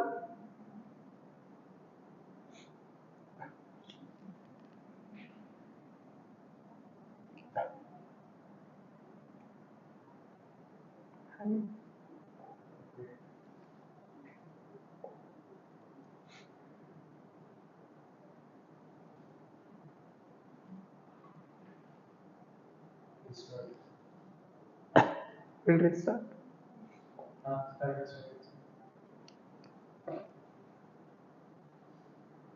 Slow.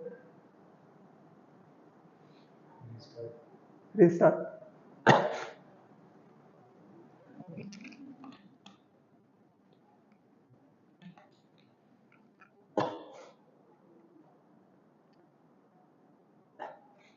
Will it be saved up to now?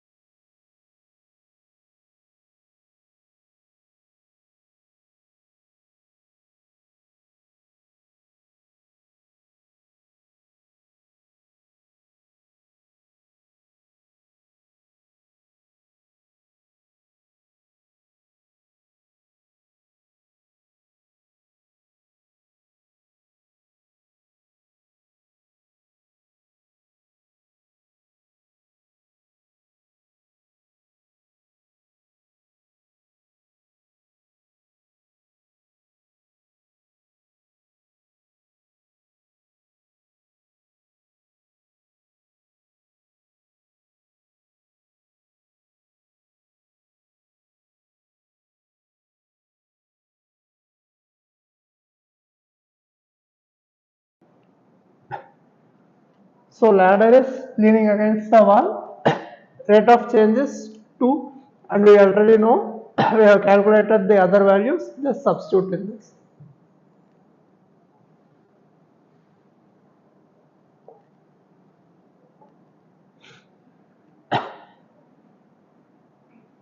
We have already solved this.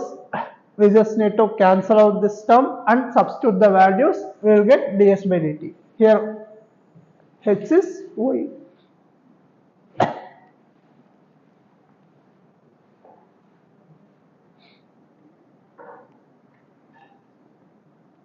Okay, next topic is increasing and decreasing functions. When will you say a function is increasing or decreasing? When it is increasing,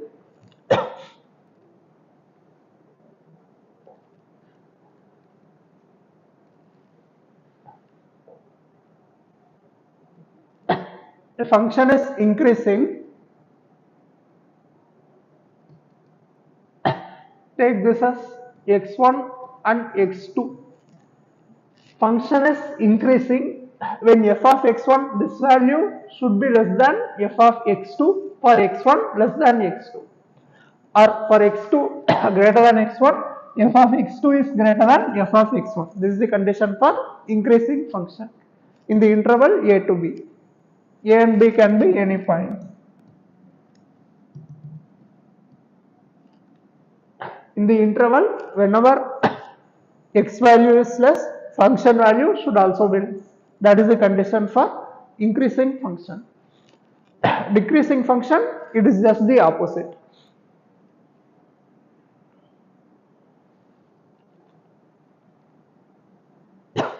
Decreasing function, it will be downward curve. What is monotonicity? Function is either completely increasing or decreasing. Mono means single, ton, that is behavior of the function. So monotonicity means single behavior of the function.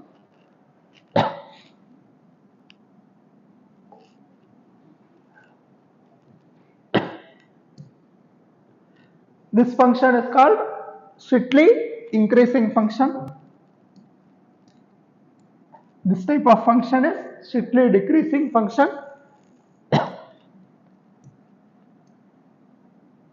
This is increasing function. At some point value can be same, but it should not get lesser than the given value. So it will be increasing function. This will be strictly increasing and strictly decreasing. Decreasing function will be something like this. This will be decreasing function. Monotonicity means function should be either increasing or decreasing. For example, if a function is like this, then it is not increasing or decreasing in its domain completely. So for making this function increasing or decreasing, we can restrict the domain. From here to here, function is increasing. From in this portion, it is decreasing. Again, it is increasing here. Again, it is decreasing. So based on the interval, by restricting the domain, we can make the function is increasing or decreasing based on our requirement. Test for monotonicity is by first derivative test we can see. When a function is increasing or decreasing, that means slope of tangent will be positive when function is increasing. That means f of x is, if dash of x is increasing, greater than 0. For decreasing function, slope is negative. That means f dash is less than 0. We will solve with questions.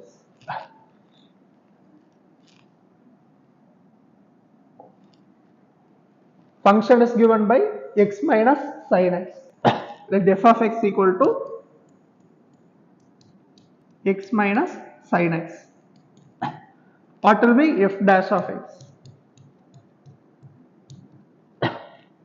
F dash of x is 1 minus sin x differentiation is cos x. We have to check if this value is greater than 0 or less than 0.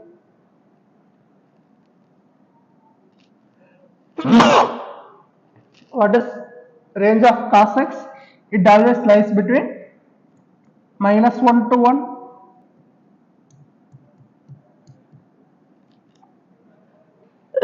That means if this value is 1, that will be the least value. It will be 0. That means f dash of x will be between 0 to 2, which is always greater than equal to 0. That means this function is always increasing. So option is It decreases for no value of x.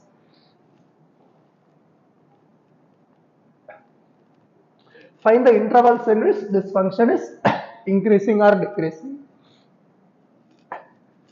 For finding increasing or decreasing nature of function, we have to differentiate this first.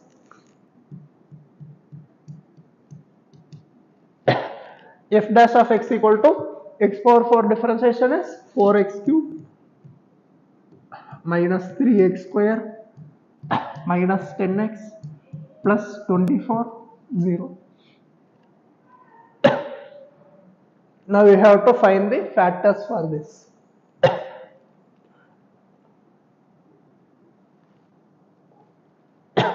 I will directly give the answer. 2 is one factor. So x minus 2 into x square minus x minus 12, that will be x minus 2, x minus 4, x plus 3. How to determine the range? Function is increasing or decreasing by wavy curve method. First draw the number line and mark the critical points. At which point these factors will be 0 individually. That will be 2, 4 and minus 3.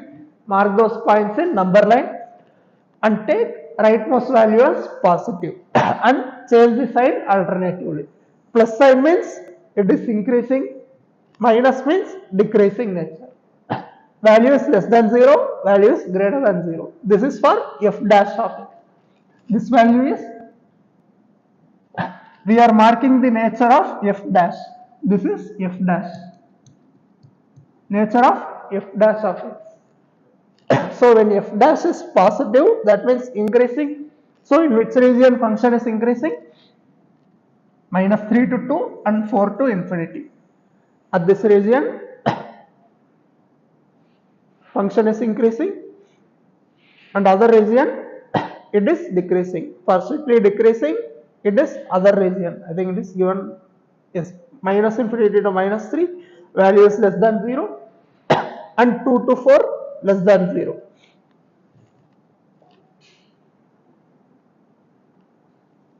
Next is maximum and minimum value of functions.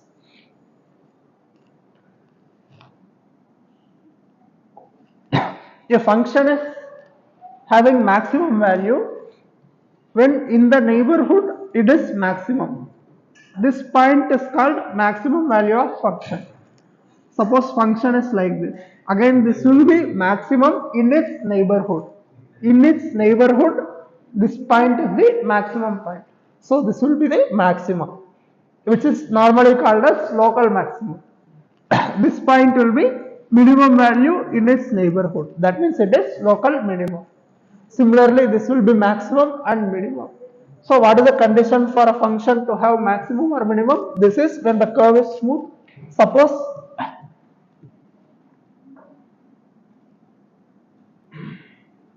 function is like this. This is the maximum point in the given interval. For finding maximum or minimum, it is just about the value of function. We don't need to care about function has derivative or limit or whatever. We just need to know if the function is maximum or minimum in that interval, which value is maximum or minimum. So this will be the maximum point. For minimum, say this is curve, then this value will be the minimum point. It is not defined actually. So for this type of curve, there is no minimum.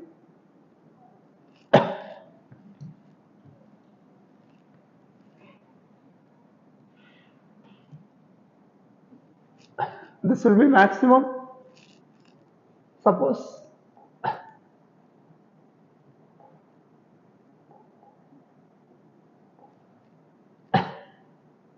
point is like this, then it is not a maximum point. This is how we should check for maximum or minimum of function. Local maxima means in the neighborhood it should be maximum value. Similarly for minimum, it is both commonly called as local extrema of the function. What is global maximum or minimum? It is nothing but in that interval it will be the maximum value. Within the given interval,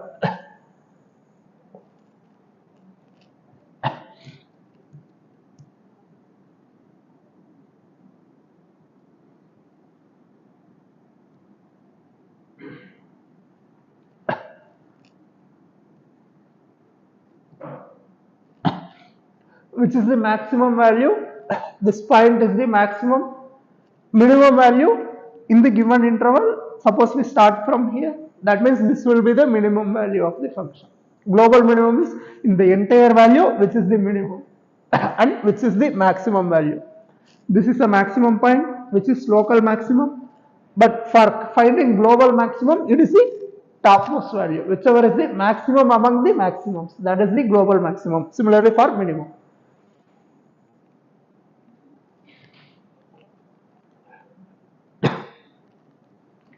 Definition of maximum minimum. Again, just now we seen, whichever is the maximum of the point, that will be maximum. Critical points. Critical point is nothing but points in between the given interval where slope becomes zero. Because whenever slope becomes zero, the curve will change its nature from either increasing to decreasing or decreasing to increasing, or it becomes zero, flat. Then we can check the nature of function based on slope. For doing that, we have critical points are within the interval at which maximum and minimum values are examined. At other points, it won't be there. And it may or may not be the points of extremum. For example, what is critical point? Slope is zero or undefined. We will use it example.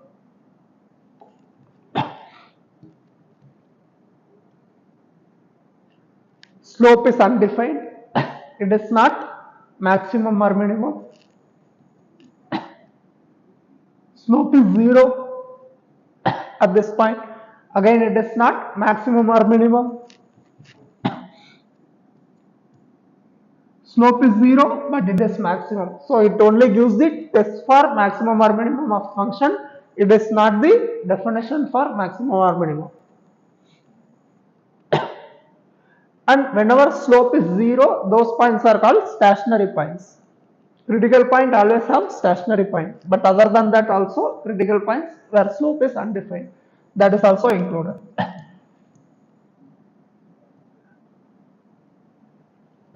Slope is not defined for this. Derivative, left hand and right hand derivative are not equal. That means whenever the slope is zero or undefined, we have critical point. At critical point, function may or may not have maximum or minimum values. And whenever value is zero, those points are called stationary points.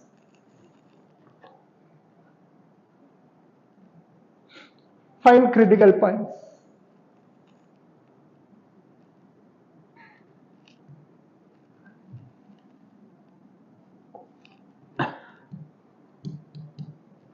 What is y dash?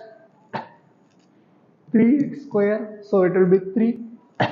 2 will get cancelled, minus 5x plus 6.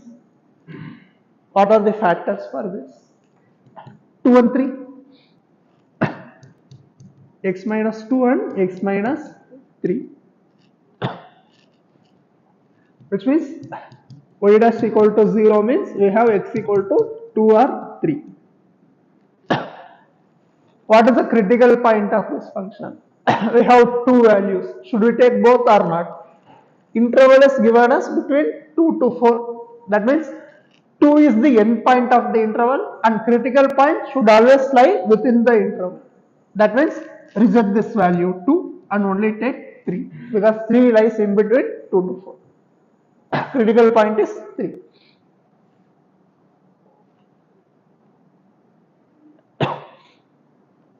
First derivative test we have already discussed. Whenever f dash changes its sign, that will may or may not have maximum or minimum value. But whenever there is maximum or minimum value, f dash will be 0. And second derivative test, it talks about the curvature of the curve. Second derivative test talks about curvature of the curve, whether curve is concave, upward or downward. This curve is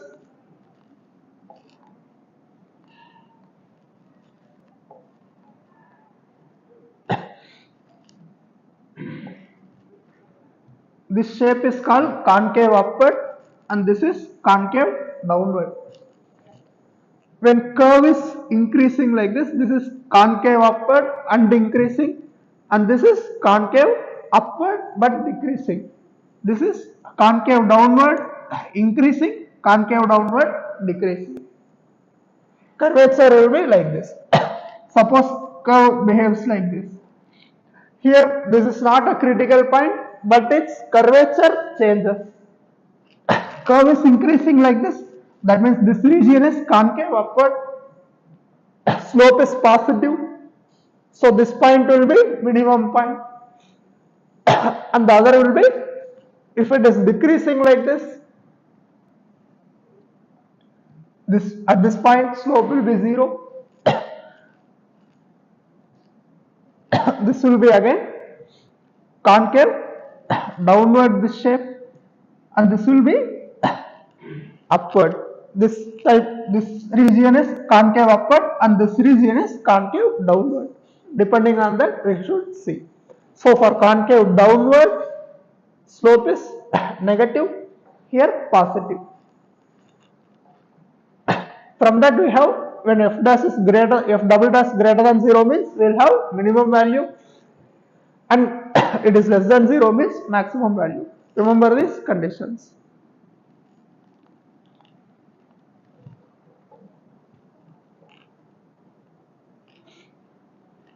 Global maximum or minimum value can be found by just finding all the local maximum minimum points as well as the end points. See, whichever is the maximum, that will be the global maximum, and minimum value will be the global minimum. Wire of length 20 meter bent in the form of, most of the questions will be application based for this. Wire of length 20 meter is bent in the form of sector of circle, maximum area enclosed by this frame.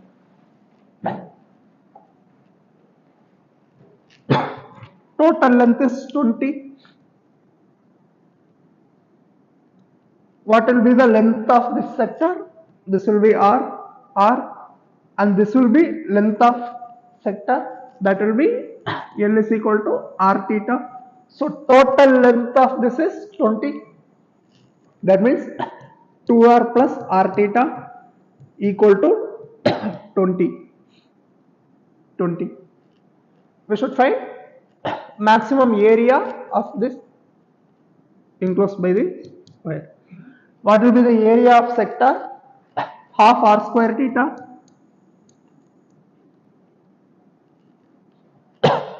For solving this question, we should convert in single variable. Here we have R and theta, two variables. Either take theta in R terms or R in theta terms. We can write R theta is equal to,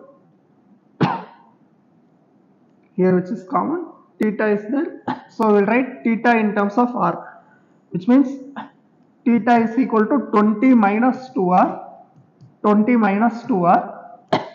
divided by R. Theta is this value, just substitute in the given relation.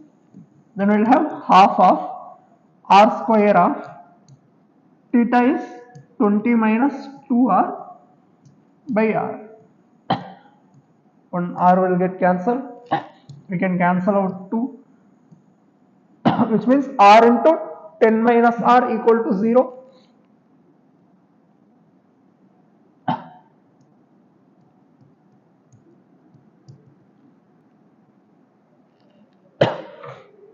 Which means R is equal to 10 or 0. R cannot be 0, so R is equal to 10. When R equal to 10, find the value of maximum area.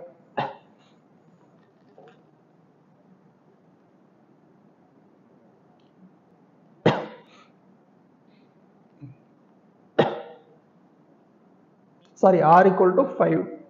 Have you made any mistake? dA by dr equal to 10 minus, this is 2R plus R theta no, equal to 20. That means theta is equal to 20 minus 2R divided by R. So we will just substitute this R into, okay, R into, that means 10R minus R square equal to 0. We should not just substitute this. 10r minus r square equal to 0. This is the given relation. Okay, not equal to 0.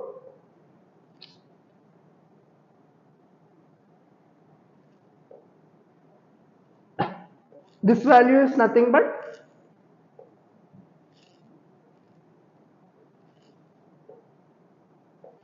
this is area.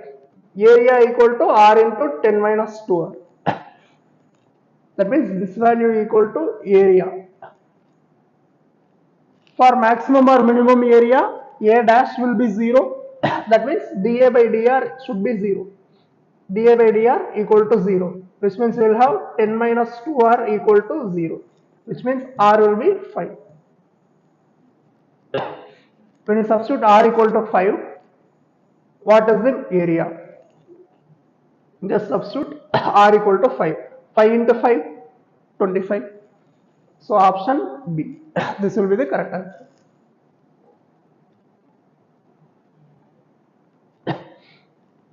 Median of equilateral triangle is increasing at the rate of, find the rate at which side is increasing.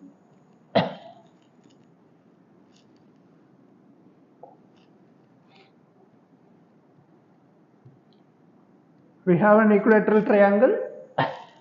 Median is line joining midpoint and midpoint of opposite side through the other vertex.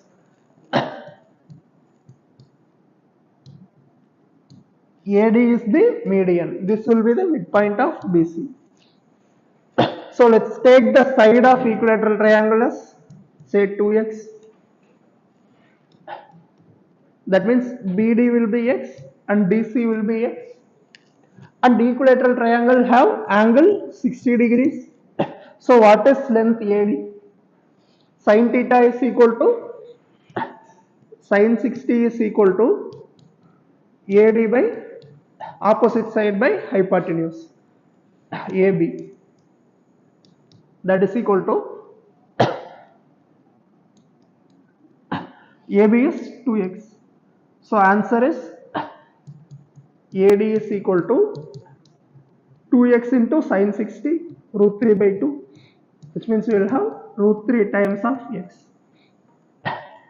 This will be the length of median AD. AD equal to root 3x. Now what is given? AD, median is increasing at the rate of, median is increasing at the rate of 2 root 3 centimeter per second. That means differentiation of this root 3x equal to 2 root 3. That means root 3 into differentiation of x with respect to time, dx by dt equal to 2 root 3. That is given. Which means dx by dt equal to 2. Find the rate at which side is increasing. What is side? d by dt of side is 2x. Find the rate at which side is increasing. That is equal to 2 times of dx by dt. That is equal to 2 into 2, 4.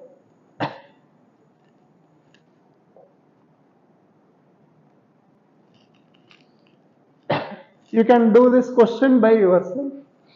Sum of two numbers is 5. I'll just explain the concept and you can follow. Sum of two numbers is 5. Let the numbers be a plus b equal to 5. Sum of cubes of these numbers is least. That means differentiation of d of a cube plus b cube. Sum of cubes of these numbers. Differentiation should be 0 for maximum or minimum. This is given. Find the sum of squares of this number.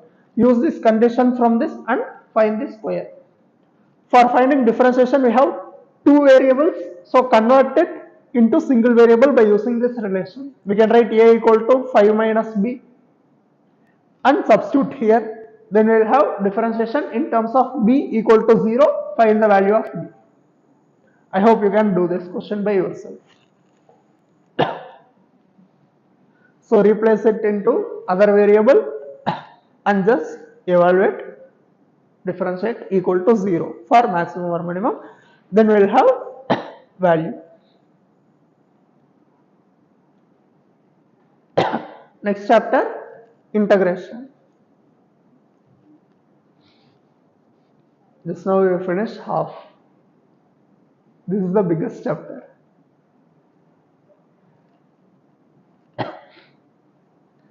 Integration is also called antiderivative or antidifferentiation or primitive. It is given by integral f of x dx. Dx is variable of integration. F of x is called integrand and this is symbol of integration or integral operator. Its answer will be written as capital F of x, which is the primitive. Answer will be primitive with constant. For indefinite integration, we will always add constant. It is the reverse process of differentiation. What does that mean?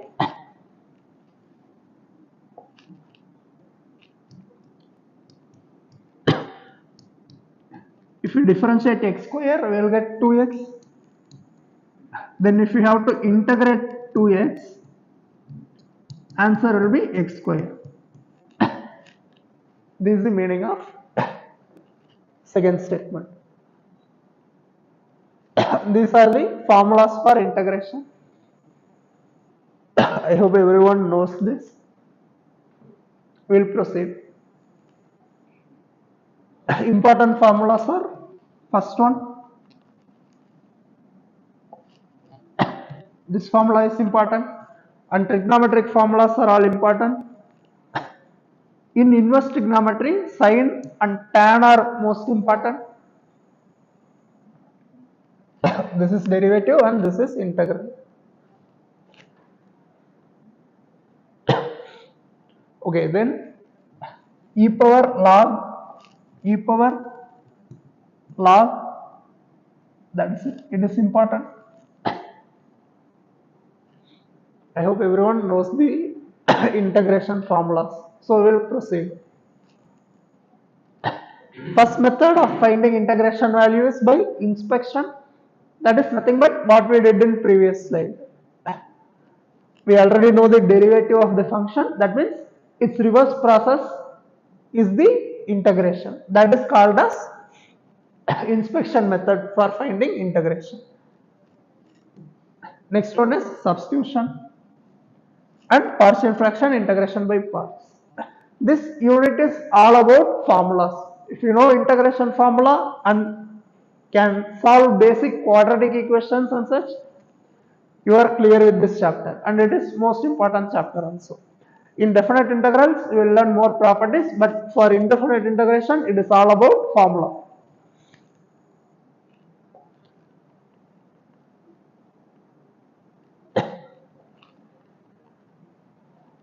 Again, some other trigonometric formulas.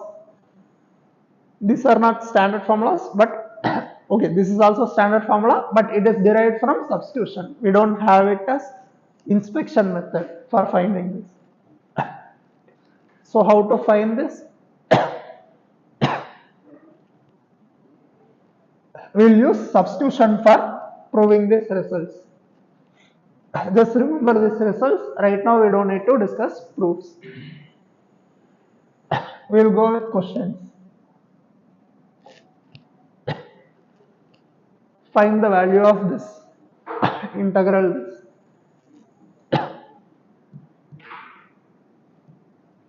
Integration of we can divide separately. Sin x by sin x cos x, that is sin x by cos x tan x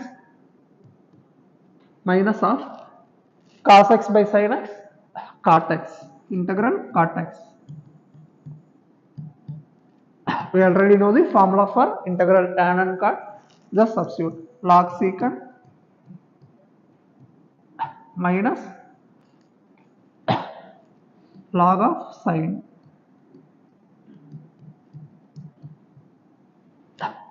Log a minus log b is log a by b, so divide this. Secant by sin.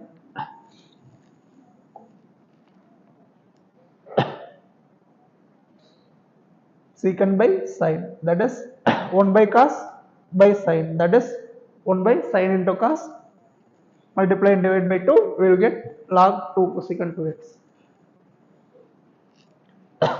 Next, how to find the value of this? This is a standard result you should remember.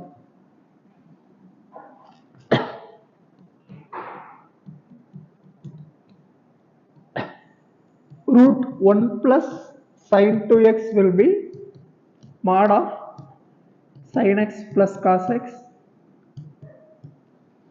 and root 1 minus sin 2x will be mod sin x minus cos x.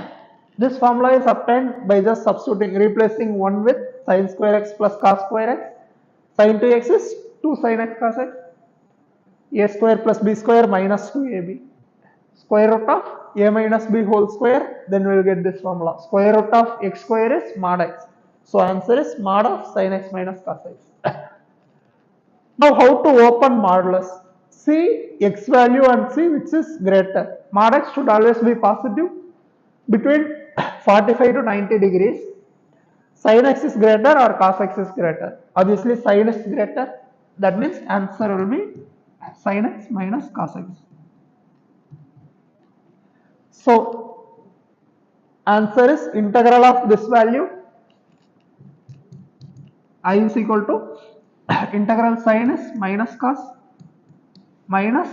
x integral is sin plus c.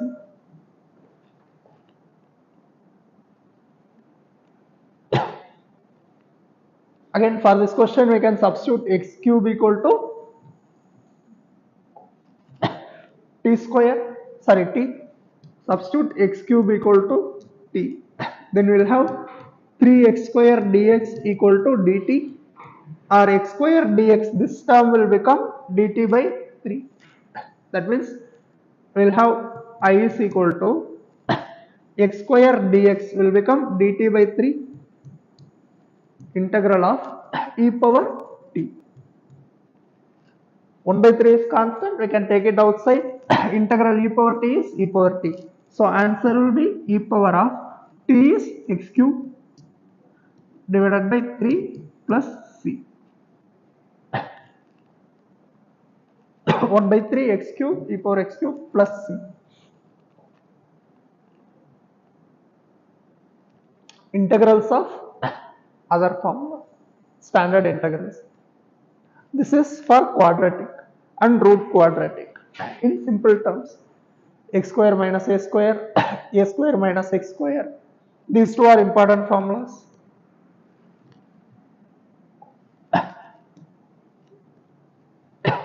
X square plus a square is important. And these formulas we can remember easily by just thinking like 1 by root of x square. Root x square is x. 1 by x integral is log x. So answer will be log of x plus root of this value. A square minus x square. This is by substitution we can prove x equal to sin theta or cos theta. Then we will have, we can prove this result. And you should remember all these values. We can directly apply in questions.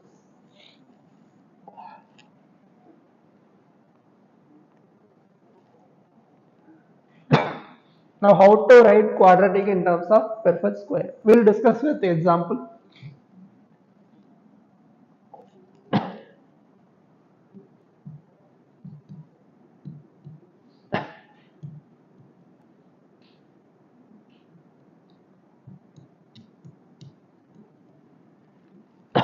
Suppose we have a quadratic equation like this. How to write this in terms of perfect square? For that, take this coefficient x. If there is minus, write minus, and whatever is there in this number, divided by 2. X minus 3 and write whole square. This is the first step. When we expand this, we will get x square minus 6x. So we will get these two terms. Then we have to add 9 in this expression. That means we will subtract 9. So plus 24 minus 9. That will be the answer. x minus 3 whole square plus 15.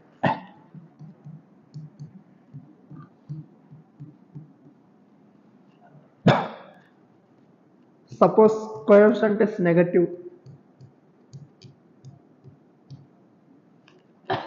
Again, we can take minus common from this.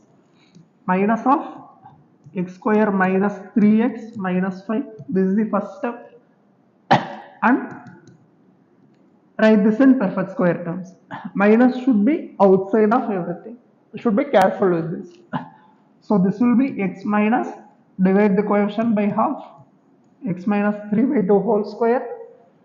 Then in this expansion we will have 9 by 4, so we should subtract 9 by 4. Minus 5 minus 9 by 4. Simplify this, that will be the answer. And finally multiply with minus. So answer will be constant square minus x square. It will be in that format. Suppose there is some other coefficient, then take the coefficient of x outside and simplify. Now integrals of this type, dx by quadratic or root quadratic. For solving such integrals, we will write this term in terms of perfect square, then we can use this formula. We will discuss with questions.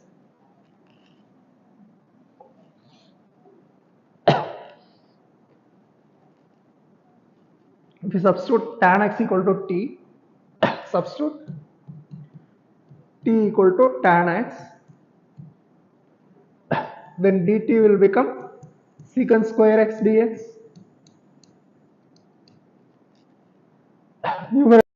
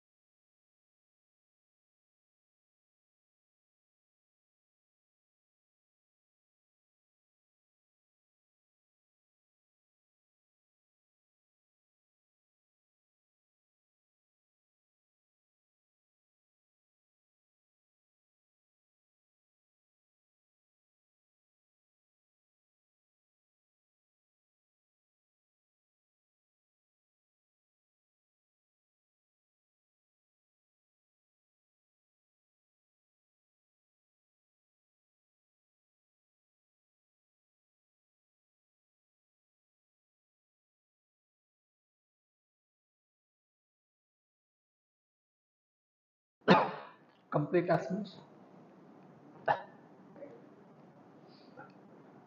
Okay, now we'll proceed with this question. This is standard formula, just replace t is tan x. So answer will be log of tan x plus root tan x tan square plus 4. Log tan x plus root tan square x plus 4.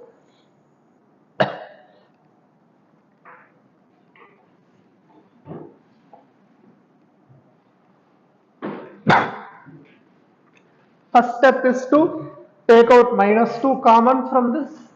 Write in terms of coefficient of x square should be 1. That is the first step for writing this. So first we will try to simplify this quadratic. This can be written as, take minus 2 outside, then we will have my x square. This will be plus 2x minus 5 by 2. Minus 5 by 2. Now that is equal to minus 2 of, write x square and x term in terms of perfect square. Then what will we get? X plus 1 whole square. That means we have to add 1, then subtract 1. That means minus 5 by 2 minus 1 is minus 7 by 2. Now we can multiply this or keep it as it is itself. Just write the minus inside and we will have root of 7 by 2 whole square minus x plus 1 whole square. This will be the first step. We have to reduce this quadratic in perfect square terms. For all these questions, that is the first step. Then this is the form of square root of a square minus x square. Inside square root, we have this expression. That means we can take root 2 outside. Root 2 will be in denominator. Then answer will be integral of 1 by root 2 integral dx by square root of 7 by 2 root whole square minus x plus 1 whole square. This is of the form of dx by a square minus x square. We know standard forms, just substitute in them.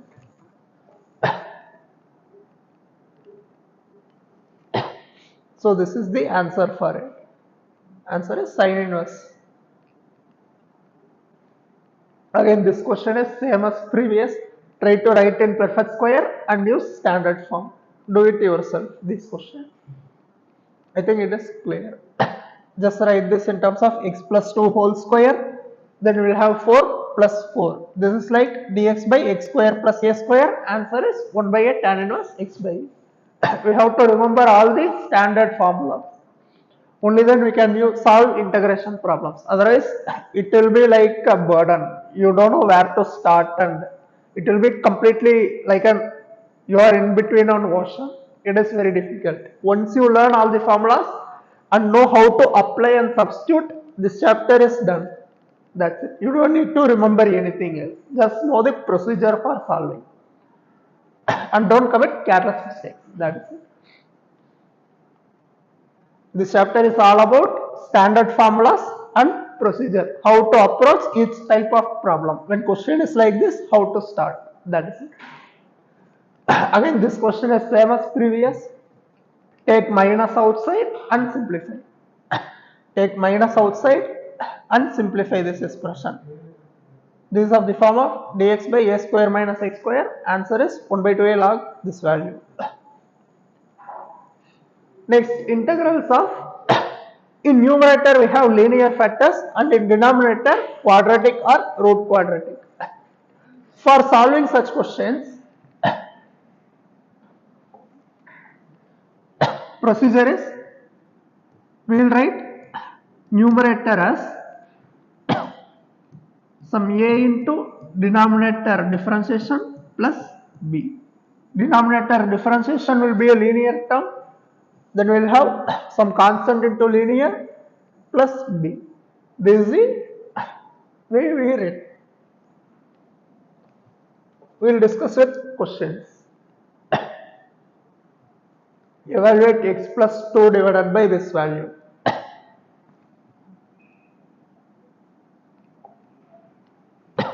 What is the first step?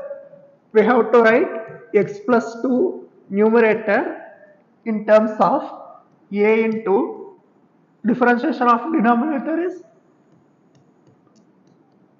4x plus 6 plus b. Now compare the coefficient of x and constant term. What is the coefficient of x? In left hand side we have 1, in right hand side 4a. That means 4a should be 1, which means a is equal to 1 by 4. This is the first step. When a equal to 1 by 4, this value will be 2 is equal to 1 by 4, that means 6 by 4 plus b. 6 by 4 is 3 by 2, 2 minus 3 by 2 is 1 by 2. So b is 1 by 2. A is 1 by 4, b is 1 by 2. Substitute in this relation, then we will get I is equal to integral of a is 1 by 4, denominator differentiation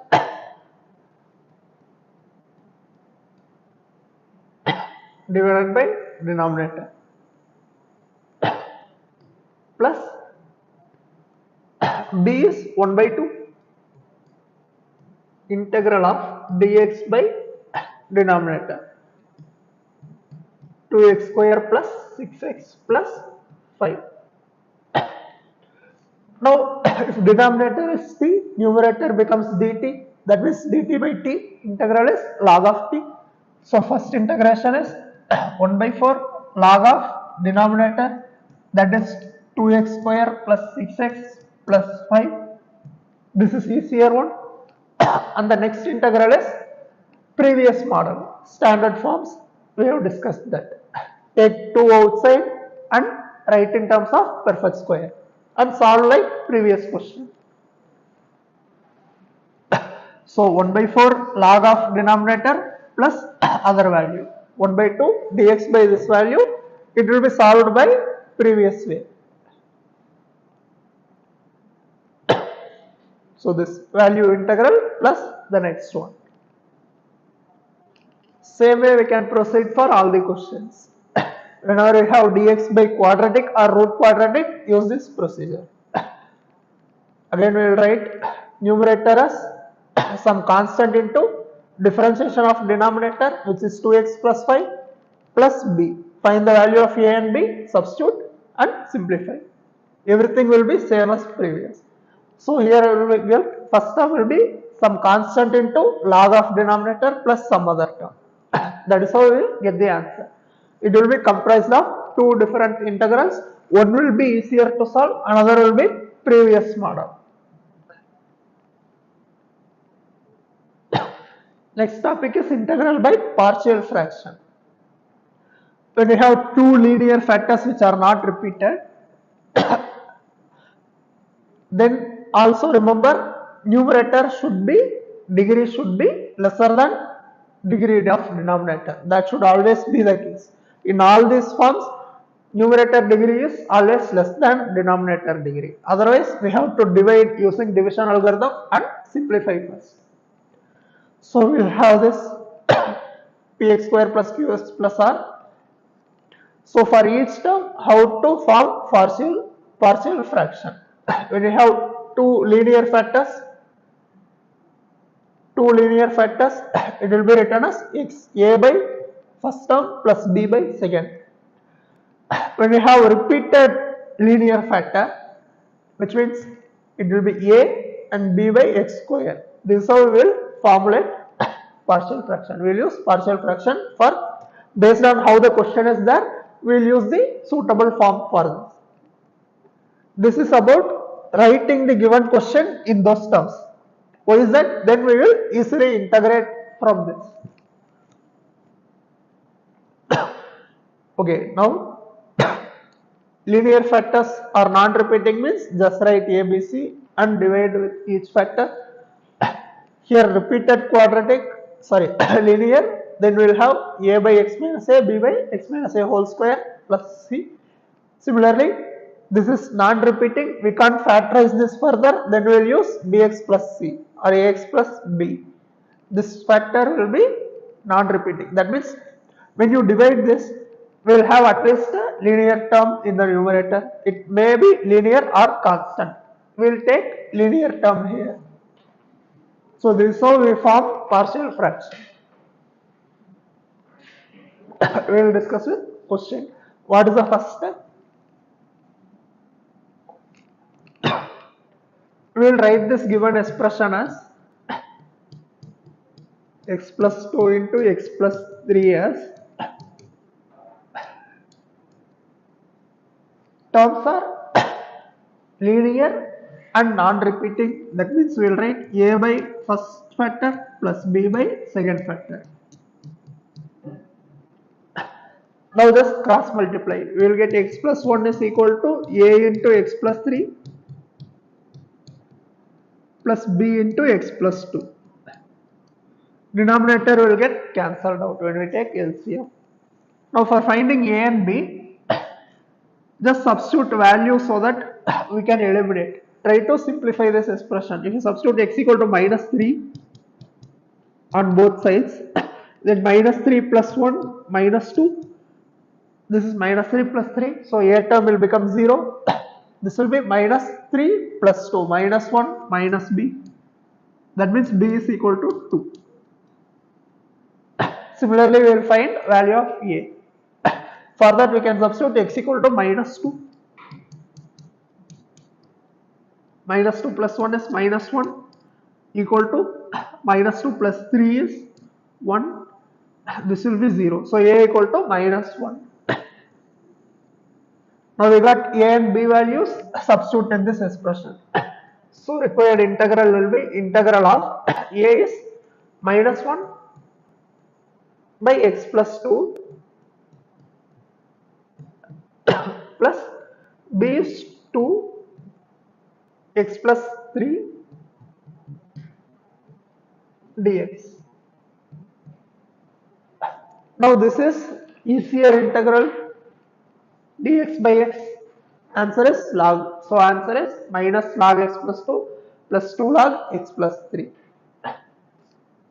plus c. Minus log x plus 2 plus 2 log x plus 3 plus c. In this question, we have to observe degree of numerator and denominator is same. That means we can't use partial fraction initially. Try to simplify this. Try to factorize this or reduce the power of numerator first. For that, when power is same, we can add and subtract this 6x plus 12. Then we will get x square plus 6x plus 12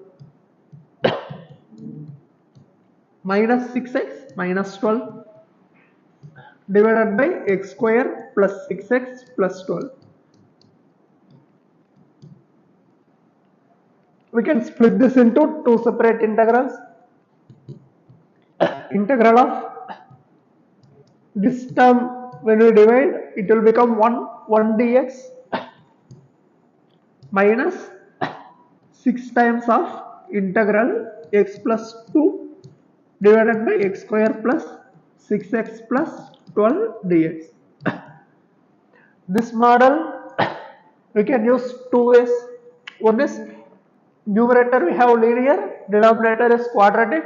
So write numerator as a into differentiation of denominator plus b and find a and b. That is one way. Or another way is try to use partial fraction. Both are okay.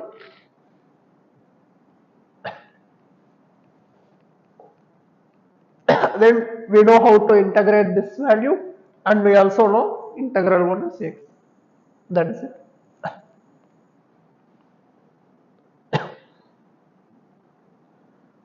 Integral 1 is x, and we can further simplify this into 2. I think this can be done by yourself after this. Know the procedures.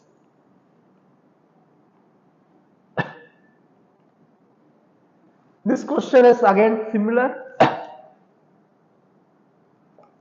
Whenever we get x square in all these terms, try to substitute x square equal to t. Then we will have integral of t by t plus 1 into 3t plus 4.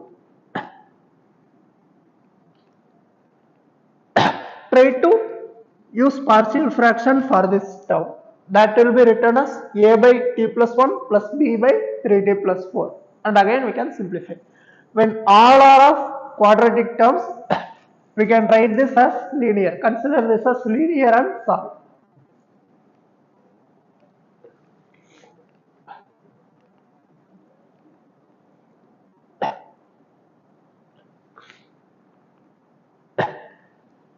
Take x square equal to y, y by y plus 1 into 3y plus 4. Further we can use partial fraction and find the value of a and b from this and find the integral. Again this question, degree of numerator 2, denominator is 3. Then we can directly apply partial fraction and this term cannot be factorized further. That means we will take ax plus b by x square plus 1 plus c by x plus 2. That is how we should use partial fraction for this. Ax plus b by x square plus 1 plus c by x plus 2. From this we will find a, b and c values, substitute different x values and find a, b, c. And it will be converted automatically to standard forms. So by using partial fraction, we can directly convert the given question in standard form and just use integration.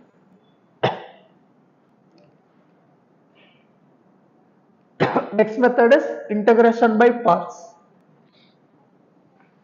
Integration by parts formula is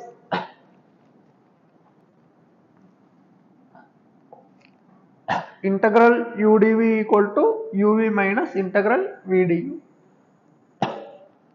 For using this integration by parts, we will take u function, which is here in this statement. First function means u function. This is u function, and the second one is v function. This is f of x is u, and g of x is v. We will take g of x dx as dv, u dv. This is how we will use this formula. U into dv, integral u dv equal to u into integral dv is v, uv minus integral of v into du. This will be easier to remember. And from integration by parts, we have this result, e power x into f of x plus f dash equal to e power x f of x. One more questions can be asked from this. Sometimes bigger questions can also be asked using this property. And from integration by parts, while taking first and second function, we normally use this highlight rule for choosing first function. It does not always work, but in most cases we can apply. 90% of the questions we can take this.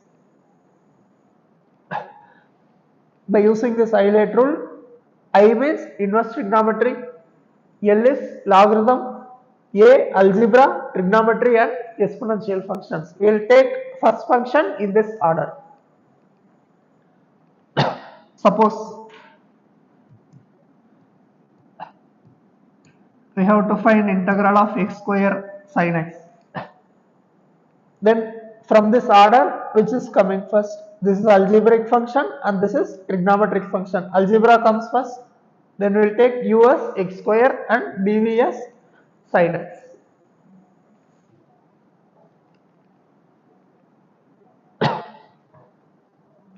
And one more result we have using integration by parts is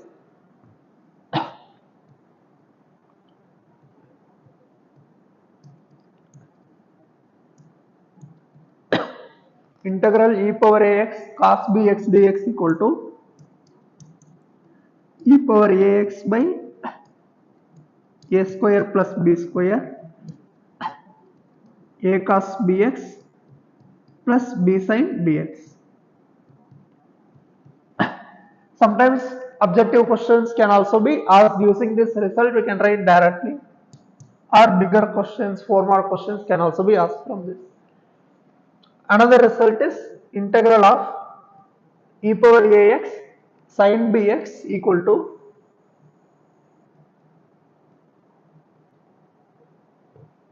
e power ax by a square plus b square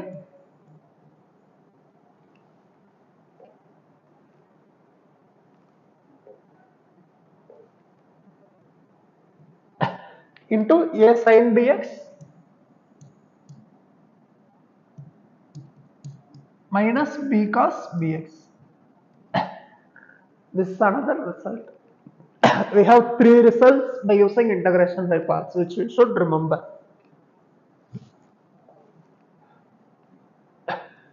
We will go to questions. Integral e power x into x log x plus 1 by x. First, we will try to write this function in terms of e power x into f of x plus f dash of x. We already know the result. Answer is e power x into f of x. So we can write this function as integral of e power x into, if we divide first term, we have log x, second term is 1 by x. Now if this is f of x, differentiation of this is f dash of x, differentiation of log is 1 by x. That means answer will be e power x f of x plus c, e power x into log x plus c. Answer will be option B.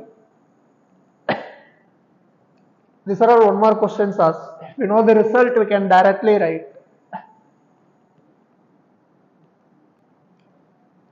X into tan inverse x dx. When we have product of 2 functions, we will use integration by parts. And in this, which should be taken as u and dv. I lateral, I is inverse, that comes as first. That means we will take this value as u and x dx is dv. Because we don't know integration of tan inverse x. So we will use this form. Then answer will be u into v. First we will write what is u and v.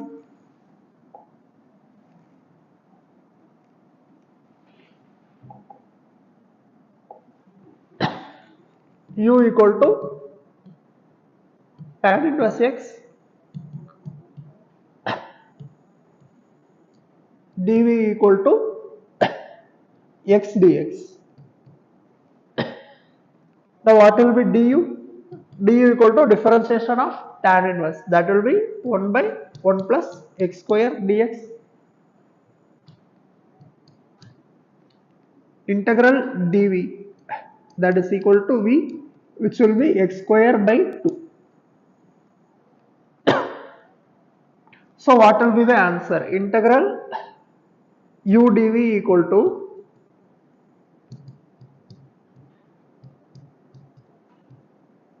u into v. U is tan inverse x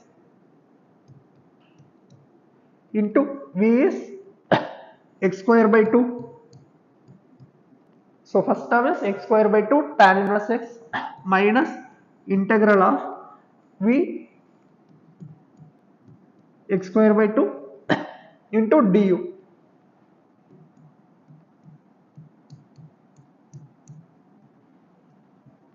X square by 2 into 1 plus x square. Again, this can be further resolved into 2 separate terms. Add 1 and subtract 1. X square by 2 tan inverse x minus integral of, we can take 1 by 2 outside and we can write this as x square plus 1 minus 1 divided by 1 plus x square dx. That means first term will come as it is minus 1 by 2 of, we can divide this separately. So 1 by x square plus 1 and x square plus 1 cancel.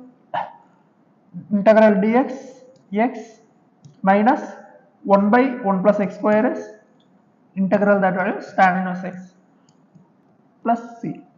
This will be the answer.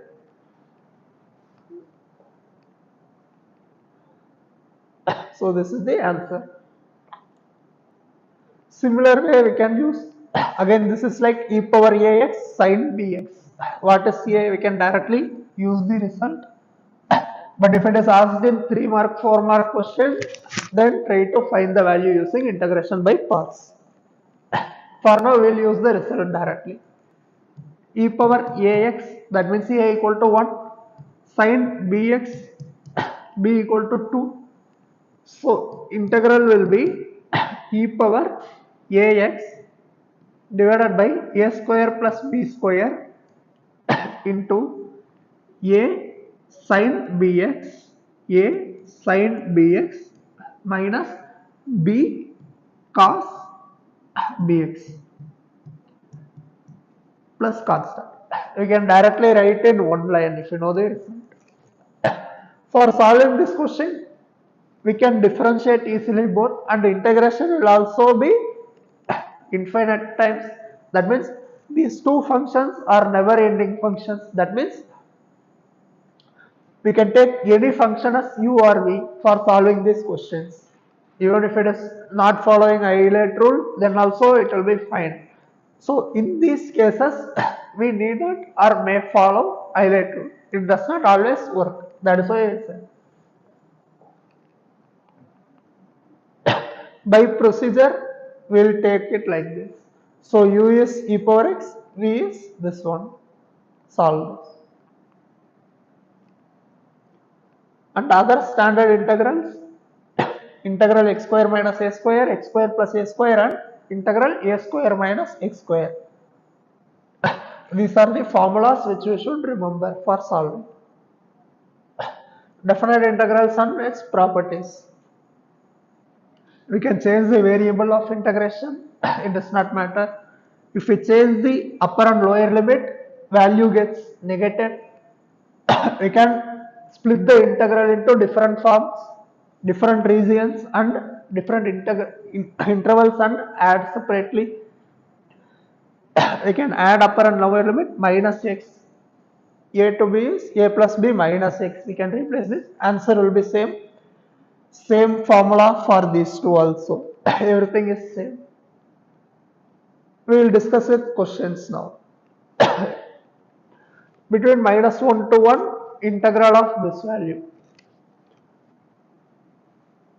We should know what will be the nature of mod x minus 2. It will be when x is greater than 2, it is positive. When x is less than 2, it is negative. We should consider this interval first. We should check in this interval what will be the nature of mod x. For that, between up to 1, it is always negative. That means we can write integral as minus of x minus 2 divided by x minus 2. Mod x equal to minus x dx. Sorry, x minus 2.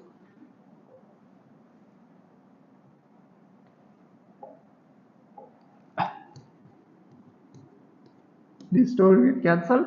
So integral minus x is integral minus dx minus x. Limit is from minus 1 to 1. Just apply the upper and lower limit. Upper limit minus lower limit is the definite integral value. It gives the net area of the function. So minus of 1 minus of minus 1, that will be 1. So answer will be minus 2. Option B. Answer is minus 2. For this question, dx by x log x. Try to convert this into standard integral form first. When you substitute t equal to log x, take t equal to log x, then dt will be 1 by x dx, then this entire value will be dt and this will be t. So integral dt by t is log t, answer is log of log x. So integral e to e square, sorry, we already know the answer, no?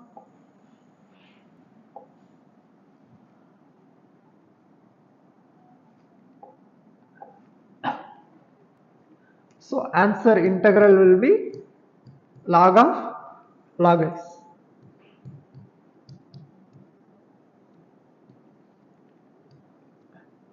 Limit is e to e square.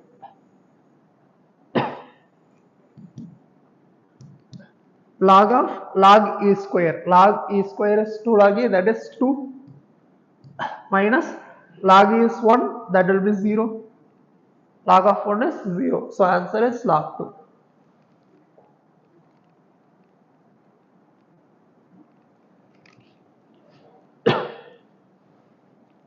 For evaluating such integrals, we will use f of integral a to b f of x dx equal to integral a to b f of a plus b minus x dx. Here if we add these two and subtract, we will get, in place of sin x, sin pi by 2 minus x.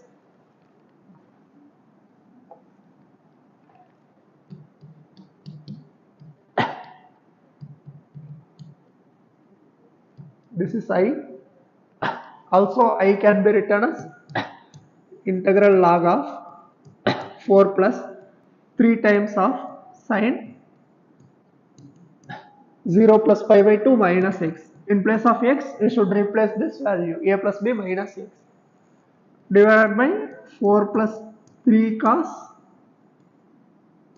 pi by 2 minus x dx. That is equal to integral 0 to pi by 2 log of 4 plus 3 sin 90 minus theta cos theta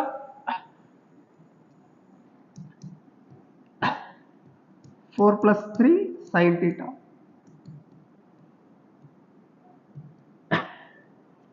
Now this is also I, this is also I. If we add these two, this is the standard procedure for solving such questions. If we add these two, we will get 2 times I is equal to log of this value plus log of this. Log a plus log b is log ab. If we multiply these two, this term and this term are reciprocals of each other. That means product is 1, answer log 1 integral is 0. Answer will be 0.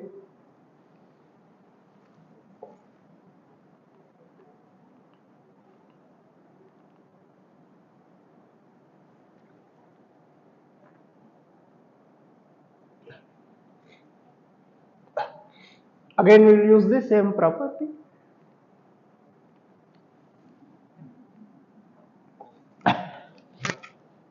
Integral a to b f of x dx equal to integral a to b f of a plus b minus x. That means minus 2 plus 2, 0 minus x. So integral will be between minus 2 to 2 minus x whole square divided by 1 plus e 5 power minus x dx. 5 power minus x is 1 by 5 power x. If we take LCM, we will get x square into 5 power x divided by 1 plus 5 power x dx. If we add these two, 2 is, when limits are same, we can just add the integrals. So integral of minus 2 to 2 x square into 1 plus 5 power x divided by 1 plus 5 power x dx. These two will get cancelled. Integral x square is x cube by 3, limit is minus 2 to 2. So answer will be 2 cube 8 plus 8 16 by 3.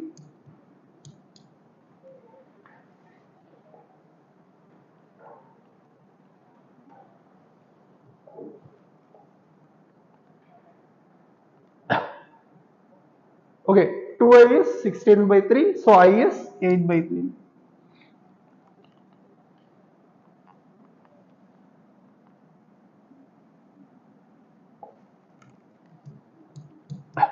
Two I is 16 by 3, I is equal to 8 by 3. Again, this question also follows the same pattern. Just substitute 1 plus 3, 4 minus x. Numerator will be root 4 minus x divided by root 4 minus x plus root x. If we add these two, we will get 2i equal to integral 1 to 3 dx. Numerator and denominator will get cancelled. So this is x. 3 minus 1 is 2. I is equal to 1.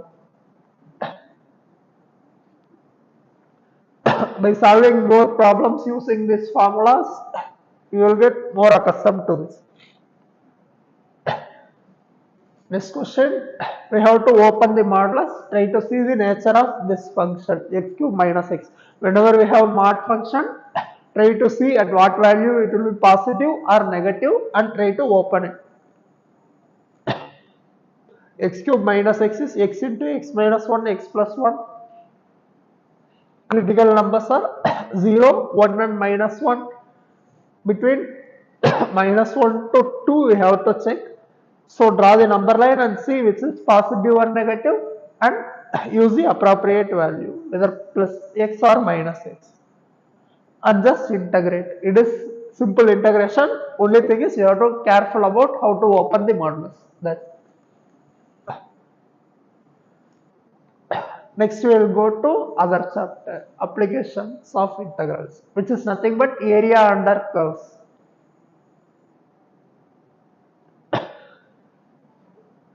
When we have a curve like this, when all values are positive, area is nothing but integral of between limits. We take this value,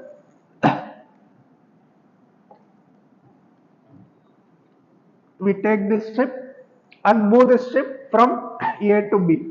Here from P to Q. P is A, Q point is B. From A to B, we are moving this strip integral dA. This strip is taken as rectangular strip with this dx and height is y. So it will be, we have to add all the values of y into dx, all the rectangular strip area. That is nothing but integral of dA. That is integral of y dx. If the strip is taken horizontally, then we have to add x values. Then that will be integral x dy. And when we are talking about area, it is never negative. While solving integration, definite integrals, we will always get the net area. That means it could be positive or negative or 0. But while we are talking about area, this area, it will be never negative. So we have to use modulus whenever y value is negative or x value is negative. We should add the net work. Again, this is addition of x. Strip is dy. This strip is moving along y axis. So it is dy and we are adding all the x values in this. If it is negative side, it will be minus of this value. So we can take modulus. Area should be always positive. And when curve is crossing this, then we have to split this into different intervals and see when it is positive and negative and solve separately. We will move to questions. Sketch the region bounded by the lines 2x plus y equal to 8 and y equal to 2, y equal to 4.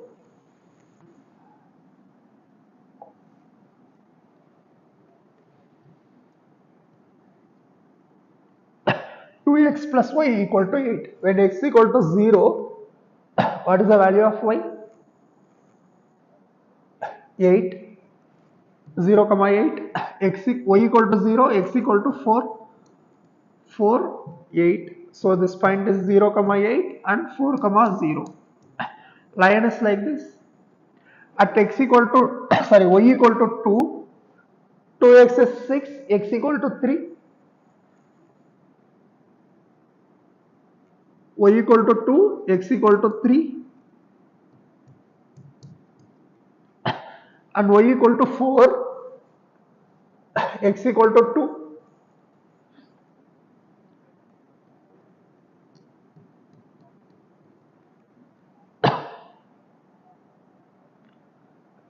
We should find this area. We can find like this, or we can take this strip. Y equal to 2 to 4. Find this area. This will be the required area. That is given as integral x dy. All values are on right side. So when we have y value, we can directly write this equation in terms of x. All x values are positive. So we can write this as integral of x is equal to 8 minus y by 2 x into dy. Write the given relation in terms of x, and limit is y value ranges from 2 to 4.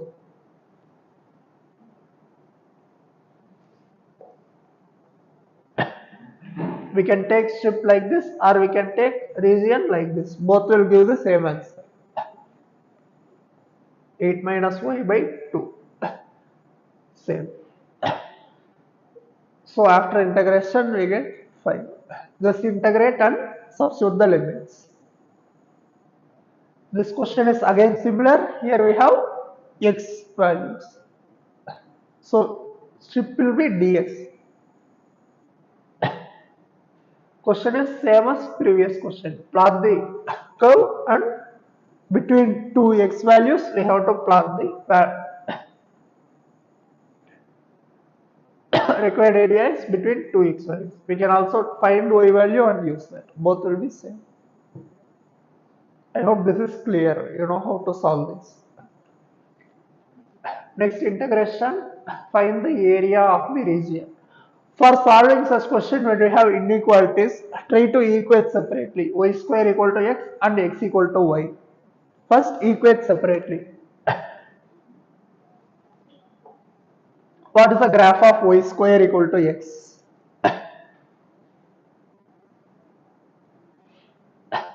It is a parabola, open, rightward, and x equal to y is a line with slope 1.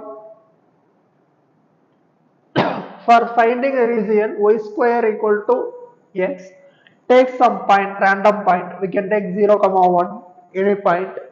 When you substitute 0, 1, see if this relation is satisfied or not. Y is equal to 1, x equal to 0. Obviously it is not satisfying. That means whichever region is taken, we should not take that side of the curve. So we should go for opposite side, because this point does not satisfy the given condition. Y square is less than x is not satisfied by this point. That means from this curve y square equal to x, we should not go towards this side, towards that point region. We should go the opposite side. So it will give the region this one. Similarly, x equal to y, that will give the region 0, 1. If we substitute x equal to 0, y is equal to 1, true. That means from this line we will take this region. We will take the region in that point, towards that point. So what will be the net area enclosed? This region. For finding this region value, we need to know the endpoints, point of intersection. Obviously 0, 0 is one point, and when you substitute x equal to 1, y equal to 1, that also satisfies. That means 1, 1 is another point of intersection. 1, 1 and 0, 0. So between these two regions, we have to evaluate the area under this curve. We can take either y strip or x strip. I will take x strip. X strip is given by this. That means this entire y value should be added. That is nothing but the net y value between these two curves. That is given by area equal to integral of limit is between x limit is between 0 to 1, 0 to 1. What is the y value? Higher value is this curve.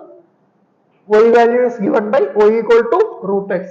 Y dx, that means y is equal to root x. We should write y value. Integral y dx. Shift is dx means write y dx. And y value for this is root x minus of this curve y equal to x minus x dx. Just integrate and apply the limit. That's it. From this it is easy. Critical point to notice how to draw the graph and which region to choose when we have inequalities. I hope this is clear now. So between 0, 0 and 1, 1, we have two regions. We should find the region in between these 2 points. It is just a normal integration. Similar question, we'll draw graph and other things can be done. Once we know standard integrals, we'll just use that. Most questions from area will just require standard integral knowledge. 4x square plus 9y square less than. What is this curve? It is an ellipse. X square, y square term and constant. That means it is an ellipse.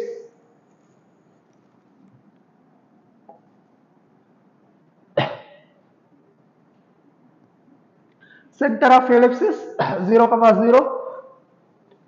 And what will be the a value? 4 by 36. That is 9. A square is 9. A is 3 minus 3. B is y square by 4. That means 2 and minus 2. So ellipse will be like this.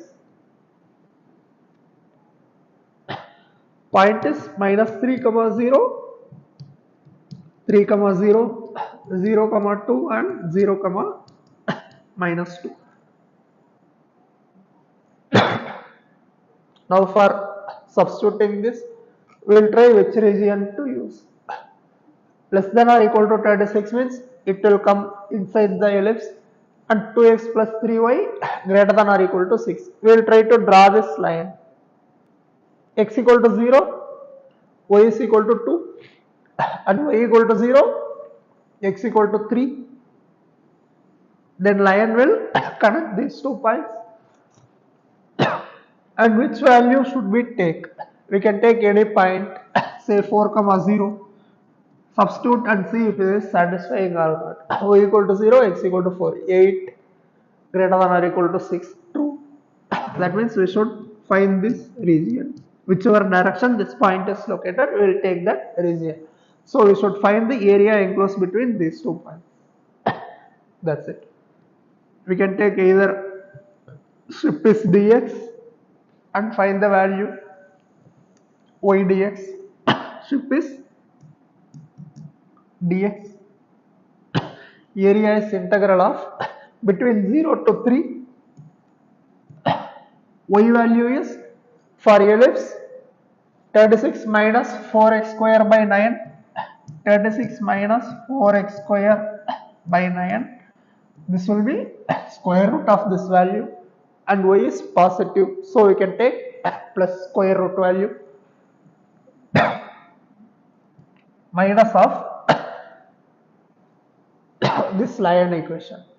Y value is 6 minus 2x by 3. 6 minus 2x by 3 dx. This will be the answer. Here root 9 is 3. Here also 3. We can take 3 outside. 1 by 3 integral between 0 to 3 square root of 36 minus 4x square minus, so it will be plus 2x minus 6 dx. This is standard integral and this is also easy to integrate. Root of 36 minus 4x square by 3 minus 6 minus 2x by 3. Just integrate this in Start.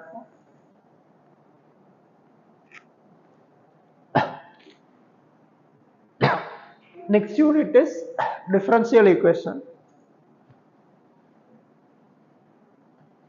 We'll finish. Break. Okay. We have to pass.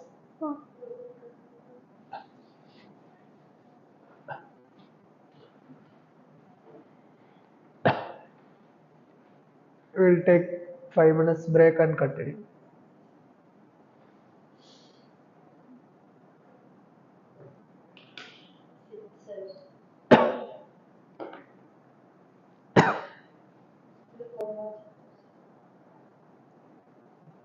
I am not taking linear programming. Without that, 4 chapters. Fever and cold. I have to complete.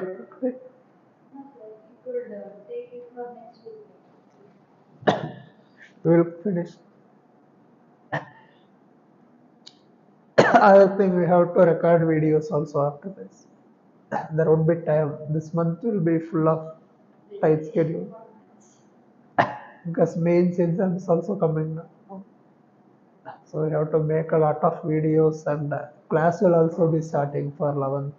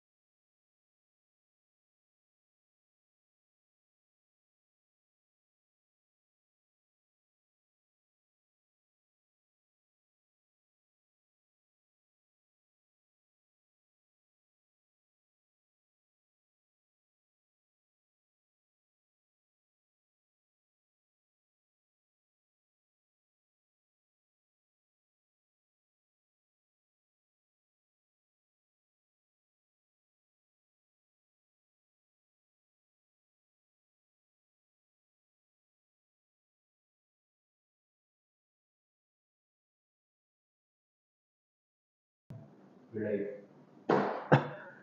now we will go to next unit, differential equation.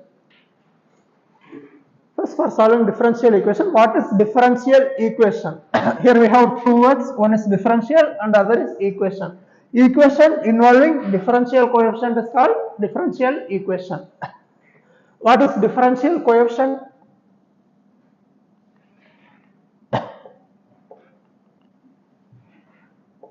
Differential coefficient is nothing but terms like dy, dx, dt, some terms like that.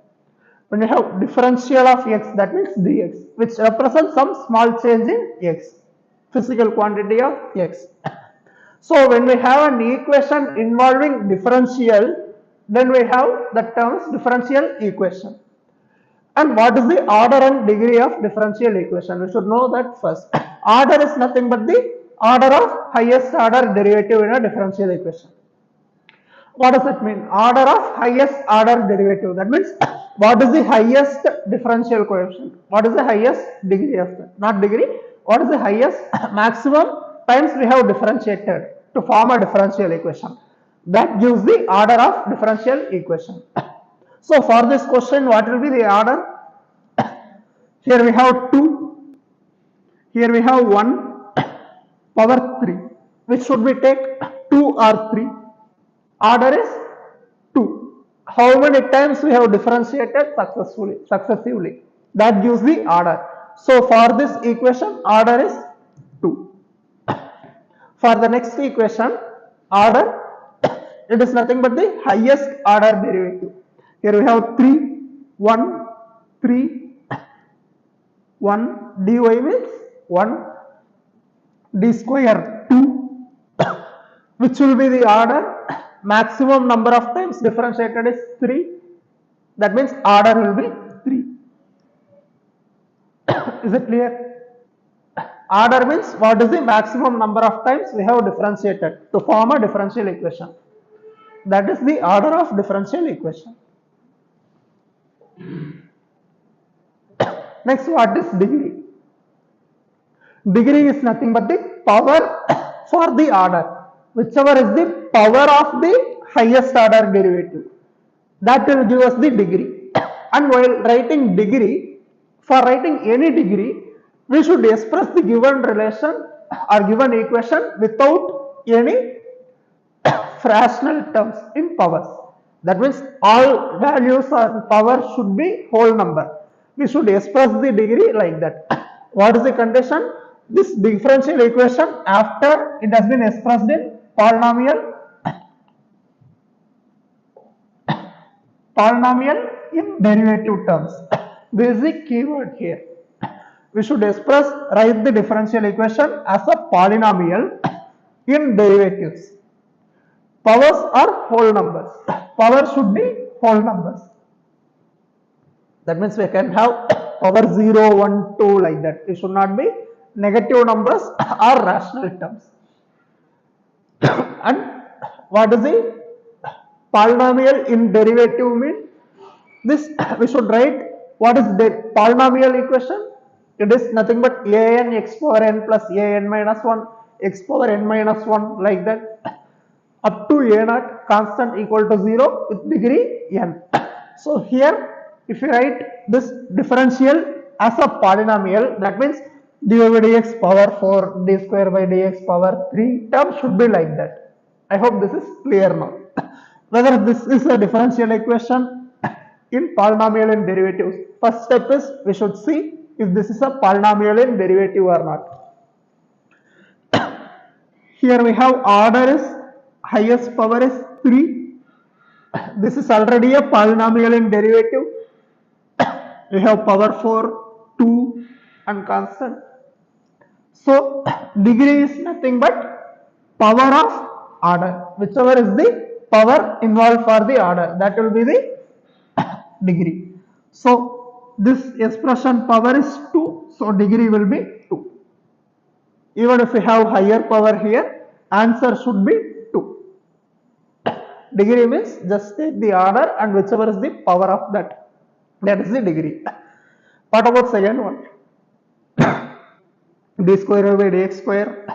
Okay, y term is okay. E power dy by dx.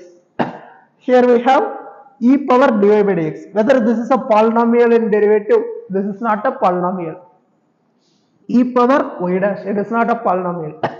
If we have e power x or y term, that is a polynomial. That can be considered as a polynomial.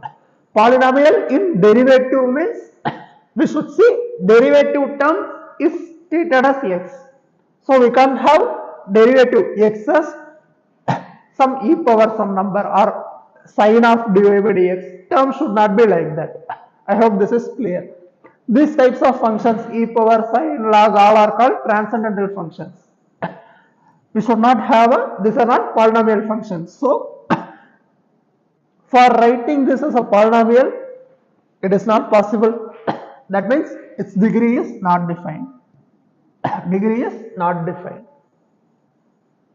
Because this cannot be expressed as a polynomial. Now what will be the order and degree of this differential equation? Whether this is a polynomial in dy by dx, derivative terms, yes, this is a polynomial in derivative. What is the order of this? 3. Order is 3. Order is 3. And what will be the degree of this? Degree is the power of this. Even if we expand this, we don't have d cube y by dx cube term. So its power is 1. Which means order is 3, degree is 1.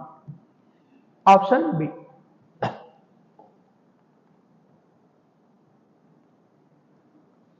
Next question. Find the order and degree of this differential equation. Whether this is a polynomial in derivative? Yes. Which will be the order and degree? Order is 2.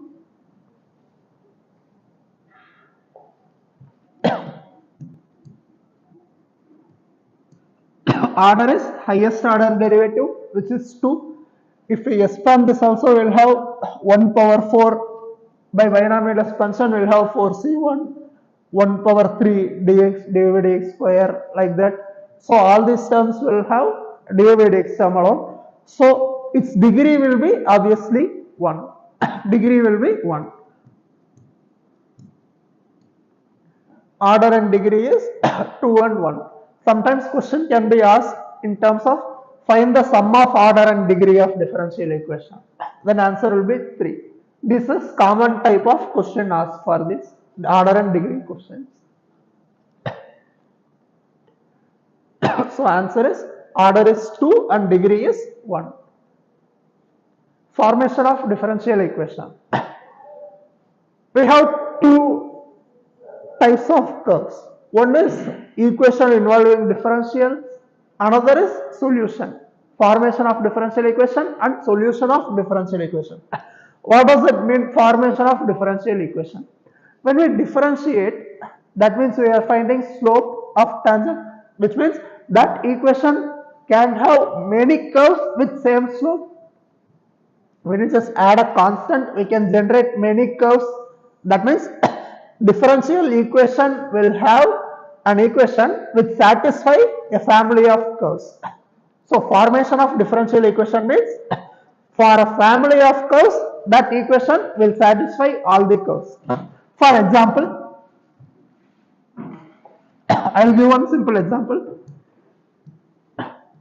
Take y equal to x square, y equal to x square plus 1, y equal to x square minus 1, x square plus 1, x square minus 1. For curves like this, what will be the differential equation? We can write this as x square plus c, y equal to x square plus c, where based on the value of c, we can generate many curves. Then what is the differential equation that satisfies this equation? For finding differential equation, we first have to differentiate this. Then we will have dy by dx equal to differentiation of x square is 2x, constant is 0. This equation will satisfy all these curves. Slope at any point will be 2x. That is this equation meaning. That means this is the differential equation required. Now by observation, how many times have we differentiated this? One time to form differential equation. How many constants are there in this? One constant. Based on having different c values, we can generate different curves. That means for forming differential equation, we have to differentiate the curve as the number of arbitrary constant.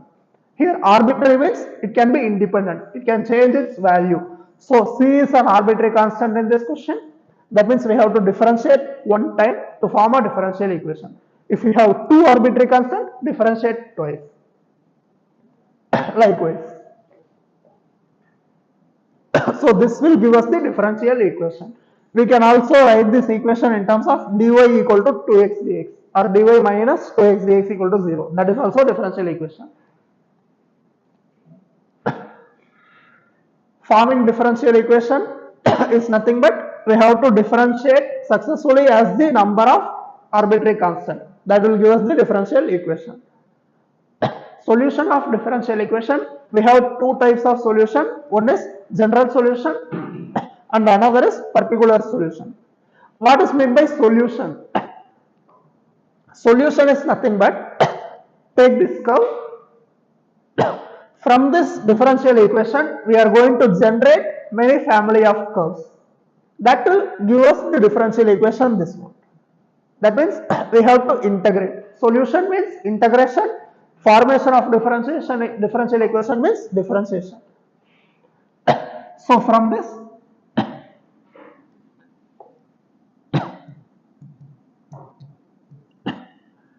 formation of differential equation and solution of differential equation. If we have to form differential equation, from differential equation, if we have to get the solution, then we have to generate constants. So we will have many family of curves. Solution is family of curves.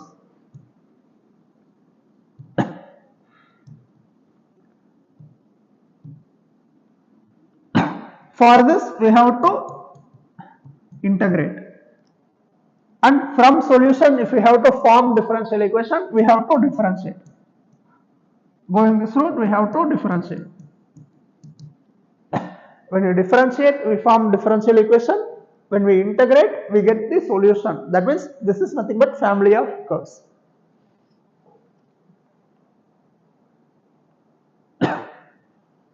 And there are two types of solution. One is general solution and another is particular solution. General solution means we will get a family of curves, and particular solution means out of that family we will choose one curve that satisfies the condition. If you are given some condition, whichever curve that satisfies the given condition is taken as the particular solution. Other is general solution. General solution is family of curves. The number of arbitrary constant in particular solution. How many arbitrary constants will be there in particular solution? We have already formed a solution. Particular solution means there is no other term in this. So constant is eliminated to get a particular solution. That means arbitrary constant will be 0. Answer is 0 for option A. Answer is 0. Number of solution in the differential equation given as this. Number of solution is we have already given. This is an easy question. By observation, we have a given condition y of 1 equal to 2. From this differential equation, if we generate, we will get a family of curves. That means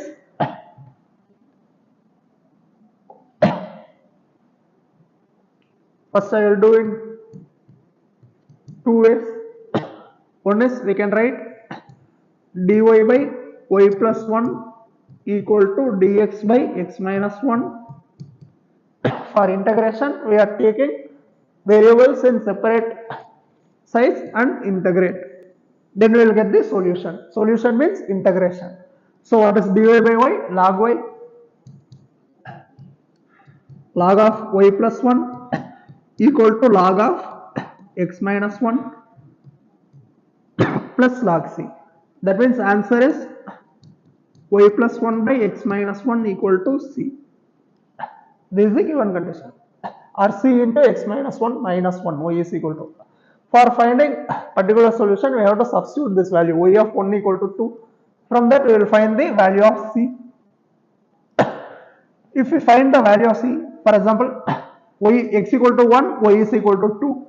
That means numerator is 3, denominator is x equal to 1, 0 equal to c, which is not possible. C is undefined.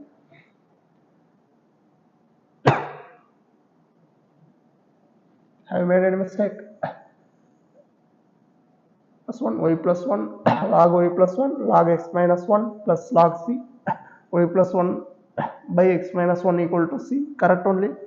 When you substitute y of 1 equal to 2, x equal to 1, that means denominator is 0, which means no solution is possible. Answer is 0. Answer should be 0 for this question.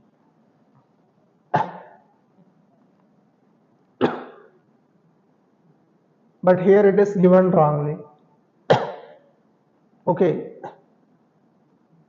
We can also write this equation in terms of 1 by c equal to reciprocal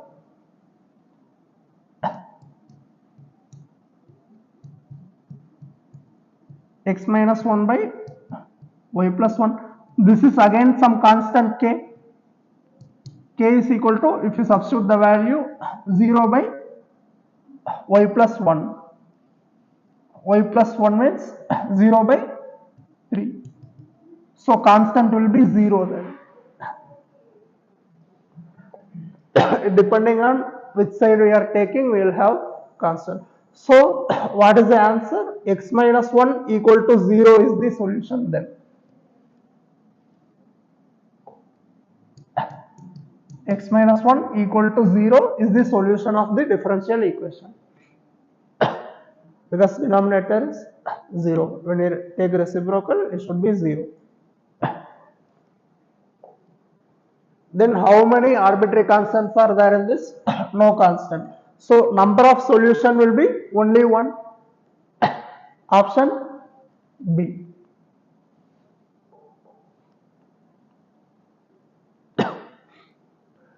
Next is variable separable form.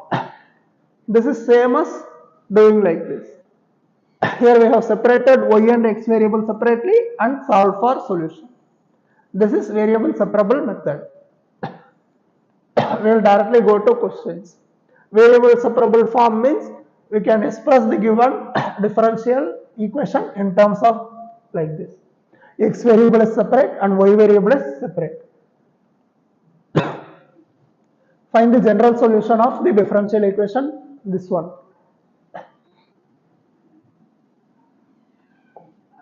So what is the general solution? We just have to separate x and y terms separately. Then we will have secant square x tan y dx equal to minus secant square y tan x dy. Now we will keep y terms separately and x terms separately. Then we will have secant square y by tan y, secant square y by tan y dy, secant square y by tan y dy equal to minus of secant square x by tan x dx. Secant square x by tan x dx. If you substitute tan y equal to t, then secant square is dt. That means it will be dt by t. Answer is log t, which means answer is log of tan y equal to minus log of tan x plus, let's take log c. Everything is in terms of log, so we will take log c. Then what will be the answer? Log of tan y tan x equal to log c, which means tan y into tan x equal to c. That is the solution. tan x into tan y equal to c. This will be the solution. Next is solving homogeneous equation. For writing homogeneous equation, it means all terms have same degree. If all terms in the given expression or equation have same degree, then we can say this as a homogeneous equation. In general, we can write homogeneous equation in this form. We can express homogeneous equation in this form. What is the procedure? We should substitute y equal to vx. Substitution is for solving homogeneous equation, we will substitute y is equal to vx. Then what will be dy by dx? We will have v into x, differentiation is 1, plus x into dv by dx. We will use this to solve for homogeneous equation. Why do we do this?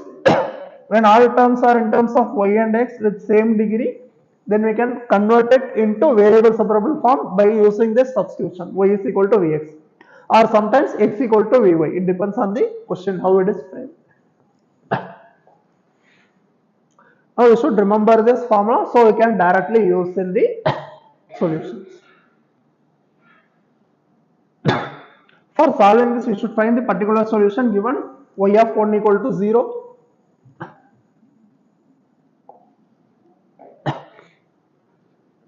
Now we can write this as dy by dx equal to, we can divide this separately, then x by x is 1 plus y by x.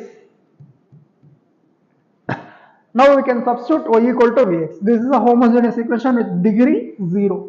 Homogeneous equation with degree 0, because for finding degree of homogeneous equation we just have to see which is the power. When it is divided, just subtract the power. 1 minus 1 is 0. All terms have same power. That means it is a homogeneous equation. Now what is the substitution? We will take y is equal to vx. Y is equal to vx. This is the substitution we will make. Then what will you get? dy by dx equal to v plus x dv by dx.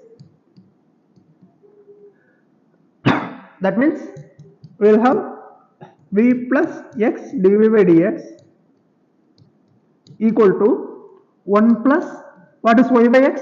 V. We can cancel out v on both sides. Now it is converted into variable separable form.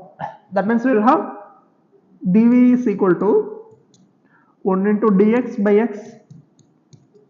Now integrate both sides, which means v is equal to log x plus, let's take constant as log c.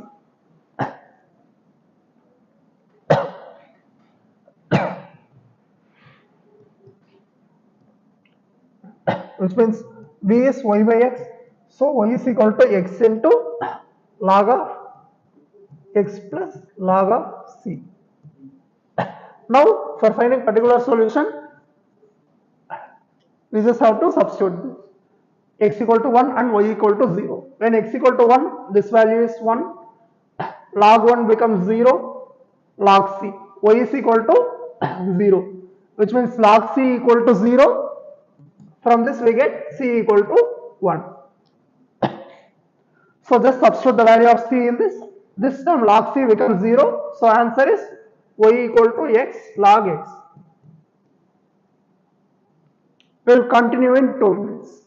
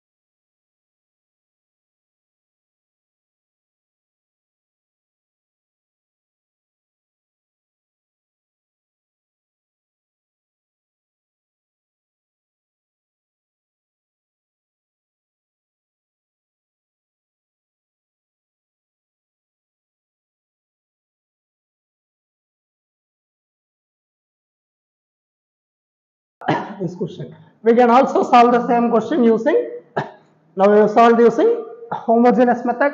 This question is also solved using linear differential equation.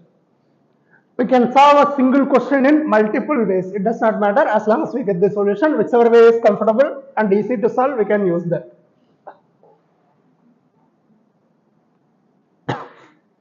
So answer is y equal to x log x is the answer. Next question. Find the particular solution of differential equation. This one. Now by observation we have y by x term, and here we can divide by x entire equation, then x by x will cancel and we will have y by x term. That means this equation is already in the form of some y by x term. That means you can substitute v equal to y by x. This is a homogeneous equation. First we will divide by x, then what will be the solution? dy by dx plus x will get divided, cos square y by x equal to y by x. Now we will substitute y equal to vx. Y equal to vx. That means dy by dx will be v plus x dy by dx. V plus x dy by dx equal to, plus cos square. This term will be v. Y by x is v equal to v. Now in both sides we have a v term which will be cancelled. Now try to write in terms of single variable. Now we will use variable separable method for solving. So we will take v to one side. That means we can write this equation as x dv by dx equal to minus cos square v, which means dv by cos square v. This will be divided. We can take v in one side equal to minus of dx by x. Now what is the solution for this? We should integrate on both sides. Then 1 by cos square is secant square. That means integral secant square is tan. So we will have tan v equal to dx by x integration is log x. So we will have minus log x, log mod x plus c or log c. This will be the solution. Now for finding the value, v is y by x. So we can just substitute the value here. This is tan y by x, which will be tan of y is pi by 4, x is 1. So we will have tan pi by 4 equal to minus log 1, which will be log 1 is 0 plus c. This value is 0. Tan pi by 4 is 1, which means we will have c equal to 1. So what is the answer? We will have tan of y by x equal to, solution is tan y by x equal to minus log x plus 1. This will be the answer.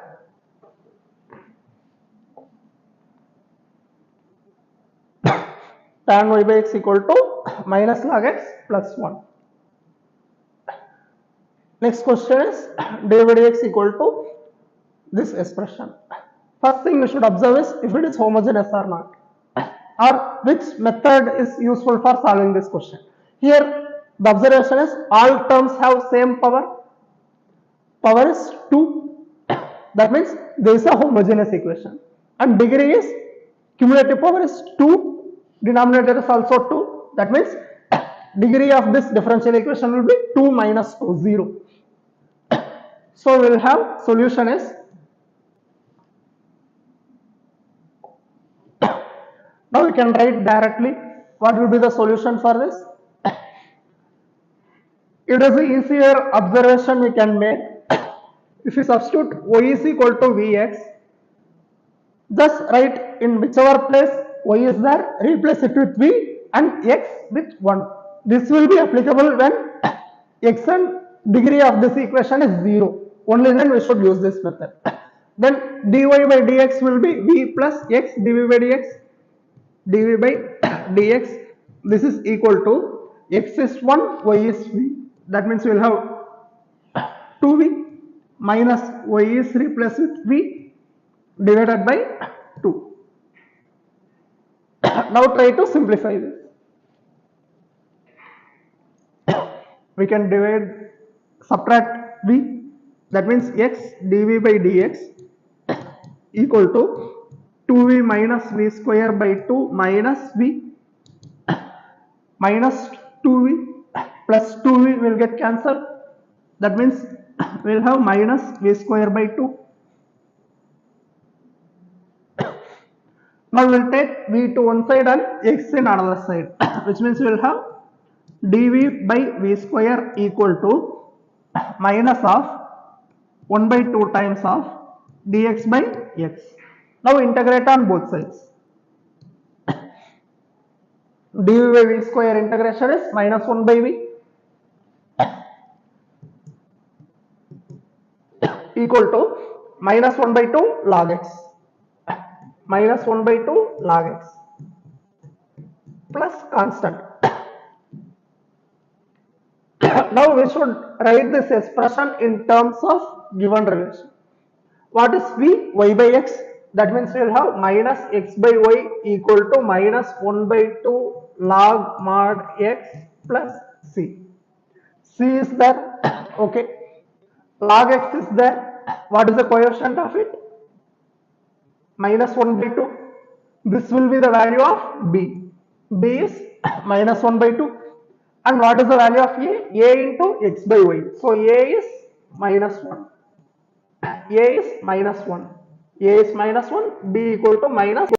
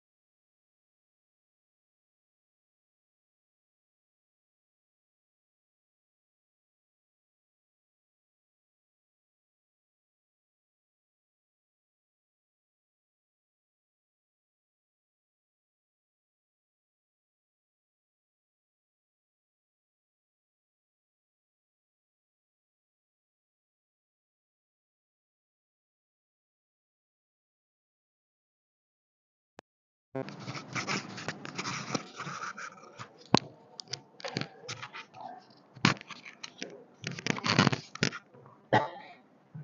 y into e power tan inverse x equal to integral of q is e power tan inverse x by 1 plus x square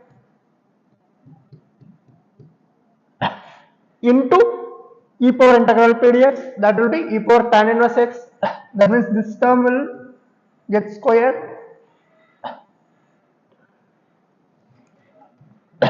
dx plus constant. Now what is the solution for this? If you substitute tan inverse x equal to t, substitute t equal to tan inverse x, then this will be e power t whole square, that will be e power 2t divided by this dx by 1 plus x square will become dt. dt equal to dx by 1 plus x square. So this entire value will become dt. This is dt and this will be e power t whole square, that is e power 2t. So integration will become y into e power, we can write this as it is, e power tan inverse x equal to integral of e power 2t, that is equal to e power 2t by 2. So we'll have 1 by 2 e power 2 t is tan inverse x plus constant.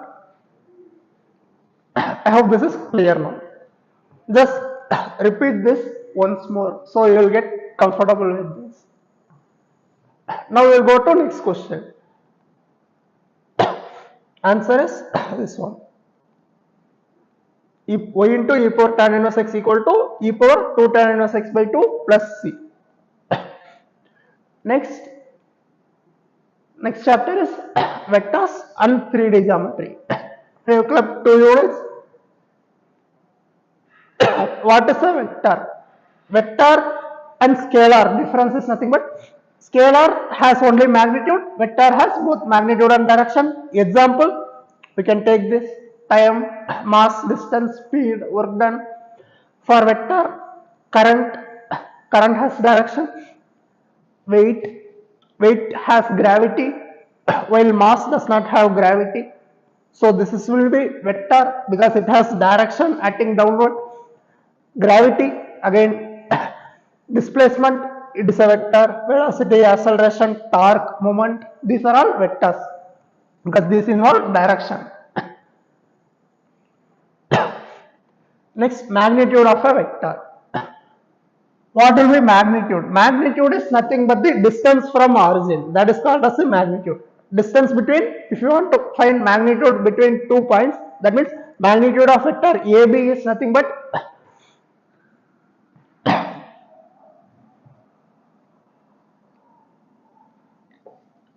I will write simply, let's take vector A equal to xi plus yj plus zk, where x, y and z are, I, j, k are unit vectors in corresponding axis, x axis, y axis and z axis. Now what will be the magnitude? It is nothing but the distance of the vector from origin, that will be magnitude. Magnitude of A vector is given by, just take square root of x square plus y square plus z square. This will be the magnitude. Position vector. Position vector means nothing but the position of the vector from origin.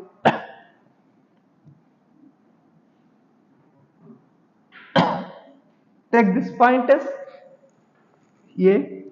What will be this position of this point A from the origin? That is position vector. Generally we write this OA as A vector.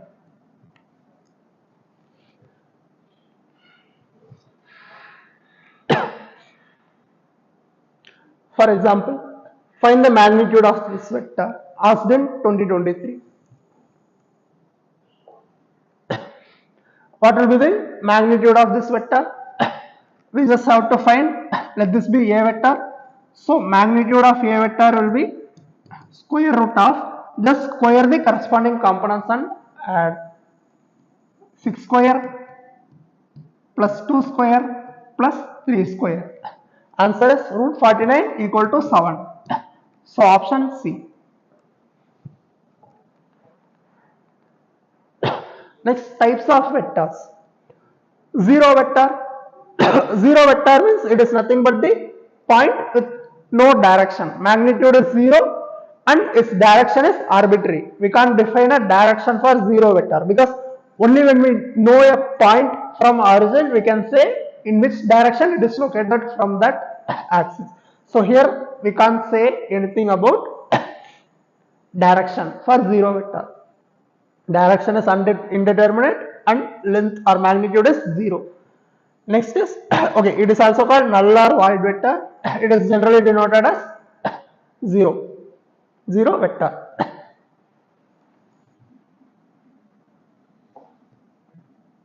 Zero vector. Next is unit vector. Any vector which has magnitude 1 is called unit vector. It does not matter in which direction this vector is located. As long as the magnitude is 1, it is unit vector.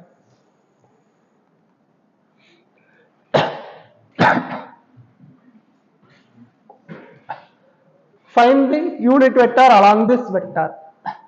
How to find a unit vector along the given vector? That means first we should find the magnitude of this vector. Once we know the magnitude, we can divide by this magnitude. If we divide the entire length, then we will have unity. That means let this vector be A vector. A vector is equal to say 4i minus 3k. This will have certain magnitude. What is the magnitude of this vector? Magnitude of this vector is root of 4 square plus 3 square. That is equal to 5. Magnitude of this vector is 5. If we want a unit vector along this vector, that means this length should be divided. Then we will get unit vector is 4i minus 3k. In that direction, we have to find the unit vector. Along the vector means in that same direction. That means we will have 4i minus 3k divided by 5. This will be the option.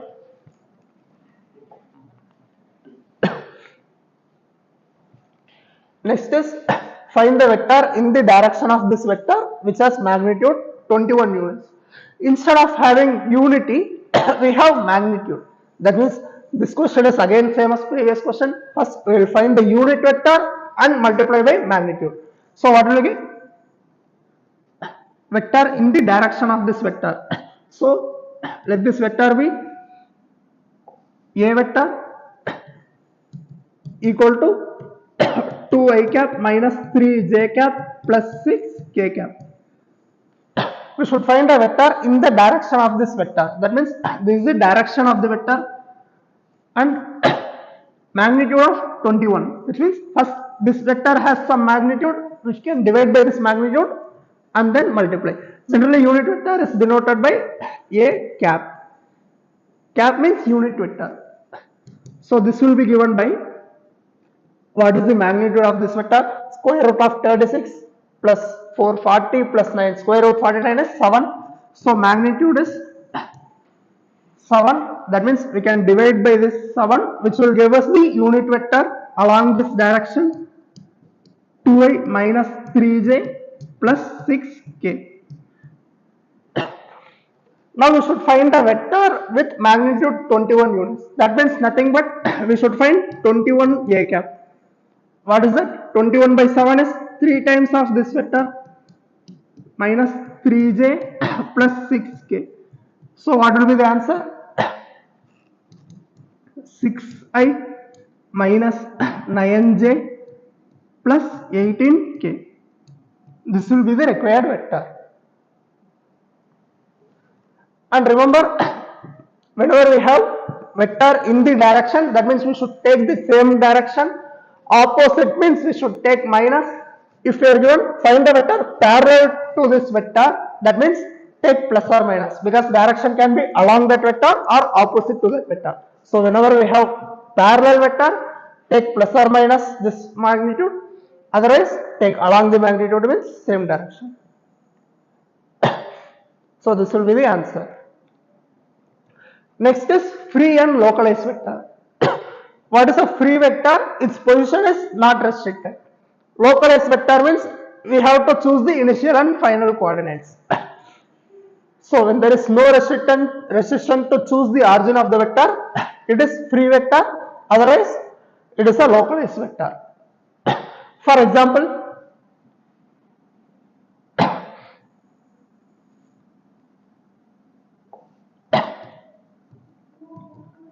take some random vector 3i plus 3j plus 3k cap, some random vector.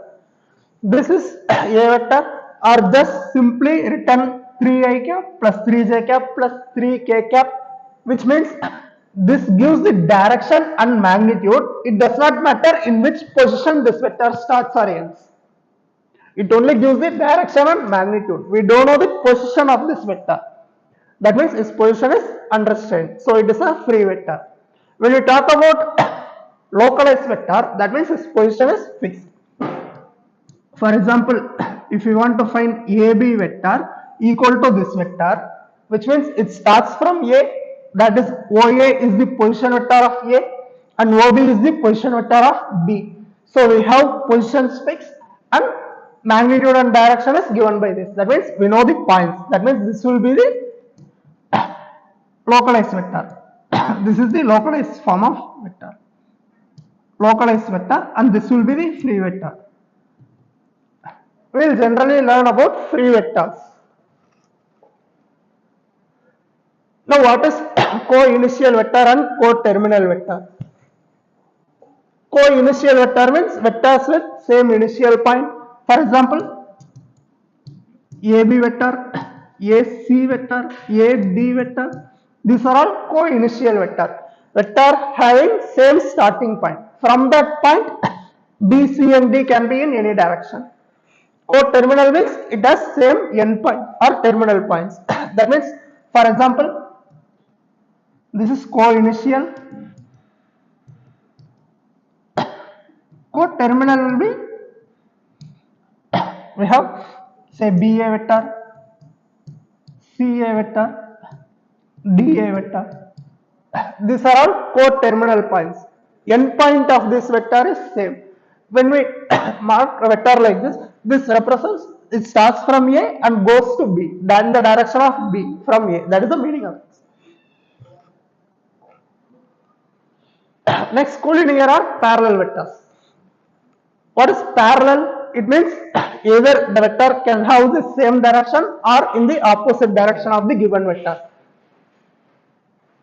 Like vector means vectors parallel vector with same direction. When we fix the direction of the vector, it is like vector, and when we have opposite direction to the given vector, it is unlike vector. For example,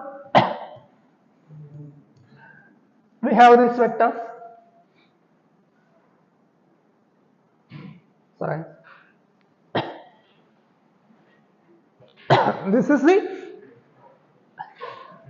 vector having this direction and this will be the opposite direction. That means these two vectors are unlike vectors. That means vectors having opposite direction.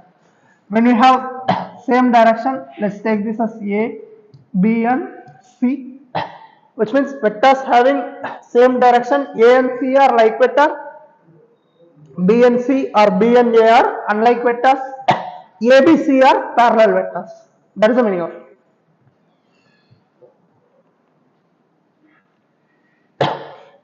Two vectors A and B are collinear. What is the condition for collinear vector? Collinear means nothing but parallel vectors. In lines, we take 3 points are collinear means it is lying in the same line.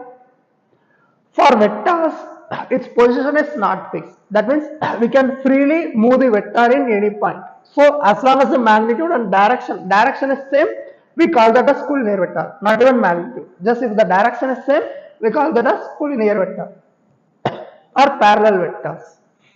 So if these two vectors should be collinear or parallel, what is the condition? We can write given vector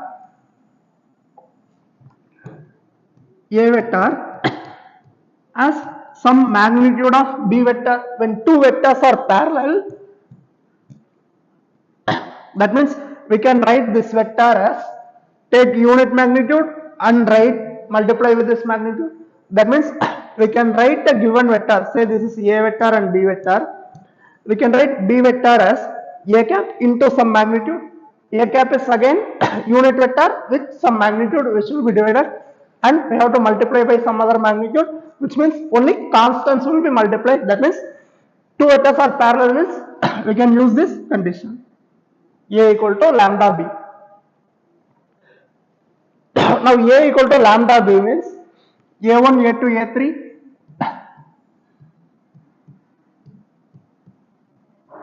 equal to lambda times of B1, B2, B3. It means what is lambda? A1 by B1, A2 by B2, A3 by B2. These coefficients will be same. So option B is the correct answer. Next, addition of vectors by using triangle or parallelogram law of addition.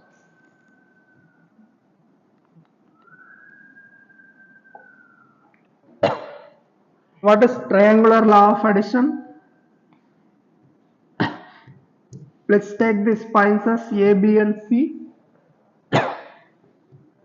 Let A be vector equal to A vector and BC vector is equal to B vector.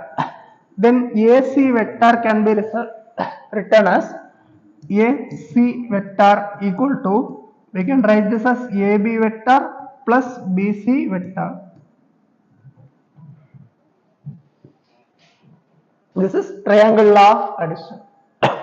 Suppose we take this vector as minus CA vector and add, then we will have AB plus BC plus CA equal to 0, which means whenever we add the vectors and comes to the same point, then it is 0 vector. Here this AC vector is nothing but the hypotenuse, or we can say this as the diagonal of parallelogram if we draw a parallelogram through this. So this is the resultant vector. AC is also called resultant vector, that is equal to A vector plus B vector. C equal to A vector plus B vector. Now what is parallelogram law of addition?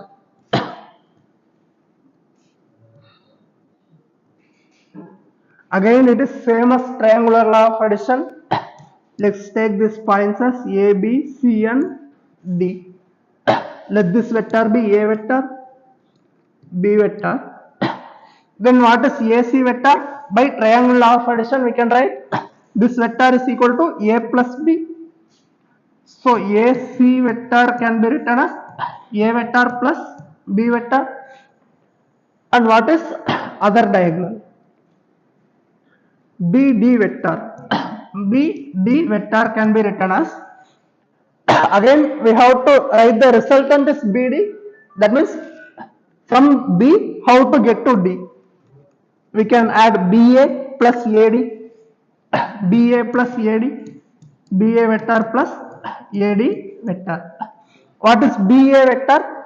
It is just negative of A vector. BA is minus of AB because magnitude is same, direction is opposite. So we can write this as minus A vector. This vector, it is a parallelogram, that means these two are of equal magnitude. Opposite sides in parallelogram are equal and parallel. So we will have plus B vector. B minus A is the other diagonal of parallelogram. This is parallelogram law of addition. ABCD is a rhombus whose diagonals intersect at E.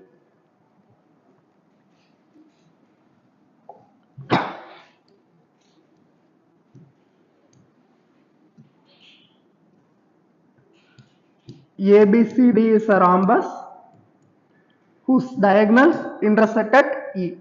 We should find EA plus EB plus EC plus ED. What is EA vector? It is this. EB vector, EC vector, ED vector. What is the resultant when we add all this? We know the property, diagonals bisect each other for rhombus. Diagonal bisect means E is the midpoint of AC as well as BD. Diagonals bisect means E is the midpoint of this. That means this length will be equal to this but in opposite direction. When we add these two, it will be negated 0. Similarly, these two will get 0. So what is the answer? 0. Answer is 0. Next is section formula. Section formula is given by, it is same as numbers, lines. Just like how we do for points and lines, it is the same concept. Point C divides AB in the ratio m is to n means, what is the section formula? Internal division is given by m into b plus n into a divided by m plus n. External division means C is outside. Then again this length will be, this total length will be m and this length will be n. So again m into b plus n into a divided by m minus n. mb minus na by m minus n. This is external division.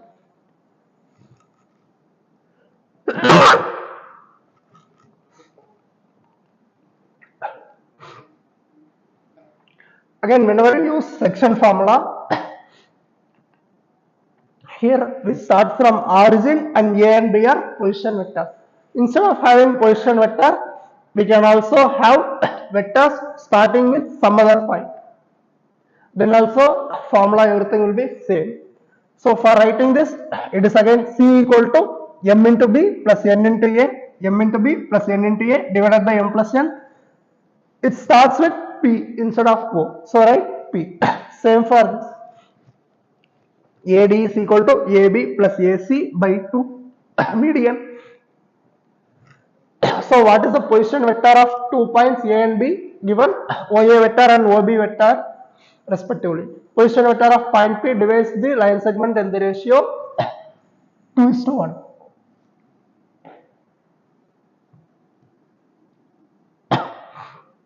What is given? Point O, A and O, B vector are given.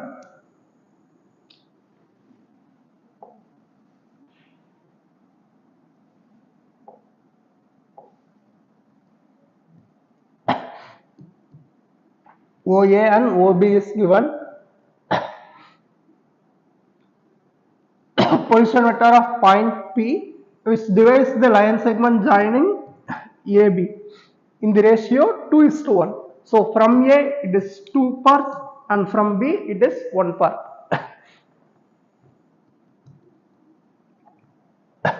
What is position vector of P? POP is given by 2 into OB, 2 into OB plus this is internal division plus 1 into OA divided by 2 plus 1. So what will you get? 2 times OB, 2 into 2 4 plus 2 6 divided by 3, 2 I cap. Next 2 minus 2 minus 1 minus 3 by 3 minus j cap. 2 into 2 4 minus 1 3, 3 by 3 is 1 plus k cap. This is required position vector of OP. 2 minus 1, 1. Find the position vector of point which divides the line joining point. Position vector given by this in external division. Position vector of a point which divides the line of, which divides the join of points with position vectors. So position vector is given by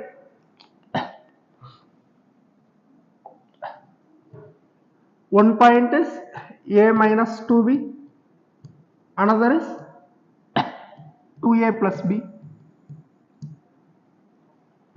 External division, that means point is lying outside in the ratio 2:1. So this distance is 2 and this distance is 1. What is the formula? 2 times of this vector, that will be 4A plus 2B minus 1 time of this vector A minus 2B divided by 2 minus 1. Then we will have 4A minus A 3A, 2B plus 2B 4B. This will be the answer. 3A plus 4B. Next question. Two vectors represent the two sides of a triangle. Find the length of median.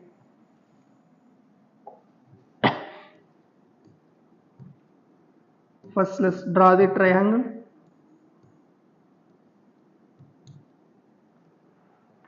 Two vectors represent the two sides. AB and AC is given.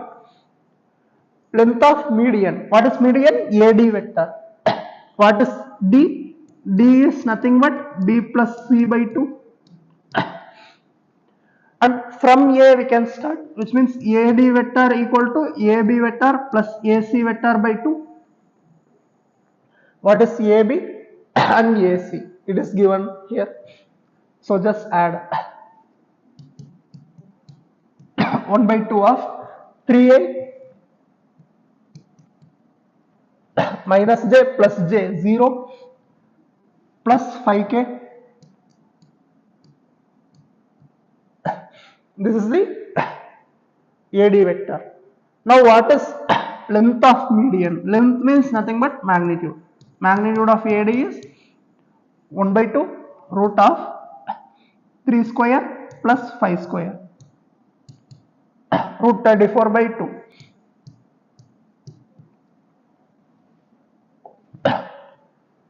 Root 34 by 2. Next topic is scalar product.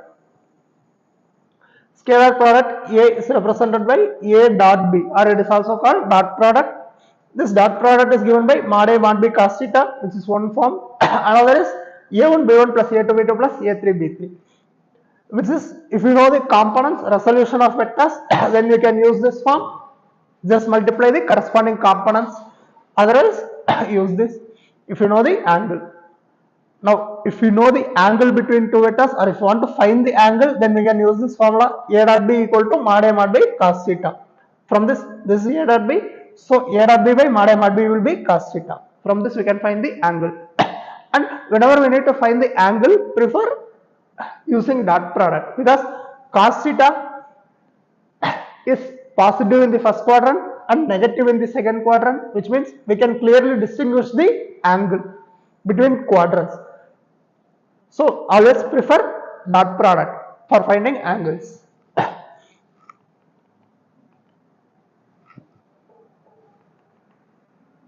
Okay, what is the property of dot product? We can interchange A dot B equal to B dot A. That means we will have BA, BA, BA with corresponding components. It is same. Here also we will have mod B, mod A cos theta. Angle is same. So this is first property. Second is, if we take dot product with some other vector, we can distribute dot into two vectors, A dot B plus A dot C. If you can take magnitude outside, some scalar quantity outside, and write the vectors. A dot B greater than 0 means angle is positive, because mod A, mod B, this will be always positive. A dot B is positive means cos theta is positive, which means angle is in first quadrant. Angle is acute. Sorry, angle is acute. Negative means A dot B negative means angle between two vectors is obtuse. A dot B 0, cos theta is 0, which means theta is 90 degrees. So angle two vectors is perpendicular. A dot A, mod A, what is the angle? Cos 0. Angle between same vector means it is in same direction. So angle between vector is 0, cos 0 is 1. So we will have mod A whole square. A plus B whole square modulus. This can be written as A plus B dot A plus B. From this property we can write this. A vector dot A vector is mod A whole square. So modulus A plus B whole square will be A plus B vector dot A plus B vector. From this property we can write this. So this is the next property. Same way we can write a plus b plus c whole square modulus equal to mod a square plus mod b square plus mod c square plus 2 times a dot b plus b dot c plus c dot a. Now find the angle between vectors a vector and b vector given a dot b is greater than or equal to 0. If theta is the angle between vectors a dot b is greater than or equal to 0, obviously cos theta is positive, which means angle will be between 0 to 90 degrees. It is greater than or equal to 0, that means angle between vector can be 90 or 0 also. So option B, you should be careful with choosing options. Between 0 to pi by 2 closed interval. If I, j, k are unit vectors in perpendicular direction, what is it? Whenever we have perpendicular, dot product is 0. That means for unit vectors in perpendicular, that means it is axis. I and k are axis. Always axis is mutually perpendicular. That means I dot k should be 0. Option C. I dot k equal to 0. A, B, C are unit vectors such that A plus B plus C equal to 0. Write the value of.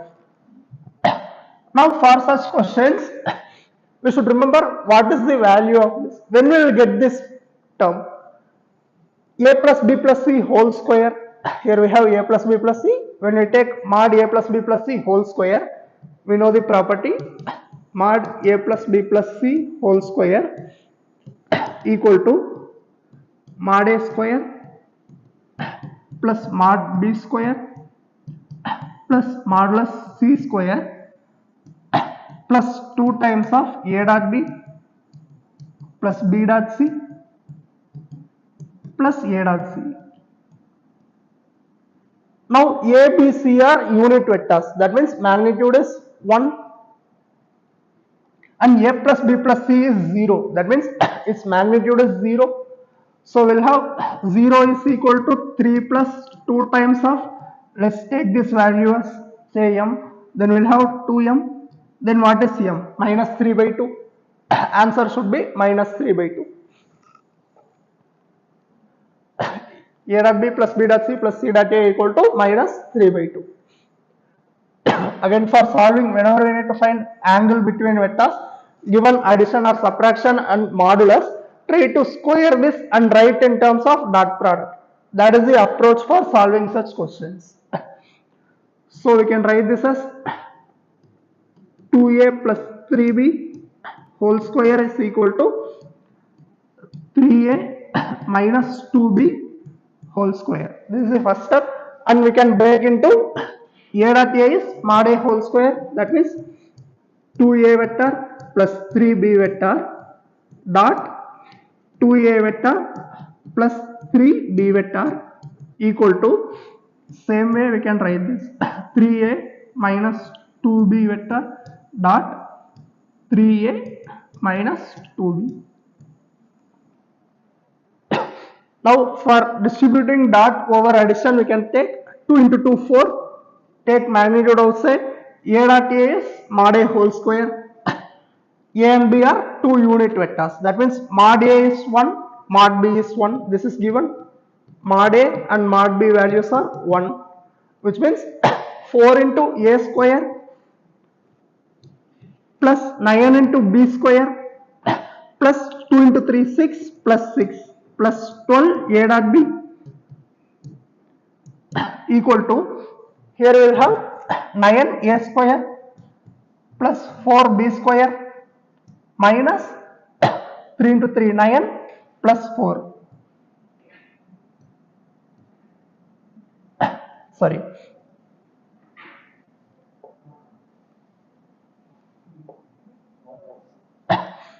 Three into minus 2 minus 6 minus 6 minus 12 a dot b. 9 plus 4 13 and 13 will get cancelled. We have 24 a dot b equal to 0. That means a dot b equal to 0. Angle is 90 degrees. A dot b equal to 0. Angle is 90 degrees. Now, what is the geometrical significance of dot product? It is nothing but the projection of vector, say projection of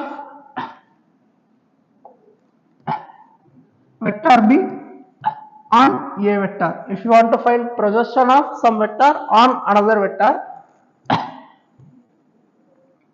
this vector is B vector, we should find the projection of this onto A vector. This is A vector. Now, what is the projection? It is nothing but the length. What is the shadow of this line onto A vector direction? If this angle between vector is theta, then we can write, take unit vector on this direction, which is A cap, into what will be the magnitude of this mod B, and this will be, we should project this into this side. That means cos theta equal to this length A cap by mod B. Cos theta is equal to A cap by mod B, or A cap by mod B. Then what will we get? Cos theta is equal to A cap by mod B, which means we will get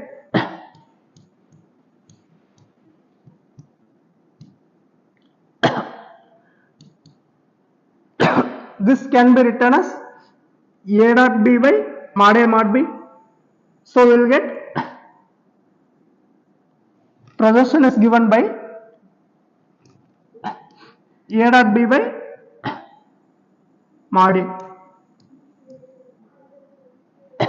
This will be the projection of vector. Now we should find A vector and B vector, find the ratio of projection of vector. Projection of A vector on B vector, that is given by the formula A dot B by mod B divided by projection of B on A dot B by mod A dot B is some scalar quantity which can be cancelled out then. So answer will be mod A by mod B. Modulus A by modulus B. What is modulus A vector? 4, 8, 9, root 9 is 3 divided by mod B. 25 plus 25, 50, root 50 is 5 root 2. So answer is 3 by 5 root 2. Or you can simplify this to write 3 root 2 by 10. Now find the projection of A on B. It is same, we can do this question by yourself. Projection is A dot B by mod B. Next is cross product. A cross B is given as A mod B sin theta into n cap, where n is the direction which is perpendicular to both A and B vector. N is the direction of unit vector which is perpendicular to both A and B vector. And A cross B is ijk AB determinant. Now what is the property we know? A cross B equal to minus B cross A, because if we interchange any two rows or columns in the determinant, it will be negated. Value of determinant is minus. And we can distribute cross product over addition. A cross B plus A cross C is A cross B plus C. We can take scalar outside. A cross B dot A. This is A cross B is a vector which is perpendicular to both A and B. A cross B is vector which is perpendicular to both A and B, which means A cross B dot A will be 0. Same A cross B dot B, which is these two vectors are perpendicular, that means dot product is 0. I cross I. If we have parallel vector, sin theta, theta is 0. That means I cross I, j cross j, k cross k, a cross a, these vectors value will be 0. If we take any two other perpendicular vector, it will be another direction for perpendicular vector. I cross j is k, j cross k is I, k cross I is j. we have to take in anti-clockwise direction or right hand system while taking positive. If we take left hand side or clockwise direction rotation, then it is minus. If A and B are given, find the unit vector along the vector A cross B. What is unit vector along this vector?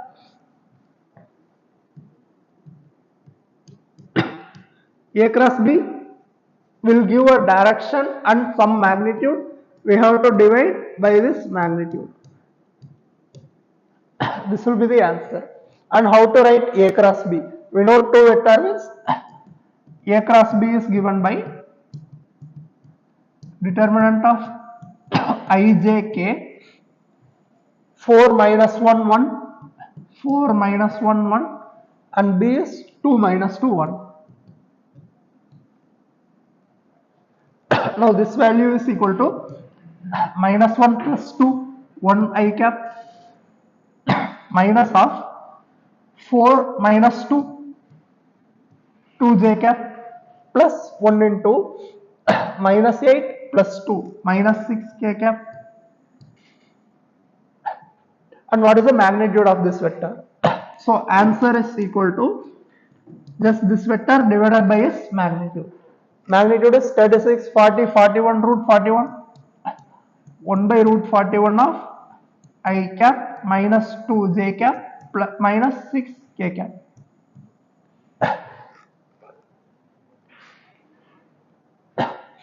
1 by root 41 of I minus 2 minus 6. 1 I minus 2 minus 6. Now A cross B whole square plus A dot B whole square equal to 400. Modulus B is given. Find modulus A. What is A cross B modulus? Mod A, mod B, sin theta.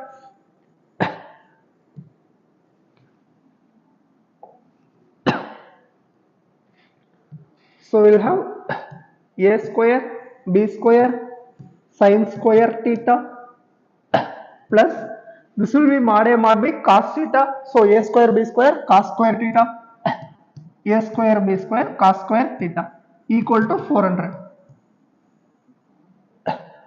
A square B square is common, sin square plus cos square is 1. That means 2 A square B square is 400. A square B square is 200. Now mod B is given as 5. That means A square into 5 square equal to 200. 25 eighths are 200, which means A is equal to mod A equal to 2 root 2. A square is 8, mod A equal to 2 root 2. Next question, A is given, A dot B is given, A cross B is given. We should find mod B. A vector is given, we don't know B vector. For finding a solution for such vector, we will assume B vector as some value. Okay, we will continue in 5 minutes.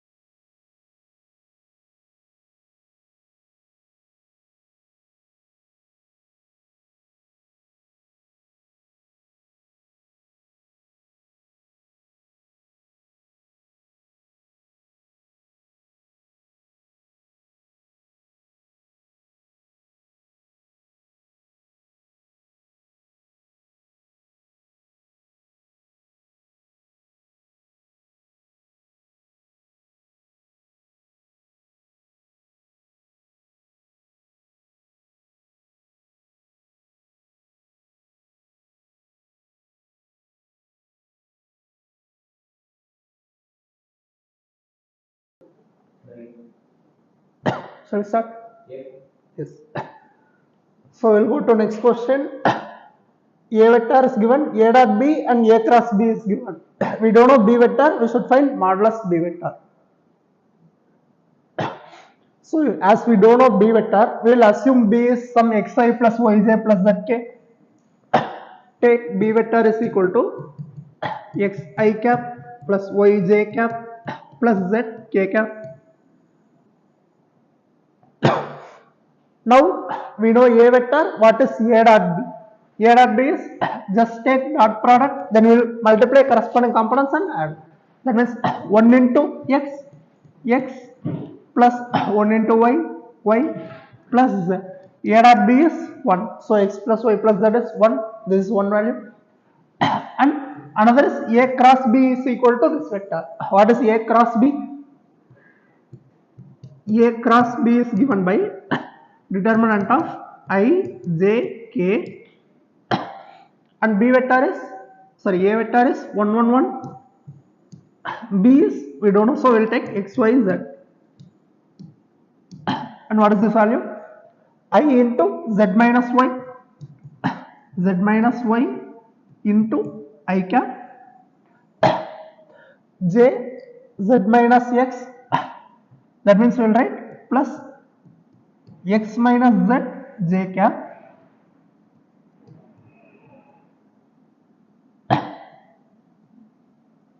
plus x minus z j cap. Next, k cap into y minus x, y minus x k cap. This is equal to A cross B is equal to, I'll write it below, j cap minus k cap. As two vectors are equal, that means corresponding components should also be equal. So what do we give? Z minus y equal to I cap is 0. So Z should be equal to y. And then x minus z is equal to 1. X minus z equal to 1. Y minus x equal to minus 1. That means x minus y equal to 1. X minus y equal to 1. We have equations and we should find for x, y, z from these equations. Z is equal to y, okay, and x plus y plus z equal to 1. By using these relations, we will find the value. I will directly go to the solution for x, y and z. Z is equal to y, x minus z is equal to 1, x minus z minus y equal to 0, x minus z is equal to 1. So by solving these equations, we get x equal to 1, y and z is 0. X equal to 1, y and z are 0.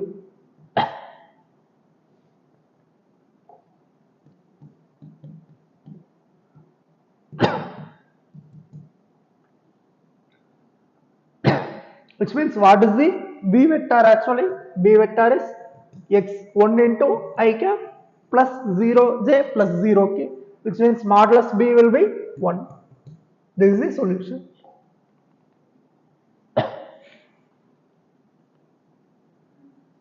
Next, geometrical significance of cross product. By using cross product, we can find area of parallelogram. If you know two sides, from this we can find area, or if we know, okay, we can find also area of triangle, which is nothing but half of parallelogram. So diagonal divides into two equal triangles, that means area of triangle is half of mod A cross B. Mod A cross B is area of parallelogram with sides A and B vector. Suppose if you know diagonals, then formula is, this is also equal to half of modulus d1 cross d2, where d1 and d2 are diagonals of parallelogram. d1, d2, if you know the diagonal, we can use this formula, or if you know the sides, we can use this formula for area of parallelogram. Okay, area of triangle means half of this value. Find the area of parallelogram whose adjacent sides are determined by this. So if you know these sides, what is the formula? Modulus of A cross B. Just it is determinant A cross B, you will find this and take modulus, that means magnitude. Easy question, I hope you can do this types of questions. Again it is same. Here we can find A plus B and B plus C, that will give the diagonal of the parallelogram. What is the answer? Half of modulus D1 cross D2. D1 is A plus B, D2 is B plus C. Just find the sum and write the answer. I think you can do this. A plus B, B plus C, you will find A plus B and B plus C. Take cross product and magnitude, half of that. That will be the area of parallelogram. Next topic is direction cosines and ratios. Direction cosines is nothing but the direction of a vector with unit magnitude. For unit magnitude, what is the direction of given vector? That is given as direction cosine. So angle made by the vector, let us be alpha, beta and gamma. Then let's take cos alpha equal to L, cos beta M and cos gamma is N. That means cos square alpha L square plus cos square beta M square plus cos square gamma equal to 1. This is the relation. For finding direction cosines and ratios, this is the only formula we will use. There is no other formula for this. So we should be thorough with this. Find the direction cosines of a line given by. If the direction cosine of a line is, that means what is given? Direction cosine means cos alpha, cos beta and cos gamma. So all values are same. 3 cos square alpha equal to this value, cos alpha equal to 1 by A.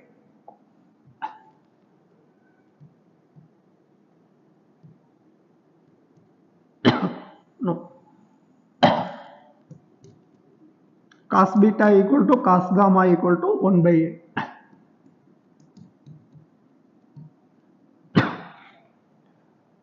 That means all three are same, and we know the property cos square alpha plus cos square beta plus cos square gamma equal to 1, which means what is cos square alpha? 1 by A square plus 1 by A square, 3 by A square equal to 1, A square equal to 3, A equal to plus or minus root 3. Option D. A square 3, A equal to plus or minus root 3. Next is, if the direction angle is given, find the value of sin square alpha plus sin square beta plus sin square gamma. Let this be some fun. Say yes.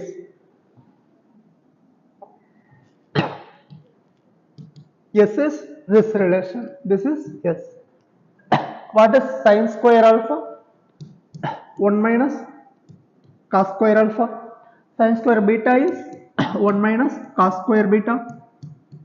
Sin square gamma is 1 minus cos square gamma. We can write this as 3 minus of cos square alpha plus cos square beta plus cos square gamma. And what is this value? It is equal to 1. This value is 1. So answer is 3 minus 1 equal to 2. Answer is 2. If a line makes an angle, then find the value of cos 2 alpha, 2 beta, 2 gamma. Again, what is cos 2 alpha?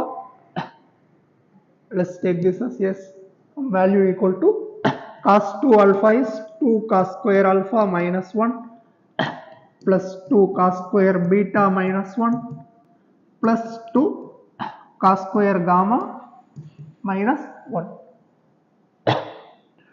2 times of cos square alpha plus cos square beta plus cos square gamma equal to 2 minus 1, minus 1, minus 1, minus 3. So answer is minus 1. I hope this is clear now. Answer minus 1. Distance of a point from PQR from y-axis. From y-axis means from y point we should find the other value. That means x and z coordinates only will be there. So answer is root of t square plus r square.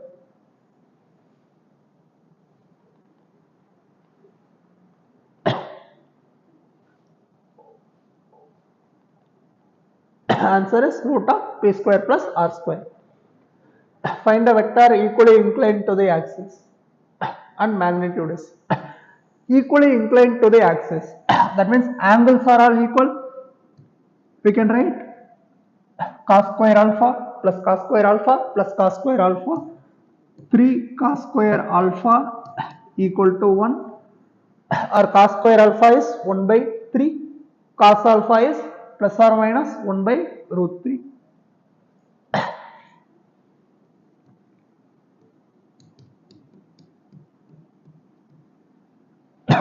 Now we know the angle, direction, cosine.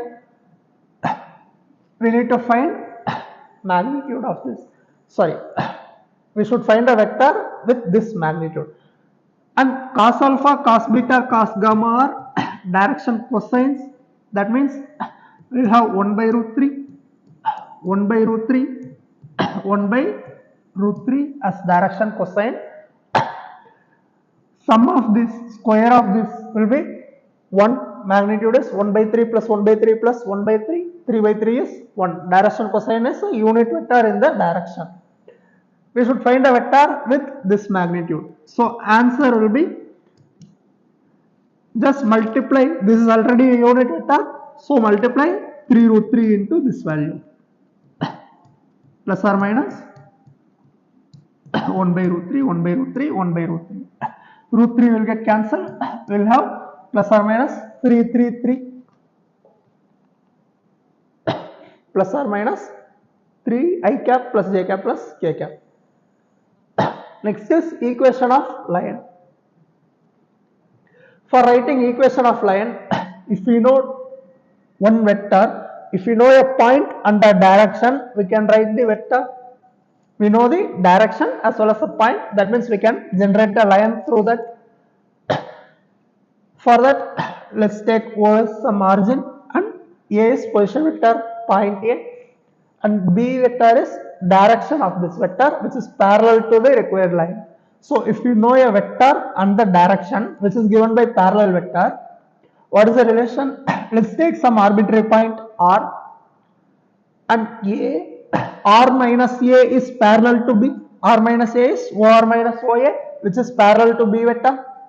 That means R minus A, R vector minus A vector, this is R vector minus A vector equal to lambda times of B vector, or R vector equal to A plus lambda B. R vector equal to A plus lambda B vector. This is the vector equation of line given a point and a direction. Direction is given by parallel vector. Cartesian form of equation of line is given by, just substitute the values in component forms. A is x1, y1, z1. So R minus A is given by x minus x1, y minus y1, z minus z1. This A value is x1, y1 and z1. R value is x, y, z. B is, let's take this as some ABC or B1, B2, B3. Now R minus A is x minus x1 divided by B vector which is A, x minus x1 by A equal to y minus y1 by B equal to z minus z1 by C equal to lambda. That is the Cartesian form of equation of line. This B is different from B vector. This B vector is giving the direction of the vector. B is some component, or we can take this as B1, B2 and B3. And ABC is a direction, which means it is direction ratio of the line. Direction ratio is nothing but any number which is proportional to direction cosine. So we can have many direction ratios. An equation of line in Cartesian form. How to write equation of line in Cartesian form? X minus x1 by parallel vector component, which means we will get x minus 1 divided by 1 equal to y minus 1 divided by 2 equal to z plus 2 divided by 3. This is the first equation in Cartesian form. Second one, direction ratio is 1, 2, 3 and 1, 1 minus 2. So, x minus point is 1 divided by 1 equal to y minus 1 by 2, y minus 1 by 2 equal to z plus 2 divided by 3. This is how we should write the Cartesian form of equation of line. X minus this coordinate x r minus a, which is x minus x1 divided by corresponding component. What will be the next one? X minus 1 divided by this value 1 by root 14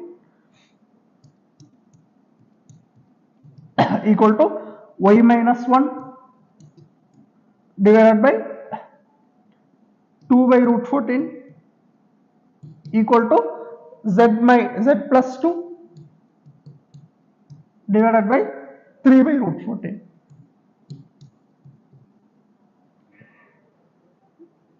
Now what is the observation from this? All are same. Here we have vector, here we are given direction ratios. Again it is same, both are parallel vectors. And what is this direction cosine? It is a unit vector in this direction, which is again, if you see this, these two are proportional. So we can write in any form. All three are same equation.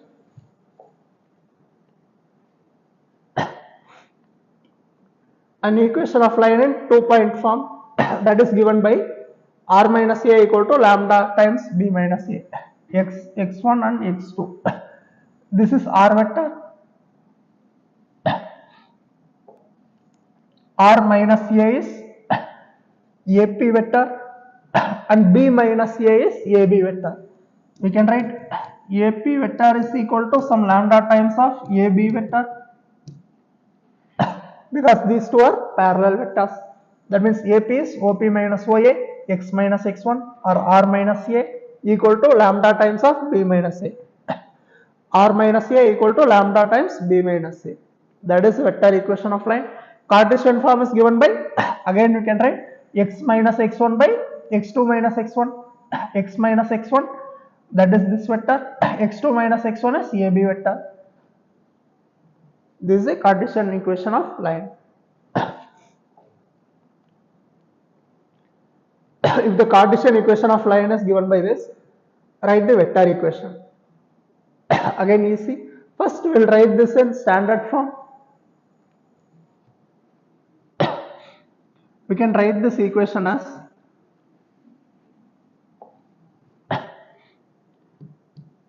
for standard form, make sure the coefficient of x, y and z are 1. That only then we will get the standard form. So we get x minus 3, we are multiplying by minus, so divide by minus, equal to y, already it has coefficient 1, so we can write it as it is, y plus 4 by 7 equal to, we can take 2 outside, 2 by 4 is 1 by 2 and z minus 3. This is given as Cartesian form, standard form in Cartesian form. Now what is the vector form? Vector form is nothing but x coordinate is 3 minus 5 lambda, y is equal to 7 lambda minus 4, z is equal to 2 lambda plus 3. These are x, y and z, r vector. And what is vector form? R vector is equal to A plus lambda B. So what is A vector? Coefficient this is A vector. This will be minus 4. That means we can write R vector is equal to, from this A vector is 3 I cap minus 4 j cap plus 3 k cap plus 3 k cap.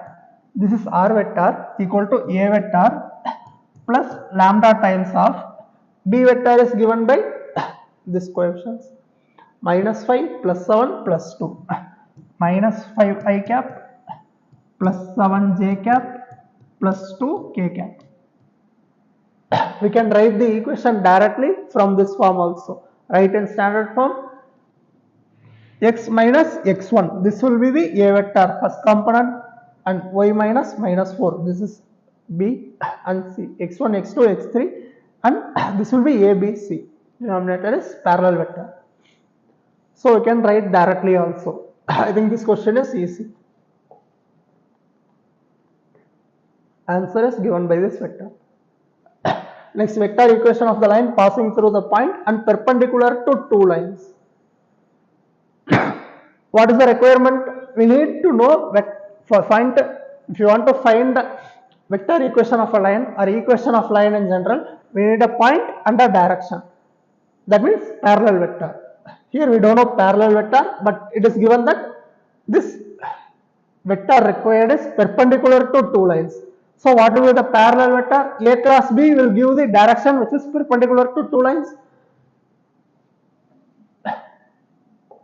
And already these two are parallel. That means we can take these values and take cross product. Instead of finding equation of this line, these are also parallel lines. So take cross product of these two values, these two vectors. So let's take this as B1 cross B2.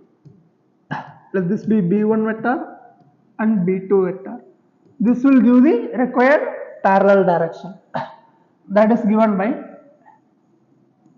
IJK and B1 is 1, 2, 3, 1, 2, 3. Verify if it is in standard form. Only then write. It is already in standard form, so we can write directly. And other is minus 3, 2, 5. This will give the direction, and we already know the point.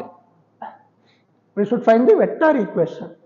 That means R vector is equal to A vector is 2i cap plus j cap plus 3k cap plus lambda times of this vector is given by B1 cross B2.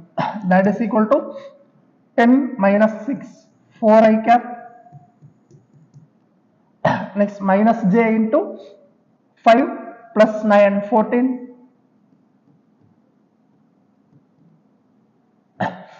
Minus 14 j cap. Next one is k into 2 plus 6, 8. Plus 8 k cap. This is the required answer.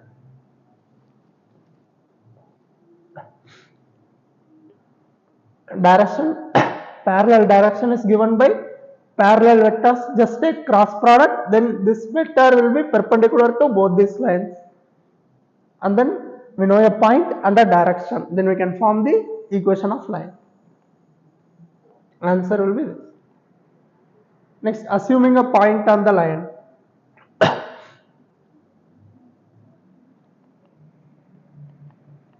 We will discuss with a question.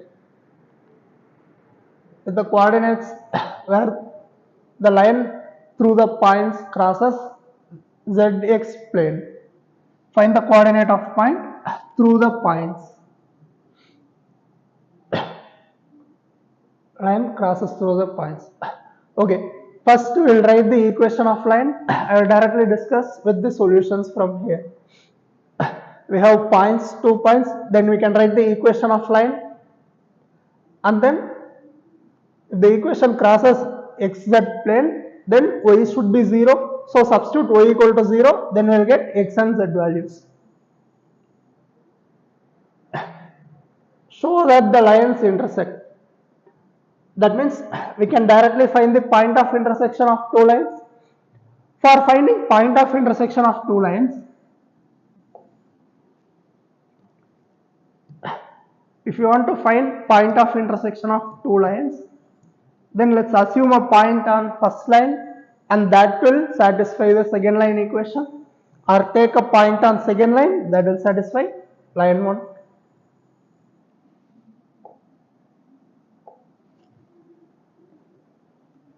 So let's assume a point on line 1. Let this be P.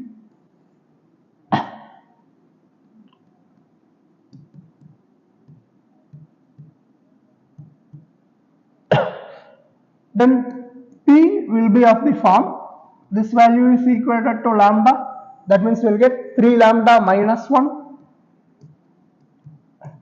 comma 5 lambda minus 3, 7 lambda minus 5. This is any point on line 1 will be of this form, and this point will lie in this line, second line, that means substitute x, y and z for this value. Then we will get 3 lambda minus 3 divided by 1, 3 lambda minus 3 equal to 5 lambda minus 3 minus 4 minus 7 divided by 3 equal to 7 lambda minus 11 by 5, 7 lambda minus 11 by 5. Now equate any two to find lambda value. We will take these two, then we will get 9 lambda minus 9 equal to 5 lambda minus 7, which means 9 minus 5 is 4 lambda equal to 9 minus 7 is 2, which means lambda equal to 1 by 2. Lambda is 1 by 2. Substitute the value of lambda here. Then what is the coordinate of P? P is given by 3 by 2 minus 1, 1 by 2, 5 by 2 minus 3, 5 by 2 is 2.5 minus 3 minus 1 by 2, 7 by 2, 3.5 minus 5 minus 3 by 2. This will be the required point. Point of intersection is there means then these two lines will also intersect. That is a proof for this. 1 by 2 minus 1 by 2 minus 3 by 2. Next is angle between two lines. For finding angle between two lines, we can just take the angle between two parallel vectors.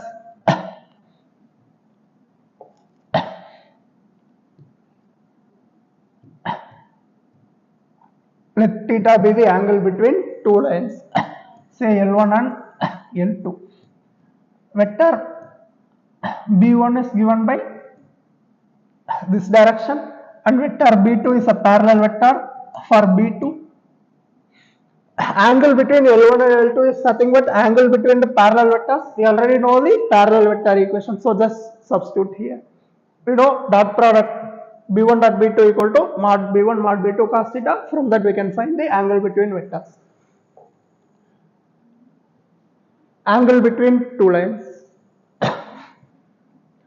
First we will write this equation in standard form. 2x 3y minus z. This is nothing but x by 1 by 2, x minus 0 by 1 by 2 equal to y minus 0 by 1 by 3 equal to z minus 0 by minus 1.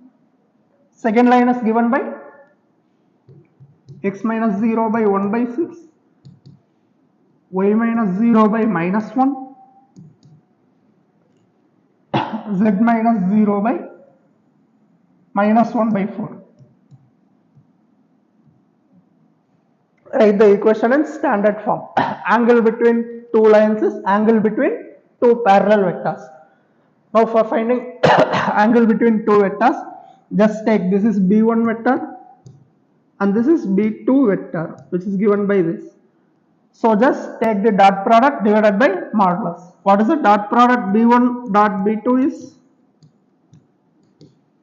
1 by 2 into 1 by 6, 1 by 12, minus 1 by 3, plus 1 by 4, 1 by 4 plus 1 by 12. This is 3 by 12 plus 1 by 12, 4 by 12, which is 1 by 3 minus 1 by 3 equal to 0. Dot product is 0 means angle is 90 degrees. So option D. Angle is 90 degrees. If the two lines are perpendicular, find the value of alpha. I think two lines are perpendicular means dot product of parallel vector is 0. From that we can find alpha. I think you can do this question. Just write the equation, find alpha. Distance between two lines. Distance between two lines. Two lines in 3D may intersect or may not intersect. If the two lines are in same plane, which means it is coplanar, then two lines can be either parallel or intersecting lines. If the two lines lie in same plane, then two lines can be parallel vector or it can be intersecting vectors. Or if it is in three-dimensional space, that means it is not coplanar, then lines can be in the form of, say, one line is going like this, another line is like this. These two lines will never intersect. Those lines are called skew lines. So what is skew line? Two lines which are neither parallel nor intersecting. These types of lines are skew lines.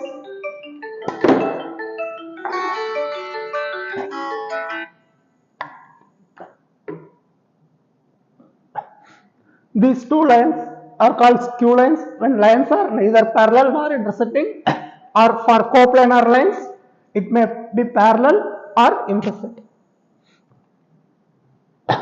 Distance between two lines, for skew lines always we will take the shortest distance, which is perpendicular distance, that is given by, take some value r vector. This line is given by a plus lambda b and this is a2 plus mu b2. Let this point be a1 and this point be a2. Now for finding the distance between two lines, this is given by perpendicular to both these lines. Let's join a1 and a2 vectors. What is this line? It is nothing but the projection of a2 minus a1 onto this line, which is perpendicular direction. That means a2 minus a1, this line is projected onto this line. This line direction is b1 cross b2.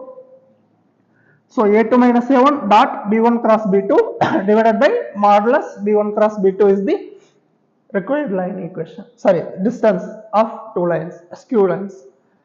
For parallel lines, that means two lines will be coplanar. In whatever direction two lines are, we can draw a plane through that. That means two lines will be parallel, means it will be coplanar obviously.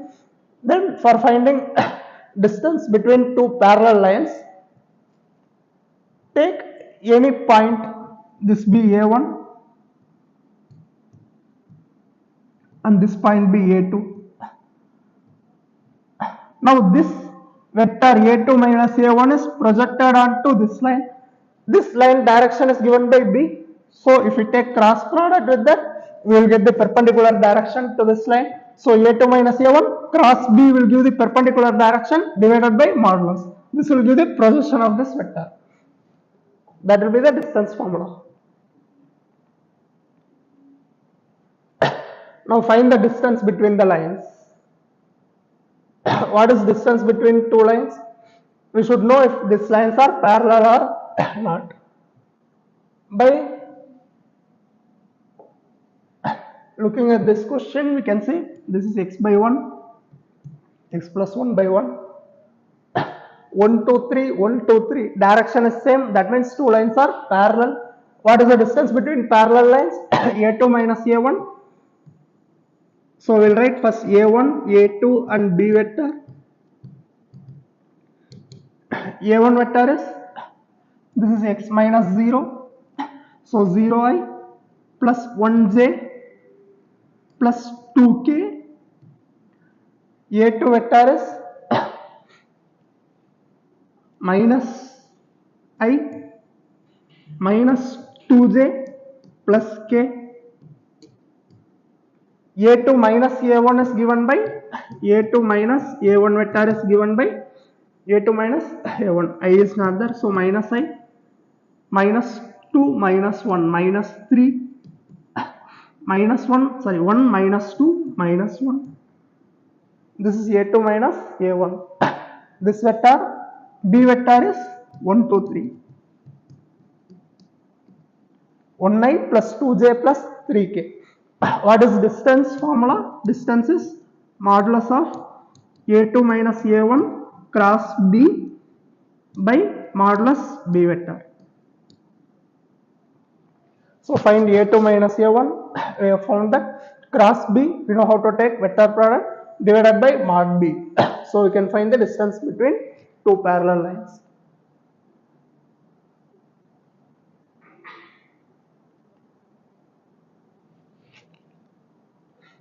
This is a bigger procedure given in here, but just use this formula, we will get the answer. Answer will be this one. Next is find the distance between parallel lines. Again it is same. B vector is I plus j minus k. A2 and A1 are here. So A2 minus A1 cross B vector divided by mod B. That will be the distance between parallel lines. A2 minus A1 cross B by mod B. Shortest distance between two lines. Now these two are parallel vectors. 1 2 minus 3 and 2 4 minus 5. Ratios are not equal. That means these two are skew lines. So what is the formula for skew lines? A2 minus A1 dot B2 cross B1 divided by mod B. That will give us this answer. So you know how to solve this. Just use the formula and substitute. I hope this is clear. And A dot B cross C is nothing but scalar triple product. This is nothing but determinant. That will give us the solution faster instead of using this. And find the shortest distance between the following lines. Again, see if these vectors are parallel or not. No, coefficients are different. That means skew lines. Find the distance between skew lines. A1 is given by this, A2 is given by this, A2 minus A1, B1, B2 cross B1 cross B2 modulus. You can easily solve this.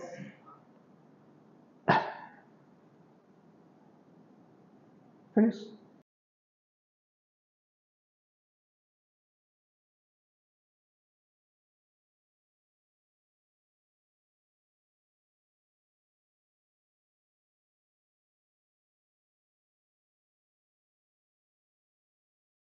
In maybe 10-15 hours. Next unit is probability.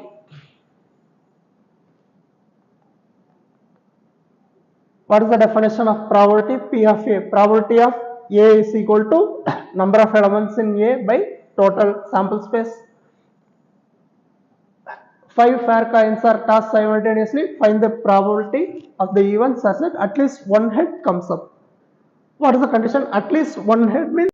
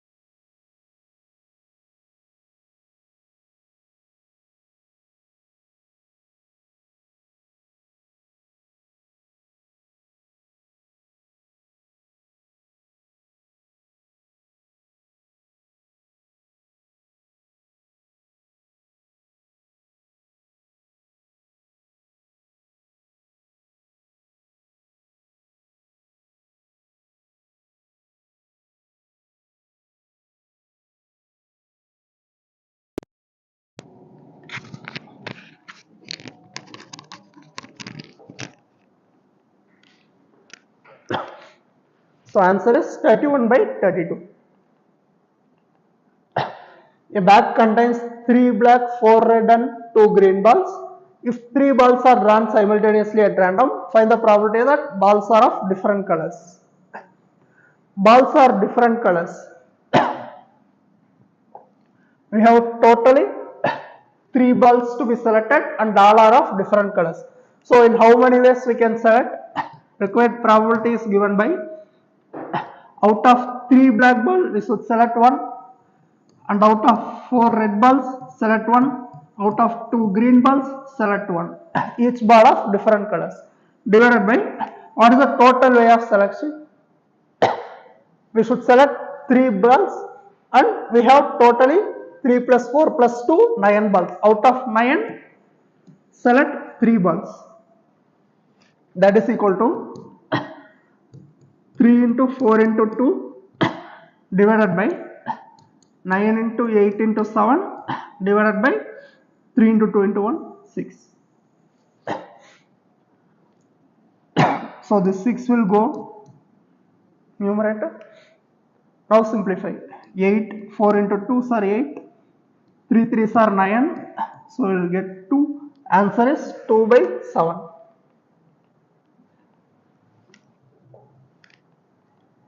Answer is 2 by 7. If A and B are two events such that P of A, P of B and P of A union B is given, we should find P of B dash intersection A. What is B dash intersection A? We have set A and set B. B dash will give all the regions except B. Intersection of A, that means we will get only A portion. B dash intersection A. What is this? This is nothing but A minus B. So we should find probability of A minus B. What is A minus B? N of A minus B equal to N of A minus intersection N of A minus N of A intersection B. P of A minus B is P of A minus P of A intersection B. So from this question, first we should find A intersection B probability. Probability of A union B is probability of A plus B minus probability of A intersection B. A union B is 0.6. Probability of A 0.4 plus 0.3 minus P of A intersection B. Then P of A intersection B is equal to 0.7 minus 0.6, that is 0.1. P of A intersection B is 0.1. What is the answer? P of A minus B. We should find P of A minus B. That is given by P of A minus P of A intersection B. What is P of A? 0.4 minus P of A intersection B is 0.1. So answer is 0.3. Answer 0.3. Next is conditional probability. What is meant by conditional probability? Given a condition, what will be the probability of occurrence of an event? That is given as conditional probability.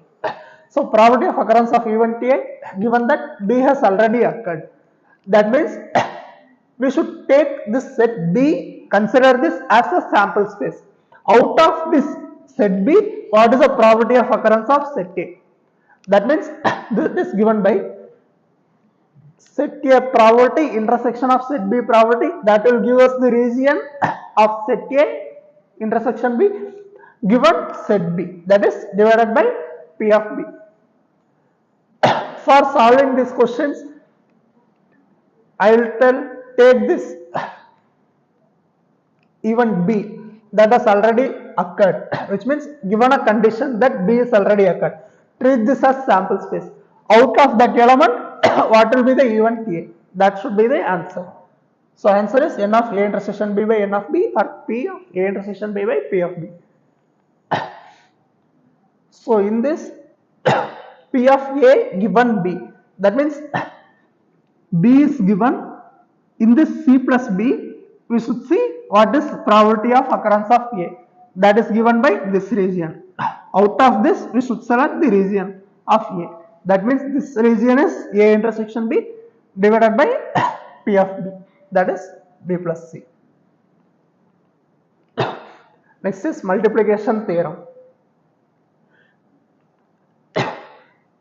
We already know this formula. Multiplication theorem is nothing but write P of A intersection B equal to P of A by B into P of B. P of A intersection B is P of A into P of B by A. That is multiplication theorem. For n sets, we will just yes and this. For 3 sets, we can write it like this. For 2 events, P of A, P of B and P of B given A is given. We should find P of A union B. What is P of A, B given A? P of B intersection A by P of A.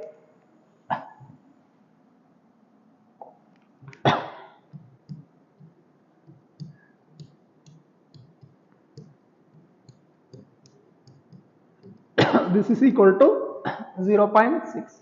P of A is 0.4. So P of A intersection B is 0.6 into 0.4. That is 0.24.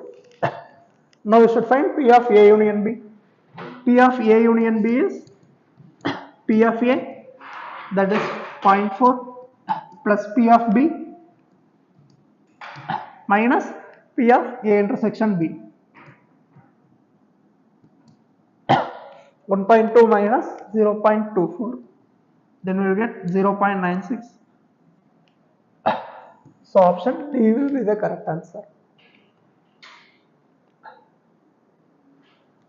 12 cards numbered 1 to 12 are placed in the box and mixed thoroughly.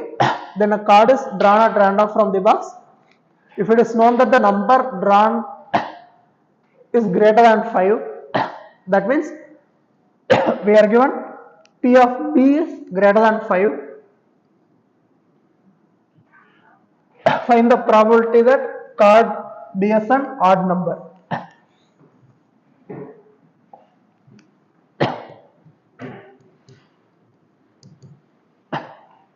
P of B is number drawn on the card is greater than 5. That means totally how many elements are there?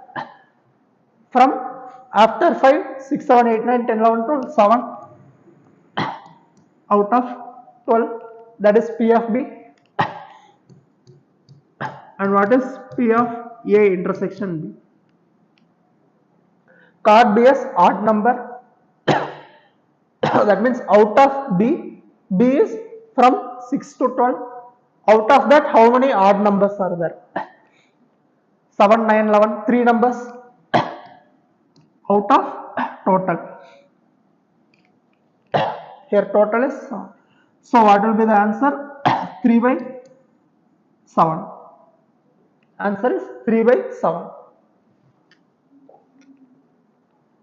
Just divide this, then you will get P of A by B. Answer is 3 by 7. Independent events. We will say 2 events are independent when the chance of occurrence of 2 events are not influenced by the other event. Chance of occurrence of one event is not influenced by the other event. Then we will say 2 events are independent. For independent events, this is the condition. P of A intersection B is P of A into P of B. If A and B are independent, then A bar and B bar, A and B bar, A bar and B all are independent events. Even A and B are given like this, we should find whether A and B are independent. What is the condition? If P of A intersection B is equal to P of A into P of B, then we will say independent event. P of A bar union B bar is A intersection B whole bar. So P of A intersection B will be 3 by 4. 1 minus 1 by 4, 3 by 4. P of A into P of B is 1 by 2 into 7 by 12. Obviously these two are not equal. That means these two events are not independent. Not independent. Next is total probability. Probability of occurrence of set A is given by probability of occurrence of this region A intersection E1 plus A intersection E2 plus A intersection E3. If you have n sets, then we will write n. So what is the total probability? A intersection E is P of E1 into P of A by E1. We see this in multiplication theorem. Same way we can write other. This is total probability. Next is Bayes theorem. Again, this will be written like this. P of E1 given A is equal to E1 into P of A given E1 divided by this. We will directly discuss with the questions. There are two bags. One is one red ball and three white ball. Bag 2 contains 3 red and 5 white balls. And A bag is selected at random and the ball is drawn from. Okay, A bag is selected at random and the ball is drawn from it. Find the probability that ball so drawn is red in color. Okay, we select a bag at random and draw one ball which should be red in color. So what is the probability? We take a ball that is red given which is intersection of bag 1, red ball intersection bag 1 or red ball intersection bag 2. That is given by this. So law of total probability, P of A is equal to A intersection E1 plus A intersection E2. A is probability of getting red ball. E1 and E2 are choosing bag 1 and 2. So just substitute in the formula, we will get the answer. A bag contains 5 red, 4 black ball and second bag contains 3 red and 6 black. One of the two bags is selected at random and 2 balls are drawn at random without replacement. Both are found to be red. That means find the probability that the balls drawn from second ball. What is the probability that this ball is drawn from second bag? That means probability of choosing red ball out of second bag divided by choosing red ball out of first bag plus choosing red ball out of second bag. That is the total probability. That is given by this formula. Red ball given first bag is given by this. Red ball given second bag is given by this. So answer will be, we should choose from second bag. So choosing red ball given second bag divided by choosing red ball from first bag or red ball from second bag. So answer will be, just substitute in the formula. Next is random variable and probability distribution. Here random variable is nothing but a function and it is nothing but what is the value we are assuming for a variable. Probability distribution function is nothing but total probability should be 1 such that each probability given certain condition is given. x1, x2, x3. X is a random variable which takes the value x1, x2 up to xn. P of x equal to x1, that is equal to P1 is probability of occurrence of x1, P2 is probability of x2 similarly. So what is the probability distribution function? When we add all the probabilities, it should be 1. And x is, I will give one example. Say, if we throw a coin, then what is the probability of, if we throw maybe 2 coins, what is the probability of getting 0 head? Getting head is taken as a random variable, say x. That is the random variable function x. Getting 0 head means x equal to 0. That is x1. X, if we get 1 head, that means x equal to 1. Or 2 heads, x equal to 2. Similarly, we can write this and probability associated with each value. For example, 2 coins are tossed. Find x be the number of tails. Then x equal to 0 means all should be head. That means out of 4, only one possibility, 1 by 4. This is given as P x equal to 0. Probability of x equal to 0. That means getting 0 tail. That is all head is 1 by 4. Similarly, getting one head. That means head tail or tail head. We will get one head. That is out of 4. We select 2. 2 by 4. X equal to 2 means again tail 1 by 4. A coin is tossed twice. Following table shows the probability distribution. What is the condition? Sum of all probabilities should be 1. That means k plus 6k plus 9k. Coin is tossed twice. What is the probability? Number of tails 0, 1 or 2. That means our total probability should be 1. So add all this.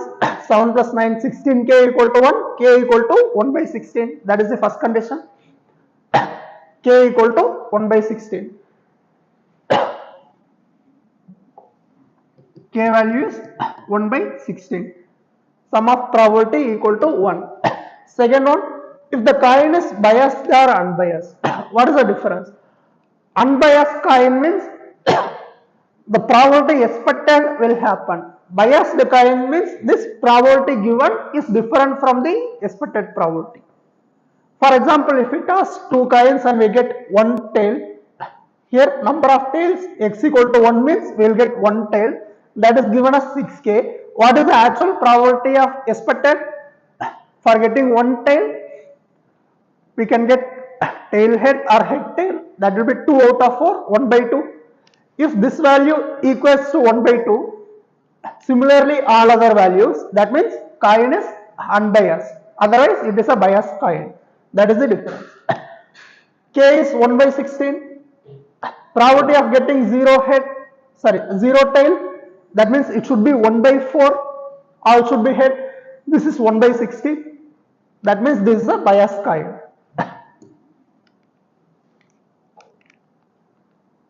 Coin is biased and K equal to 1 by 16.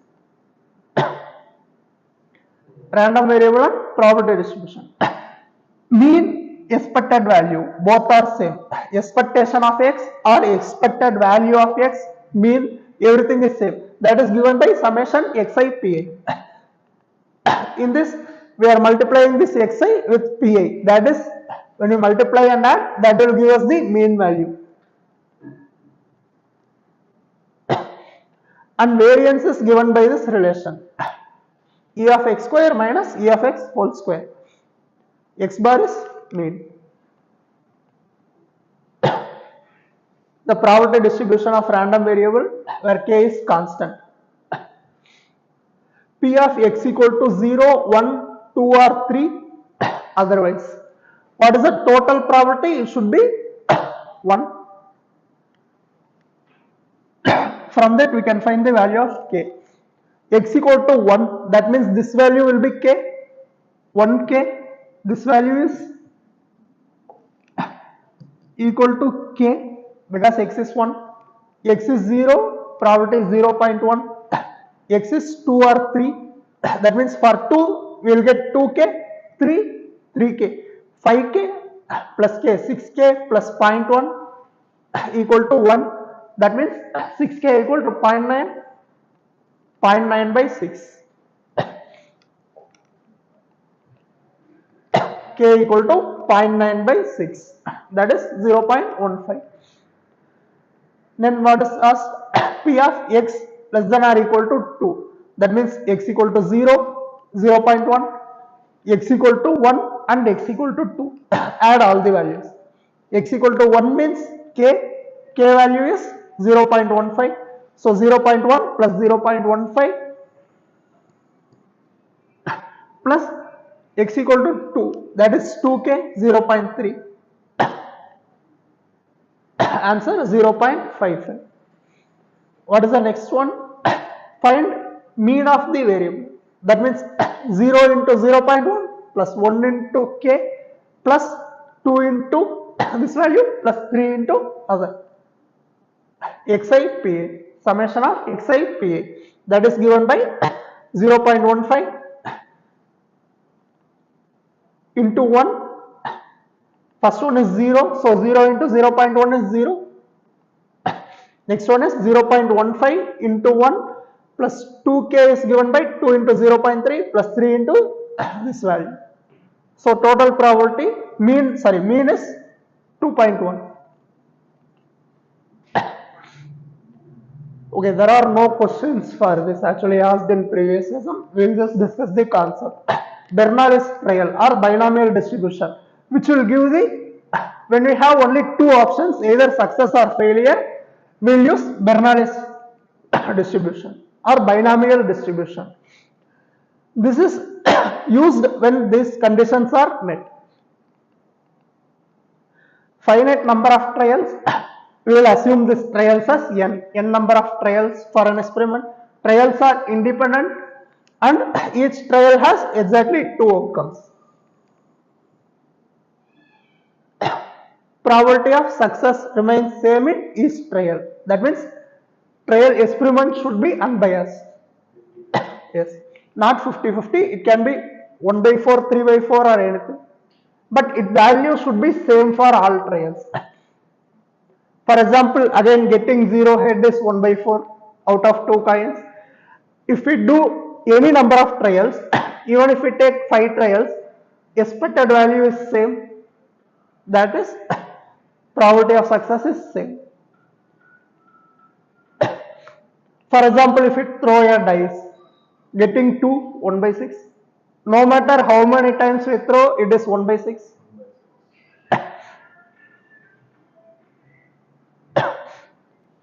And failure not getting 2 is 5/6. Only two options are there. So number of trials is taken as n. Formula for probability is given by NCR. P is probability of success and Q is probability of failure. Total probability should be 1. So Q is equal to 1 minus P. P plus Q equal to 1. By using this formula, we will solve for binomial. But actually questions are not asked. Based on binomial, mean and variance is given by number of trials into probability of success. That is expected value, variance is NPQ. That is it. With this we have completed this marathon. Finish.